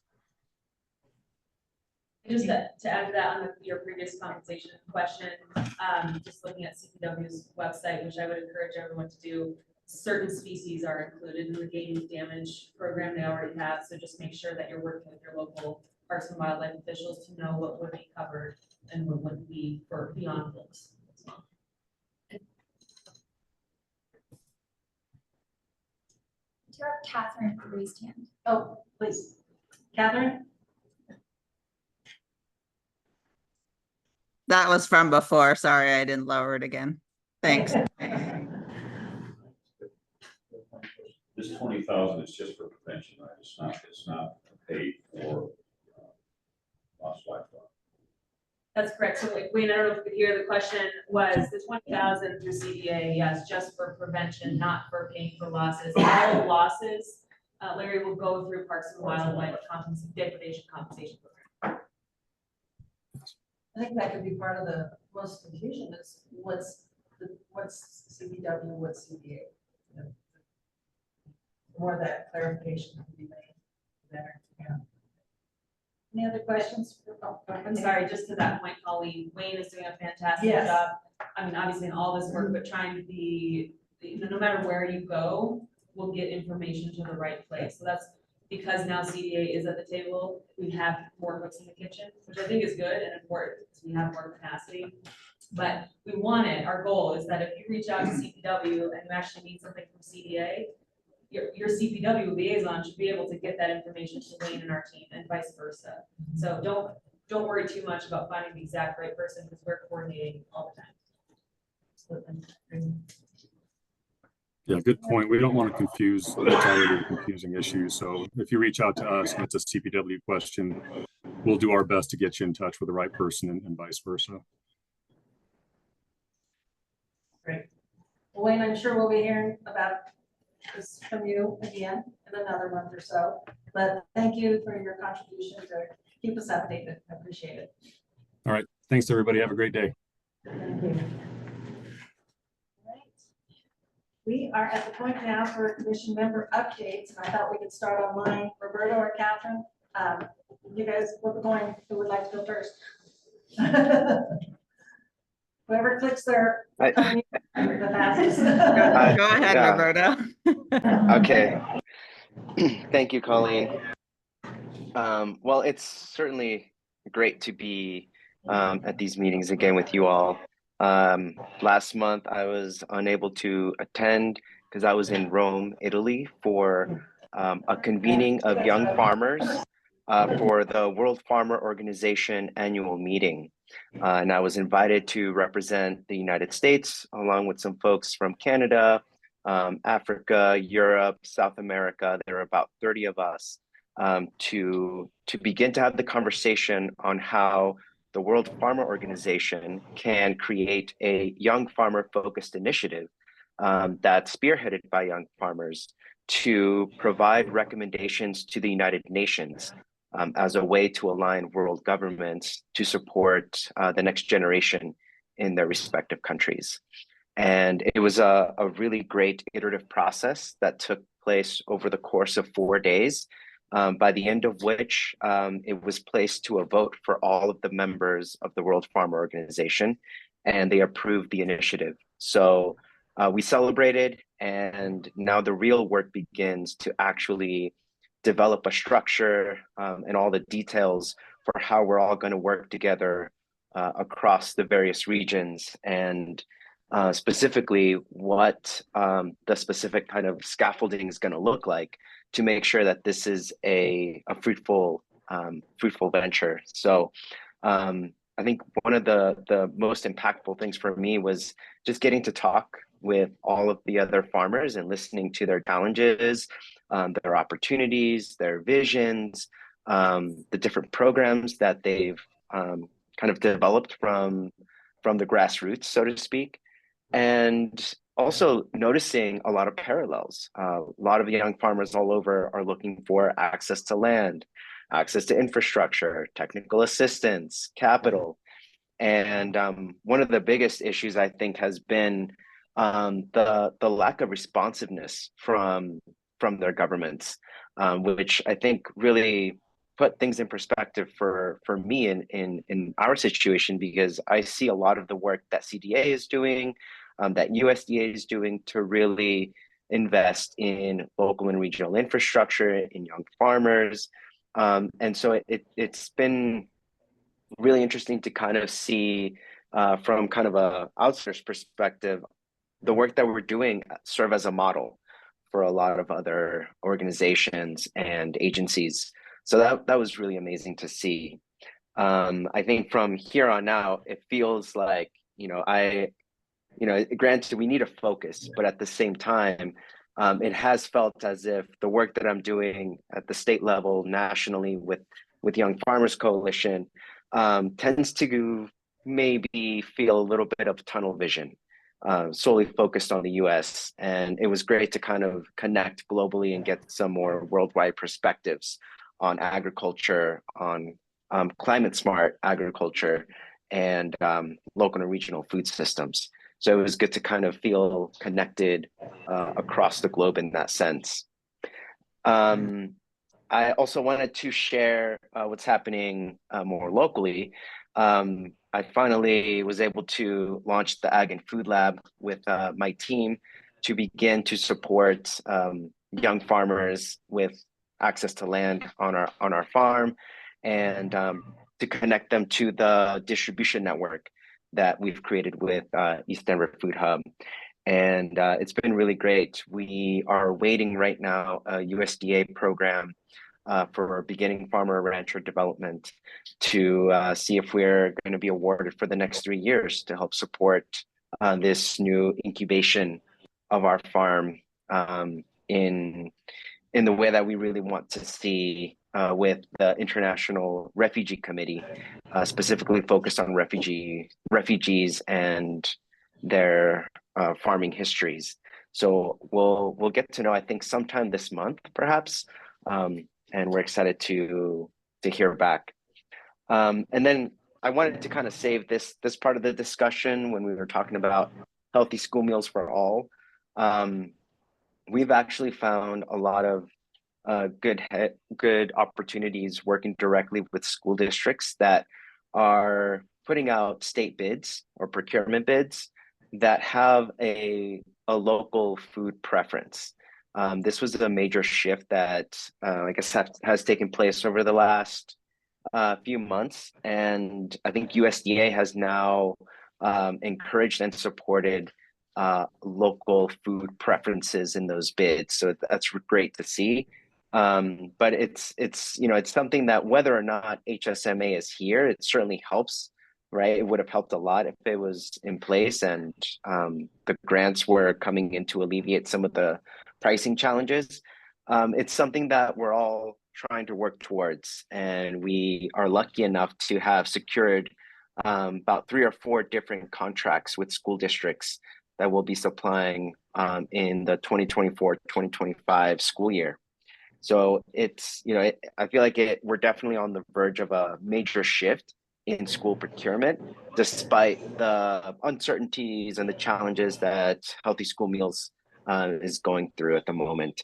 But as Jordan said, I think we're trying to make this sustainable in the long run by working with school districts, building those relationships, proving that we can still make it work, and revealing actually that some of the local food prices are competitively priced for their budgets. And it's something that we're going to continue to work towards and hopefully build momentum as more and more school districts really begin to look at creative ways of using funding to support their procurement shifts towards local.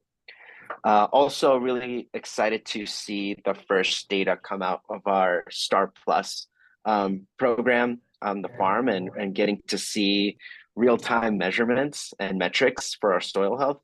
We're a really small farm, and this is a small pilot on only 10 acres.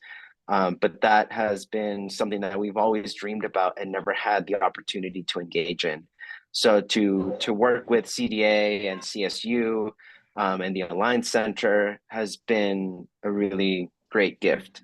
And we're hoping that we'll finally be able to get some eyes below ground to see what's actually happening and really chart the changes that our soil is going through. The specific project is focused on using mycelium mushroom blocks from our spent mushroom harvests and see how that shifts and changes and improves the soil structure and the microbiome for the health of our soils. So it's going to be really cool to see. And if this does give us some interesting data, I'd love to kind of compare it to other soil practices on the rest of the acreage and have a really good comparison over the long run to see what's working in our specific area. And specifically to maybe align on a standardization of carbon sequestration and organic matter increases and soil health in general. So that's something we're really excited about. And I guess one thing that I also wanted to discuss is there's been a lot of discussions in the kind of Denver metro area around what are the local, or I guess food access projects and initiatives that are working. And there's a few organizations interested in creating a landscape assessment, so to speak, of what all of the local food system efforts have been to address food security since COVID. And I think we have enough data now and enough, I would say, impact reports to begin to really understand what's working, what can be improved, how to think about things intersectionally, what lies at the intersection of food access and local procurement, and also how does that relate to institutional procurement and universal access of food.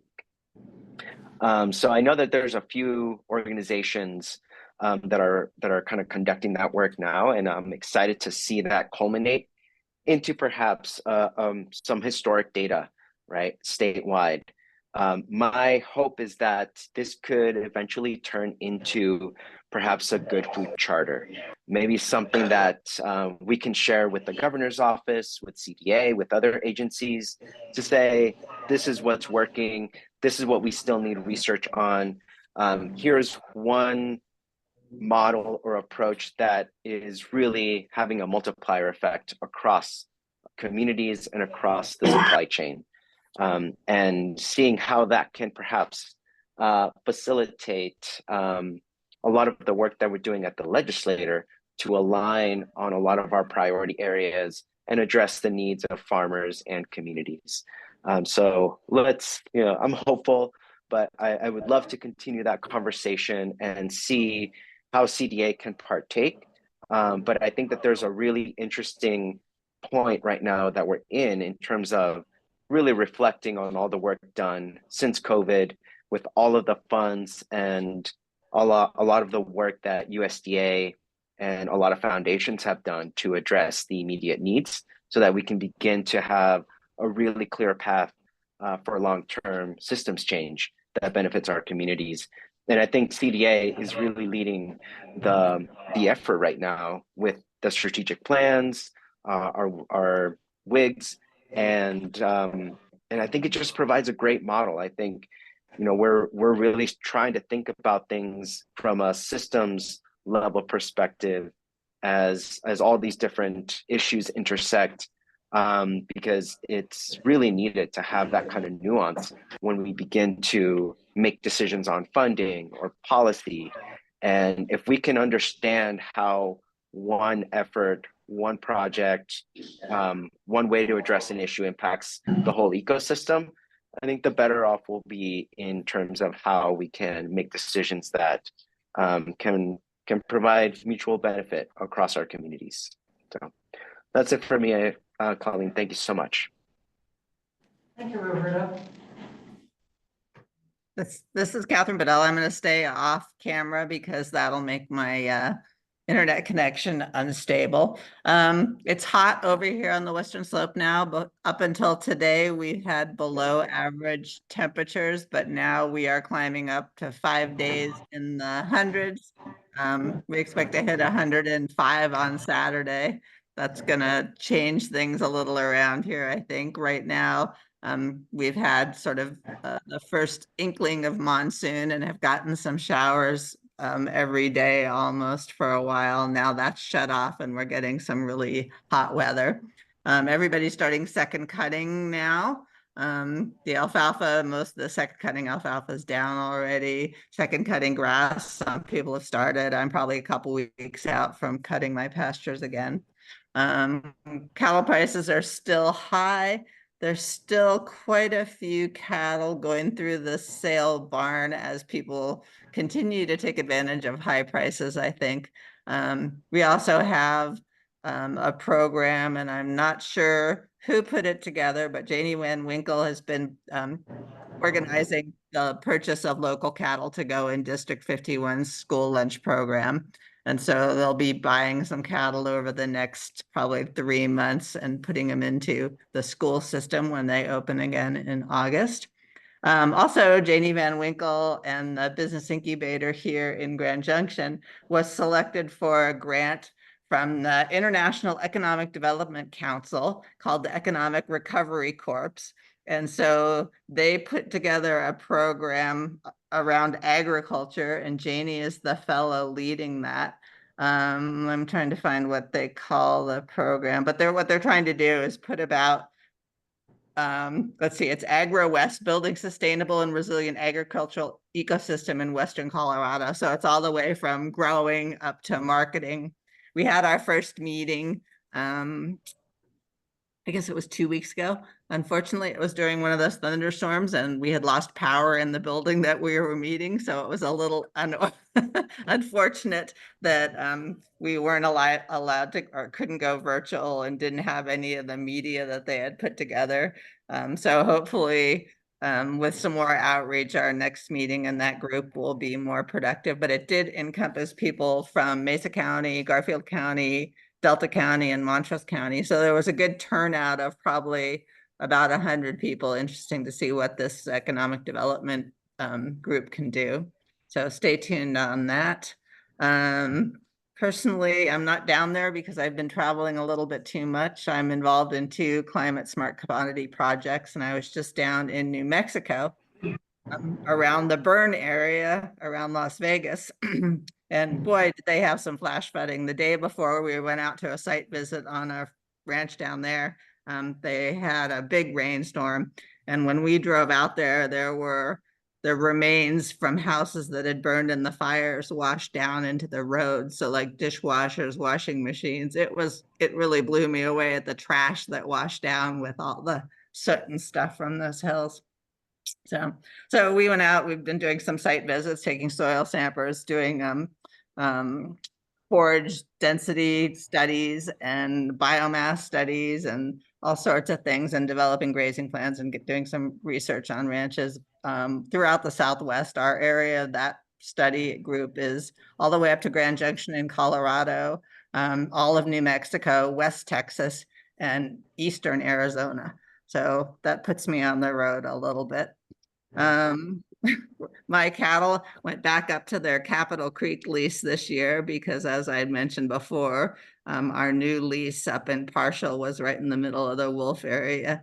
And my partner and I decided not to go there this year and to look at what's going on with the wolves and see how we can both mitigate our situations better and not take the risk this first year, since we did both sort of have other options that we kept available. See, not much else going on. Peaches are coming. That makes everybody excited. I'm sure Harrison's going to say something about apricots are good, cherries are good. The stone fruit crops look like they've been very productive, and everyone's really excited to see them. Field tomatoes are coming in now. Farmers markets are super busy. In fact, the Fruita Market, which is the one closest to me, is now 70 booths every week. Palisade limited theirs to 90 booths, and they have a waiting list for people looking for space. And parking is always very dear at both locations, so they're booming. And the Grand Junction one starts tomorrow, I believe. So we'll see how active that one is as well. Sorry, I can't see you. I'll see y'all at the next in-person meeting. Thank you, Catherine. Is Harrison on? No, it doesn't look like it. Okay. So we'll move to in person. I'd like to share. Okay. All right, Simon, you're on. Okay, just briefly, Bow and Arrow brand just had their food chain ID level 2 mystery F audit, which was unscheduled, which are always fun because they show up when you don't expect it. That's the whole reason behind it. The facility itself went real well. We had some deficiencies on our documentation, which we had 20 days to approve. We still passed, but there was some different regulations put in last year that we were aware of, so we had to take care of those, and the people within the mill got it all done, and so that's behind us, and we're ready for another year of level 2 certification that they have to carry. As far as the farmhand, you mentioned earlier, the corn's about 6 foot. So, yeah, ours is about 6 foot now, so it looks good. We had a really bad wind and hailstorm that took a pivot over. Never had before in our area, but it just lifted it up. Took it to the ground, but the windrow of the hay just stayed attached. So we're finishing putting it together today.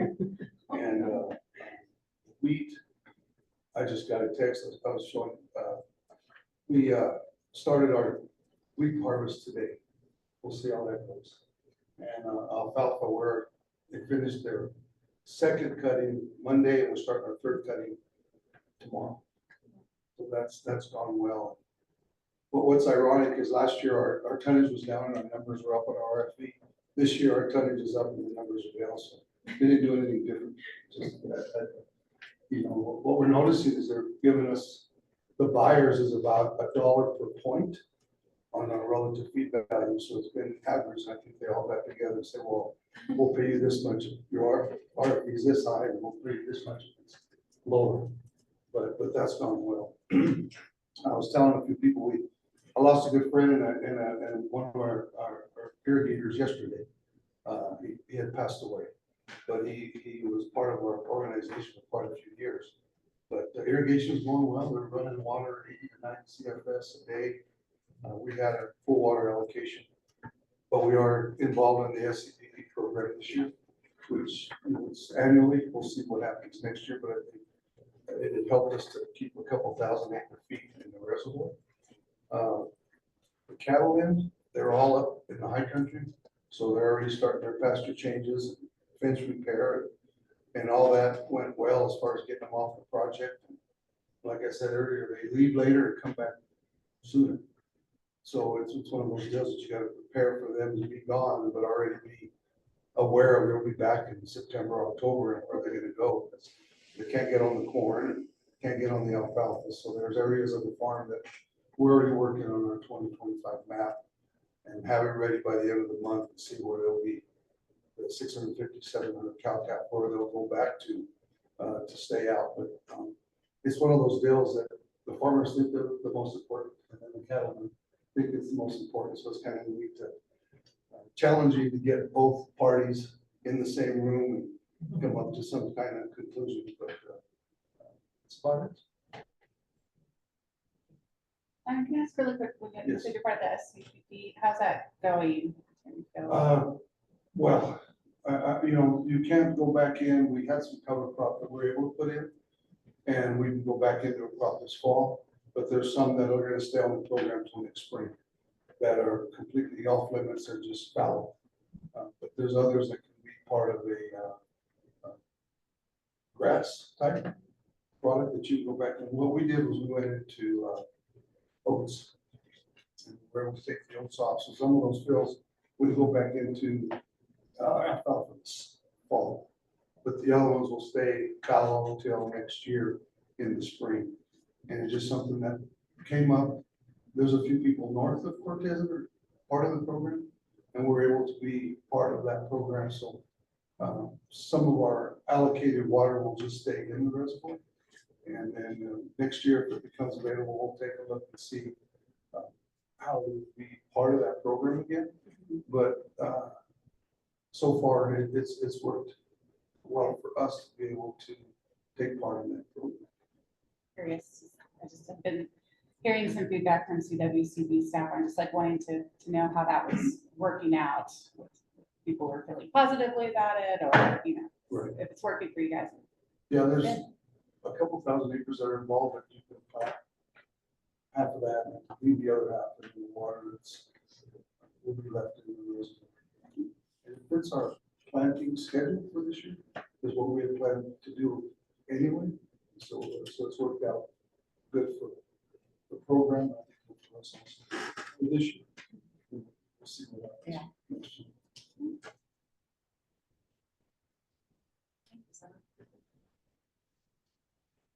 David? The TV star, David? Right. Well, it's been an interesting month everywhere, really, the farm and the ranch and everything. Wrote some notes here. I'm not sure where to start, but I guess on the good side, when you're in a drought, we also are having a lot of heat units. Matter of fact, we think we're about 250 growing degrees ahead of average this year, especially the crops that have had some moisture. The irrigated crops they're really looking good. A lot of those rains that are coming across the Front Range and coming out across us, they're kind of jumping over us, unless there is an occasional hailstorm, but they're hitting Nebraska and Kansas. You've heard of some larger rainfalls there. Wrapping up weed harvest, it should be probably over this week out in our areas. Our family finished yesterday. In the end, it was probably average yields due to the drought and the hail. Some fields that did have some moisture were doing phenomenal, but again, hail and drought brought everything back to average. So I guess in the end, that's good.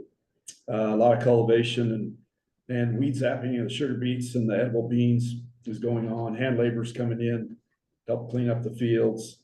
There's a lot more edible beans in our area this year due to the lower price of corn.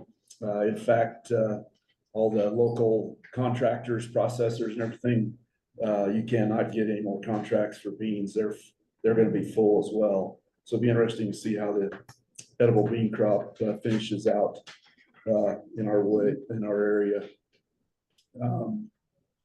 Grasslands, of course, if I brought up, there's areas that we're really concerned, as Nick had said on last month, that there's drouthy areas that aren't showing up on the Palmer Drought Index. It's kind of interesting to know that as well. And again, it's interesting to know if it's something, samples or people that actually write those charts, or if they're getting them off the rain gauges, not sure, but there's definite areas out there that should be showing red on the Palmer Index in our area. Maybe they are spotty, but when you look at that Palmer Drought Index, you do not see any red out our way, and that's totally false. The pastures, are spotty. As a matter of fact, we have some that we're concerned with the heat coming up this next week. And the next 10 days, it doesn't look like we're going to get any rain. So I would say in about 2 weeks, we'll have cows that'll either have to go to market or be supplemental fed. And also the grasshoppers are helping on that as well too, because they are clipping off some grass besides what they're eating. Let's see here. Irrigated crops are looking good. We did have that storm again. That was on TV as well out there. That just was devastating to Yuma County as far as 2 cities or towns in our county. You would probably just very few handfuls of people did not have their houses just totally obliterated in those storms, from siding to windows, obviously roofs, gardens. People were reporting even hailstones coming through their garages, hitting their cars or their vehicles inside some of the garages and things like that. So it was a terrible storm. It hailed almost 50 some minutes, and anywhere from marble size to, I think there were some reported as baseball size. Some comments made that some of the people with the wind, there were drifts of hail larger than any snowstorm event we had over the course of the winter. So in 52 minutes, it's just amazing what Mother Nature can do. Some of those places had over 5 inches. Well, they only found 2 rain gauges that weren't broke due to the hail, and some of those people, their rain gauges were overflowing, and some of those were 5 and 6 inches. So there was a narrow area there with that hailstorm that there was actually a lot of flooding going on as well. Now, getting back to the drought side, if we weren't involved in that hailstorm that was going through there, you did not receive any rain either. So that's very extreme storms. Farmers markets will probably be opening up before the end of the month with the heat units coming on. Sweet corn will probably be coming. And again, these are the irrigated crops, and the garden type vegetables will be coming to maturity with the early heat units. Another concern we're starting to see out there is the railroad right of ways. We're seeing a lot of noxious weeds out there.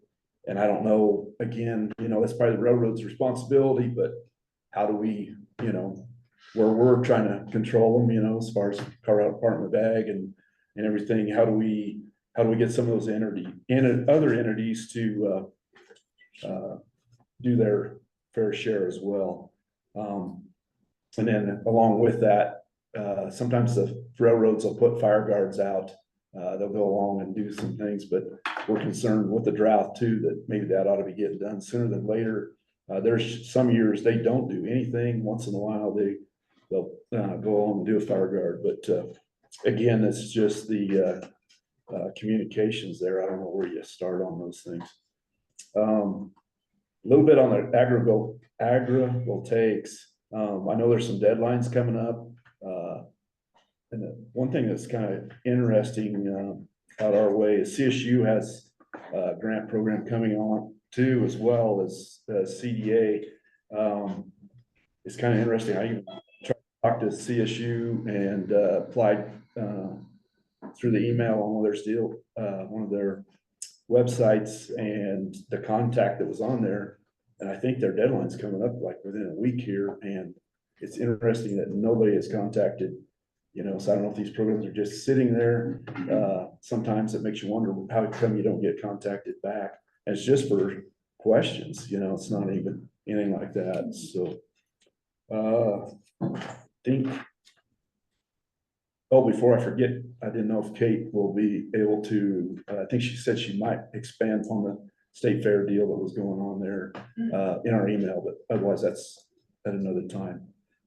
So I think I brought up all my comments out our way. Sure, I'm happy to, yeah, thanks for bringing that up, because I forgot that in my update. So State Fair, we are seeking a new general manager for the State Fair. Scott Stoller has been general manager since 2018. He's done a fantastic job for the fair. He'll be with us through the end of this fair, and then moving on at the end of September. So we right now have that position open, and we're seeking a great next general manager for the Colorado State Fair. So if you know anyone, or know people who know people, please encourage them to check it out, to apply. Obviously it's Pueblo based, but a lot of exciting things in the works now that we have our 30-year master plan in place. We have launched our capital campaign effort, and we've got great new programming at the fair, and excellent attendance. So really solid foundation to build off of, and just looking for a great person to carry the torch for the next chapter. Thanks for that reminder.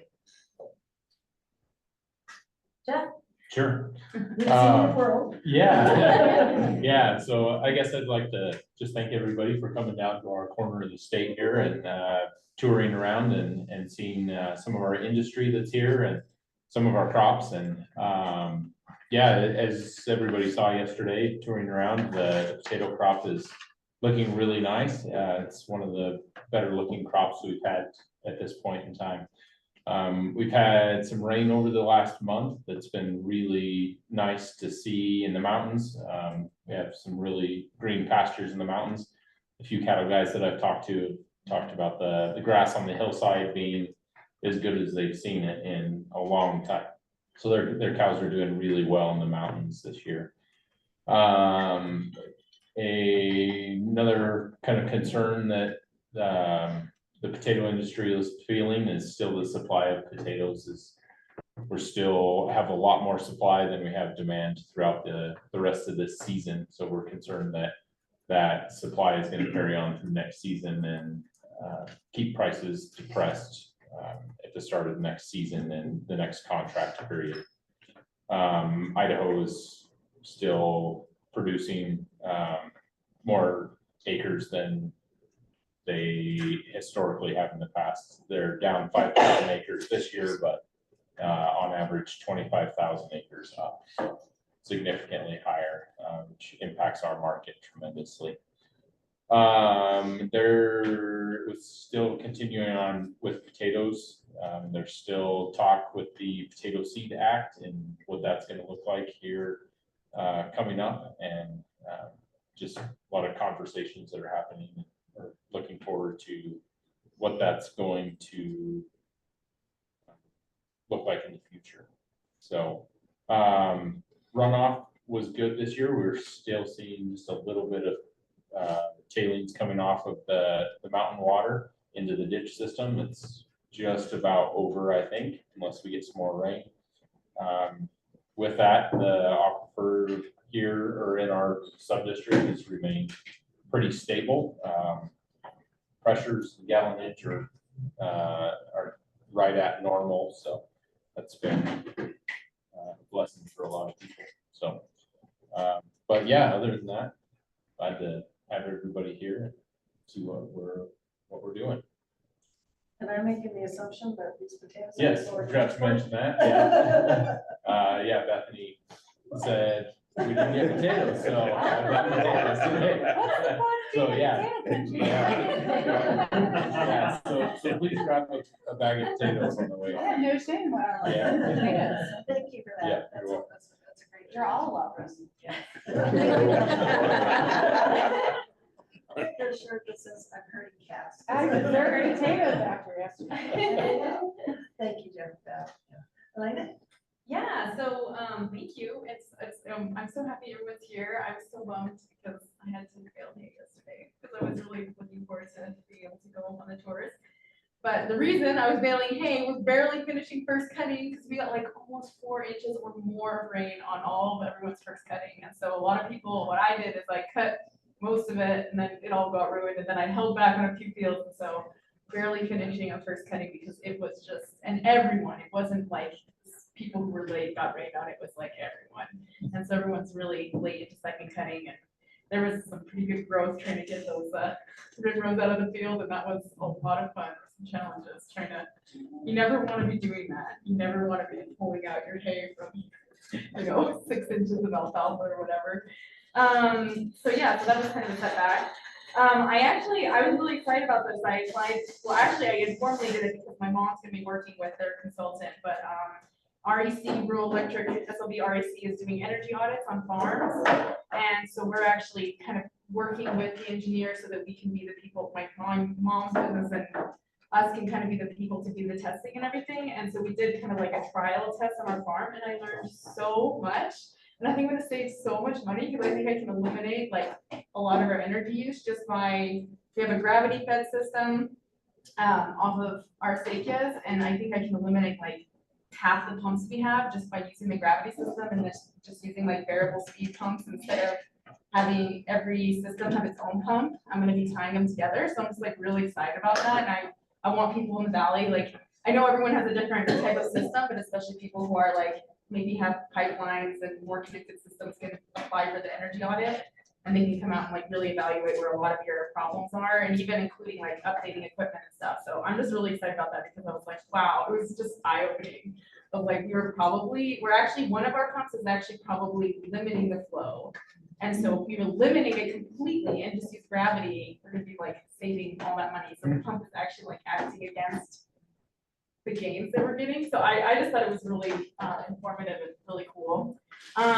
So I am part of the STAR program and I'm really excited. They came in and installed the sensors this week and they were like, you actually have soil, which I was surprised they said because we don't have, we have like alluvial and there's lots of gravel bars and sometimes I'm like, this is so bad. Like the soil, it's not soil, it's just rocks.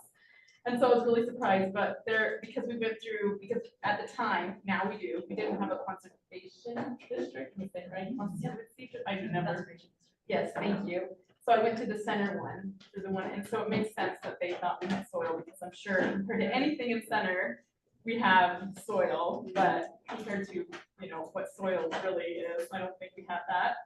And then I'm really excited that I did receive a food access grant as well. So that'll be really fun to work on. So that'll really help with my meat sales. And I've been working a lot with a lot of the Apache community down in New Mexico. And it's interesting, like reiterating like, how important lamb and sheep are for like cultural, Hispanic culture and indigenous culture. Like that is what people eat. Beef is like a new thing. And so I think that reminisces of my childhood and growing up in my community of how important that food is for these communities. So I'm really excited because those are fun connections. I always think like meeting with people who are like, yeah, I grew up eating this and I haven't been able to find any. And so yeah, so I'm excited to get that grant. And that's all I had. Yeah. So yeah. Along the Front Range in the northern part of the state, corn is looking really good. The grains, I would say we are days away from barley and wheat harvest, especially if we're gonna have a couple hot days in the next couple of days. I'm anticipating probably next week for our cutters to come start going. I did attend the hearings out in Burlington down there, and that was very interesting to listen to all the different aspects of that. While out there, we were in Ray and Burlington, and I learned more than I think I would ever want to know about PrEP and CRP, because I saw the presentation twice. That's okay, that's good for me. Hay, we're about the second or third cuttings, so that's also a good thing. I noticed when we drove out to Ray, was that 2 weeks ago? Lots of windows still boarding up, so I'm assuming that they're having trouble getting glass in there and everything. I'm hoping that's improving different than this one, which was over a month ago. A lot of windows were boarded, and you can tell the way it came from. I'm surprised they were able to measure rain, because I'm guessing because of the wind that it was coming, they even were able to measure that, if they had that. So, you know, you can still see the devastation out there. We do have a few farmers in our area that haven't done this for a long time, but they're growing penalties. So they're trying to stop it. And I will be attending Colorado Wool Growers next week, and so I'm prepared to eat lamb.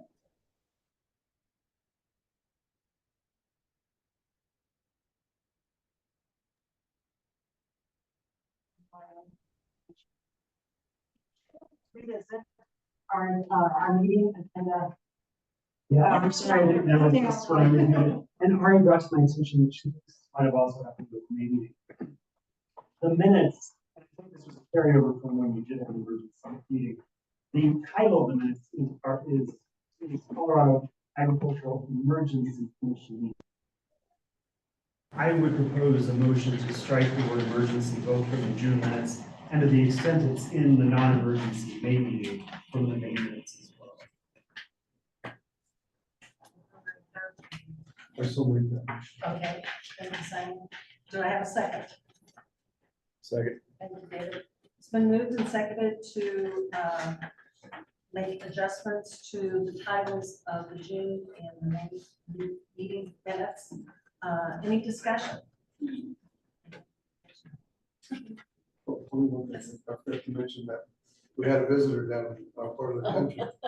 Joe was down visiting for a few hours, so it's nice to have him down. Southwest Colorado, to spend some time down there. It's a great place to visit if you get the chance. We learn something. I do need a vote, so all those in favor of this adjustment, please say aye. Aye. Opposed? Aye. That was an aye for. You were a little delayed, Roberto, and I'm assuming that you're okay with us adjusting these minutes, these titles to the minutes, is that right? Roberto? Sorry, Eileen, I didn't catch that. Late, but I'm assuming you are in favor of us adjusting these minutes. Oh, yes, that's right. Opposed? Okay, motion carries. Thank you. Thanks for bringing that to our attention. All right, anything else for the good of the order? Next meetings is August 21st from 12:30 to 3. It's virtual. So hope to see all your happy little smiling faces on the screen. And with that, I do need a motion to adjourn today's meeting. I think to adjourn today's meeting. Thank you. Do I have a second? All right, thank you, Simon. It's been moved and seconded to adjourn today's meeting. All those in favor, please say aye. Aye. Opposed, same side. All right, thank you. Meeting's adjourned. Thank you for the.